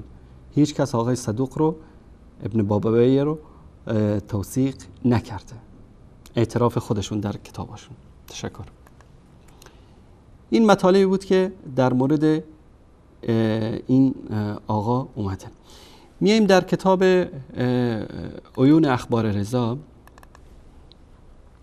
دوستان عزیز مطلب رو نشون بده. این عیون اخبار رضا است. در اینجا همین روایتی رو که سیقتل رجل من والد برز خراسان، همین مطلب، همین روایت رو در اینجا آورده. روایت 17 در صفحه 289 که اگر گناهانش به اندازه ستاره ها و اوراق باشه این شخص بخشیده میشه اگر به زیارت چیز بره، امام رضا بره. در کتاب من لا یحضر الفقیه احمد جان نشون بده. در جلد دوم همین مطلب در اینجا اومده. حدیث شماره 3188 از نعمان ابن سعد. تشکر میکنم احمد جان. حالا معجم رجال حدیث خویی، یکی از رجالیون بزرگ اینها، احمد جان نشان بده نظرش در مورد این روایت چی؟ این صفحه بعدی اینم مؤسسه خود آقای خویی اینو چاپ کرده در مورد نعمان ابن سعد و این روایتش. روایت کرده از امیرالمومنین ذکر او صدوق ذکر کرده جزء دوم باب ثواب زیارت نبی و الائمه علیه السلام حدیث 1605 ثم ان صدوق قدس روحه لم یذکر طریقی الی نعمان ابن سعد. این آقای صدوق روایت رو، طریق این روایت رو به نعمان ابن سعد ذکر نکرده، یعنی یک چیز جعلی خودش ساخته. ولكن ذکر طریقی لنعمان ابن سعید ولم یذکر لنعمان ابن سعید روایتا غیر هذه الروایه. میگه که هیچ روایت دیگری از نعمان ابن سعید، اگر این نعمان ابن سعید باشه، روایت غیر از این از ایشان وجود نداره. فلا محاله، در اینجا چی میگه؟ فلا محاله، هیچ راه بروبیایی نیست، یعنی هیچ راه فراری نیست. وقع التحریف، که تحریف صورت گرفته، اما فی الروایه، اما فی هذه الروایه، یا در این روایت، او فی المشیخه، یا که در سند، یا سند تحریف کرده آقای صدوق یا که روات را تحریف کرده. والله اعلم. این است از کی؟ از آیت الله خویی. این بچه بیشعور بیسواد یزدانی انقدر خبر نداره این خنگ که خویی چی گفته در این مورد. حالا خویی کی است؟ من اینجا در مورد خویی صحبت میکنم. الان من صحبت نمی کنم، استاد خودش صحبت میکنه در مورد خویی. احمد جان صدا رو بذارید. مرحوم آیت الله العظما خویی رضوان الله تعالی علیه که از مراجع بنام و از شخصیت‌های برجسته شیعه در عصر حاضر بوده و کتاب ایشون معجم رجال الحدیث آبروی شیعه هست که ما تحدی میکنیم که اهل سنت کتاب رجالی همانند معجم رجال آقای خویی رو ندارن. من در مناظره‌ای که با پروفسور غامدی داشتم، ایشون خیلی میبالید به کتابهاشون، گفتم شما بیایید این ویژگی هایی که معجم رجال آقای خویی دارد بفرمایید کدام یک از کتابهای رجالی شما، کتابهای رجالی آقای ذهبی، آقای ابن حجر و دیگران، کدام یک از اینها این ویژگی ها را دارد؟ و الحق من میتونم ادعا کنم با 20 سال تدریس رجال در حوزه علمیه قم و در دانشگاه ها، کتاب معجم رجال آقای خویی از کتابهای بی‌نظیر شیعه در طول 15 قرنه و در حقیقت این کتاب آبروی شیعه هست. بله بینندگان عزیز، آبروی شیعه میاد میگه که این روایت یا خود روایت تحریف شده است یا رواتش. و این خودفروش بی سواد احمق، عمومم سرش گذاشته، اسم حجت الاسلام و المسلمین هم یدک میکشه، به اندازه بیشعور بیسواده که از کتابای خودشون هم خبر نداره که تو کتابای خودشون چی اومده و چی صحیح است و چی صحیح نیست. رفته چسبیده به مجلسی که این روایت رو توثیق کرده. بابا جون خویی آبروتون آبروی شیعه میگه که یا روایت تحریف شده یا رواتش تحریف شدن. در هر دو صورت این روایت یک روایت دروغ و تهمتی است که به اهل بیت رسول الله صلی الله علیه و آله و سلم زدن و این آقا چنان به دست و پا افتاده بودن که بیان و خلاصه هر طوری شده جواب بدن. اما بیایم رو تحدی که ما کرده بودیم و جوابی که اینها به ما دادن. دوستان عزیز خوب دقت بفرمایید رو تحدی که من چی گفتم و اینها این دروغگوی مکار هیلگر که این دروغگویی و مکاری رو از استادش قزوینی یاد گرفته. تحدی ما در مورد ذیل آیه وابتغوا الیه الوسیله است و این آقا چی رو نشون میده و متاسفانه اشخاصی مثل همین آقا رضا از اهواز میرن این جانورای حوزه علمی قم رو برنامه‌شون رو میبینن و بعد از اون میان تماس میگیرن و خلاصه آبروشون میره طوری که دیدید در تماسشون. با هم ببینیم اینو. کی بود پیر پرست، کی بود قبر پرست، کی بود مشرک؟ توضیح بده اینا قضاوت بینندگان عزیز. اون آقا در کلیپ قبلی گفت پیر پرستا و مشرکا به این آیات استدلال میکنن برای جواز توسل. این هفته منکر شد گفت نه من کی گفت. حرف ما این بود که بیننده پرسید که اگر کسی برای توسل به این آیه استدلال بکنه کافر و مشرک است. من گفتم نه و توضیح هم دادم که توسل جایز داریم، توسل ناجایز داریم. در اینجا میگه که پیرپرستا و مشرکین به این آیه استدلال میکنن. این چه ربطی داره به اون حرف بیننده؟ هنوزم میگم احمقی مثل تو، بی سوادی مثل تو و استادت قزوینی هم به خیلی از آیات برای خودتون استدلال میکنین. این ربطی به آیه و ربطی به تفسیر صحیح قرآن نداره. ببینید که چی جواب میده تحدی ما رو. گفتم من نگفتم، اون یکی دیگه بود، اون یه دوز دیگه بود. به هر حال قضاوت به عهده بینندگان عزیز خدمتتون است. بسیار عالی. حالا البته شاید از عوارض همون اتهاماتی هم باشه که آقای ملازاده مطرح میکنه. بالاخره حالا بیسوادی و فسادهای اخلاقی ایشون و مسائل دیگه که حالا ما خیلی دوست نداریم وارد جزئیاتش بشیم. کلیپ بعدی ایشون حالا یه جرأتی هم به خرج دادن، به زعم خودشون مثلا شجاعت به خرج دادن، یک تحدی رو مطرح کردن. با هم دیگه ببینیم. تحدی میکنم که بیاره از کتاب معارف القرآن یک روایت از سیدنا علی رضی الله تعالی عنه در زیر آیه وابتغوا الیه الوسیله که گفته باشه وسیله جایز است. من تحدی میکنم که بیاره از کتاب معارف القرآن یک روایت از سیدنا علی رضی الله تعالی عنه در زیر آیه وابتغوا الیه الوسیله که گفته باشه وسیله جایز است. بله دقت کردید که تحدی میکنم که یک روایت از معارف القرآن در ذیل آیه وابتغوا الیه الوسیله گفته باشه حضرت علی که توسل به من جایز است. این تحدی بود. حالا ببینید جواب ایشون.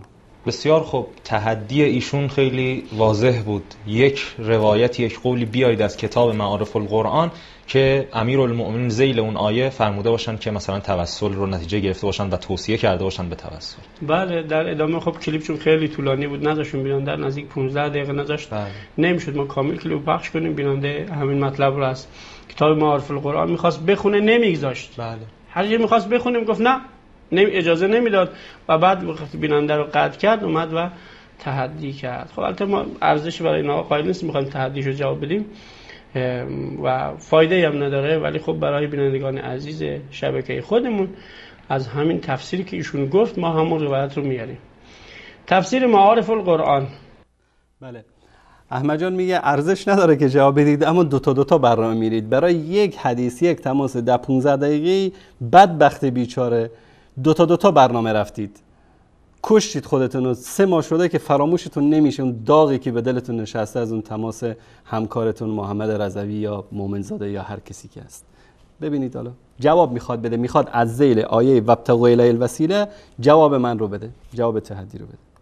مؤلف دانشمند عالم اسلام حضرت علامه مفتی محمد شفیع عثمانی از علمای بزرگ اهل سنت و از مؤسسین دیوبند. بله روش قزوینی خیلی بزرگ میکنن، این از فلان از مترجمش این از کتاب این است، تا که بیننده رو یک نوع تنوین بکنن، فکر بیننده رو مشوش بکنن، بعد از اون دروغشون رو بگن که کسی متوجه نشه. بندی هست ایشون، دیوبندی هم هست. مترجم حضرت مولانا محمد یوسف حسین پور، دیگه این خیلی معروفه، خیلی شناخته شده است. اگر استاد آقای عبدالحمید هست، مؤسس دارالعلوم هست، مؤسس خدمتتون عرض کنم مؤسس همین ختم صحیح بخاری هست آقای مولانا محمد یوسف حسین پور، آدم کله گنده و معروف و مشهور است، همه میشناسن و الان هم در سراوان فکر کنم مشغول باشه. در جلد 4 انتشارات شیخ الاسلام احمد جام خدمتتون عرض کنم، اینم با صفحه 2 این کتاب و اینم مشخصات چاپش، تمام مشخصات، حتی شماره تلفنش اینجا موجود هست. بینندگان عزیز میتونن تماس بگیرن فردا و دقیقاً همین صفحه رو بپرسن ازشون که واقعا همچین مطلبی در این کتاب هست یا نیست و حتما شاید به هر حال کارمندان و کارکنان انتشارات هم ببینن برنامه. حالا کتاب البته بازار فراوان هست، در زاهدان که در همه کتاب فروشی ها هست، در مشهد هم هست، در تربت جام همه در این کتاب فروشی ها این کتاب موجود هست. ما هم داریم یکی دو دوره از این کتاب. در صفحه شماره 37 تفسیر سوره نساء رو شروع میکنه از اینجا، ولو انهم ظلموا انفسهم جاءوک فاستغفروا الله واستغفر لهم الرسول لوجدوا الله توابا رحیما. صفحه 38 تفسیر رو خلاصه میکنه چون آیات چندین آیه پشت سر هم هست، خیلی طولانی میشه. دوستان عزیز اینجا توجه کردید تحدی ما چی بود؟ یک دلیل، یک حدیث از حضرت علی در ذیل آیه وابتغوا الیه الوسیله بیارید، خودشون هم اینو پخش کردن. خب بیشور احمق، حداقل همون آیه وابتغوا الیه الوسیله همون حذف می‌کردید که آبروتون نمیرفت اینطوری. اصلا توی حال و هوای دیگه است. تحدی این بود که ذیل آیه وابتغوا الیه الوسیله، آیه وابتغوا الیه الوسیله احمد جان اگر نشون بدی اینجا هست. بله در صفحه 386 یا ایها الذین آمنوا اتقوا الله وابتغوا الیه الوسیله.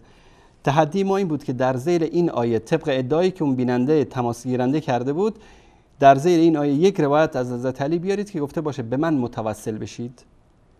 الان تحدی ما اینجاست، صفحه هم احمد جان نشان بده 386. بله این آقا میره از کجا دلیل میاره؟ از صفحه 37 و 38 در ذیل آیه 64. قضیه در اینجا قضیه توسل نیست، قضیه استغفار.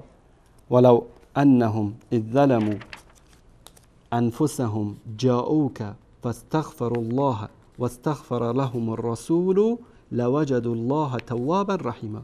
آیه 64 در مورد قضیه طلب استغفار است، در مورد توسل نیست. این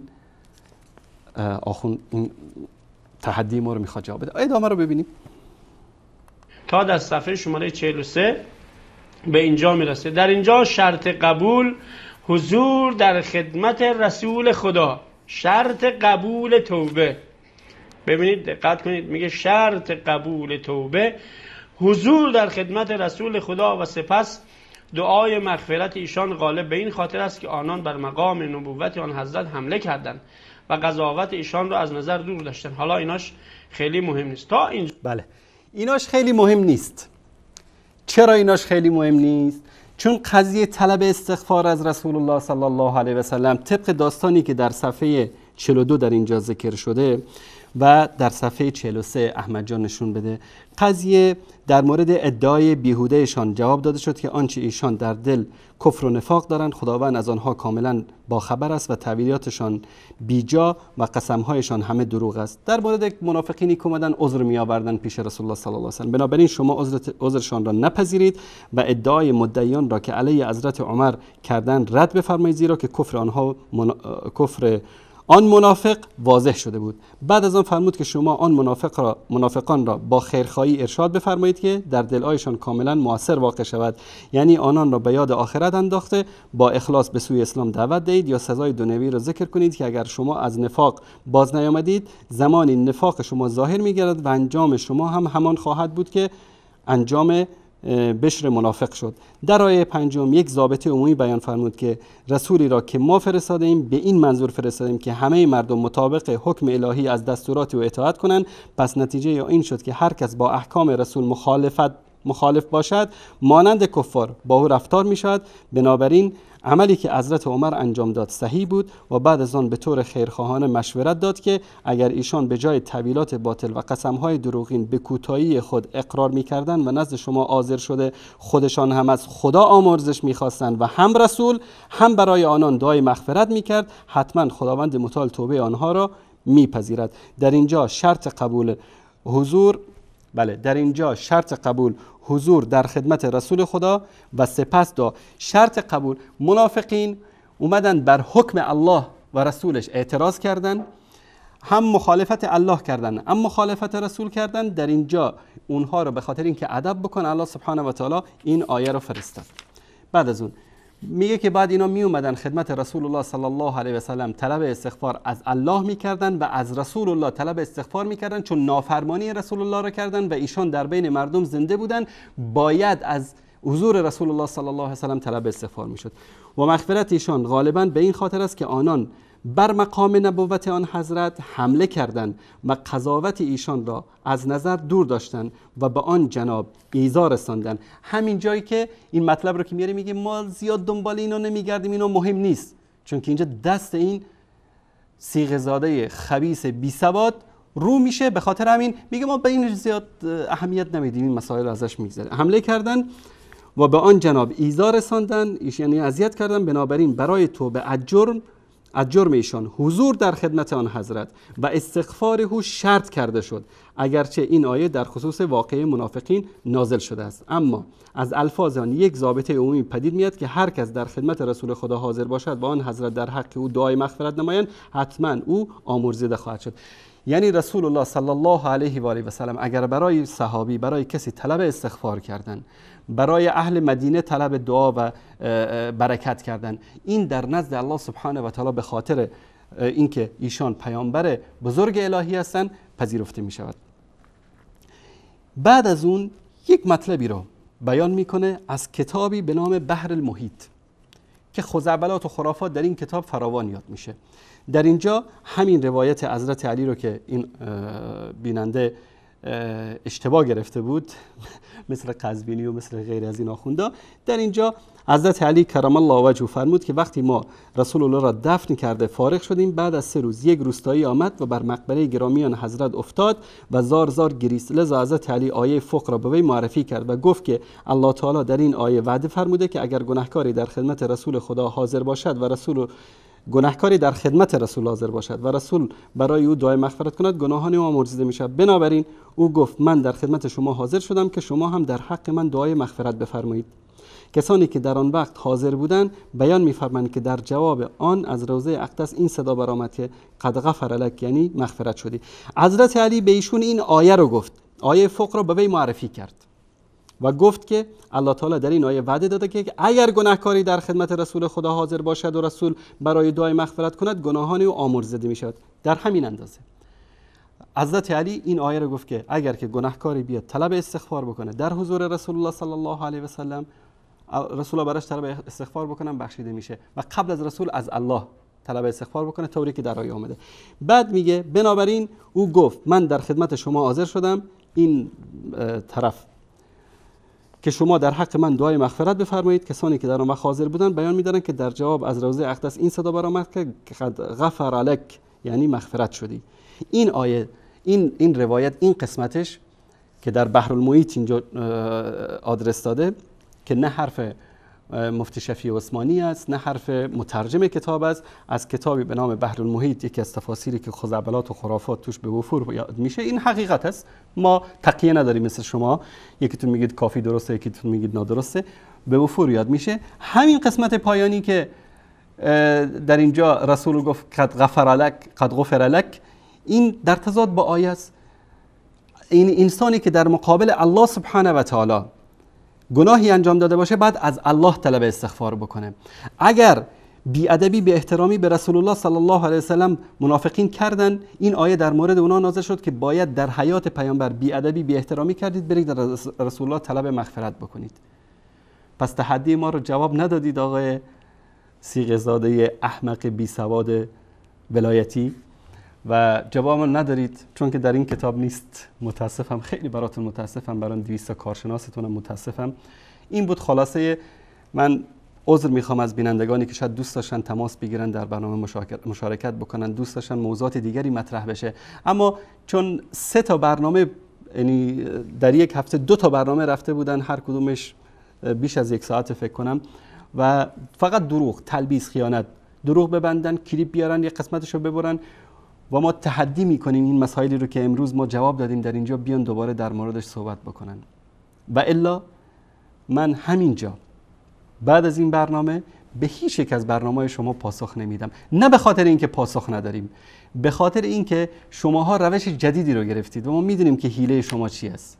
شاید بعضی از دوستان مثل آقا محمد و آقا رسول و بعضی از عزیزان شاید ناراحت باشن که من خیلی به اینا پرداختم امشب.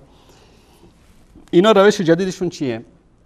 میگن بیا 2-3 تا دروغ میبندیم به انصاری و یک سیانمایی میکنیم، تحریف میکنیم کلیپا رو، بعد اینا بیان به ما جواب بدن وقت برنامهشون گرفته بشه و به دروغهای آقای قزوینی نپردازن. هدف اصلی کلی اینها از این برنامه چالش و این دروغ بافیاشون و این سیانماییشون همین است. اما کور خوندن. ما سر از هفته آینده ان شاء الله باذن الله تعالی اگر زنده بودم، هفته آینده کلا سیمای علی ابن ابی طالب در کتب شیعه، کجا به علی الاغ گفتن، کجا به علی پشه گفتن، کجا به علی خوک گفتن، کجا به علی خرس گفتن، کجا به علی زنبور گفتن، کجا به علی چارپا گفتن، همه اینا رو از کتاباتون تک تک میارم اینجا، از مصادر معتبرتون نشون میدم که شما چه توهین‌هایی به سیدنا علی کردید که هر کدوم این مطالبی که مطرح خواهیم کرد نیاز به یک برنامه داشته باشه که شما برید جواب بدید.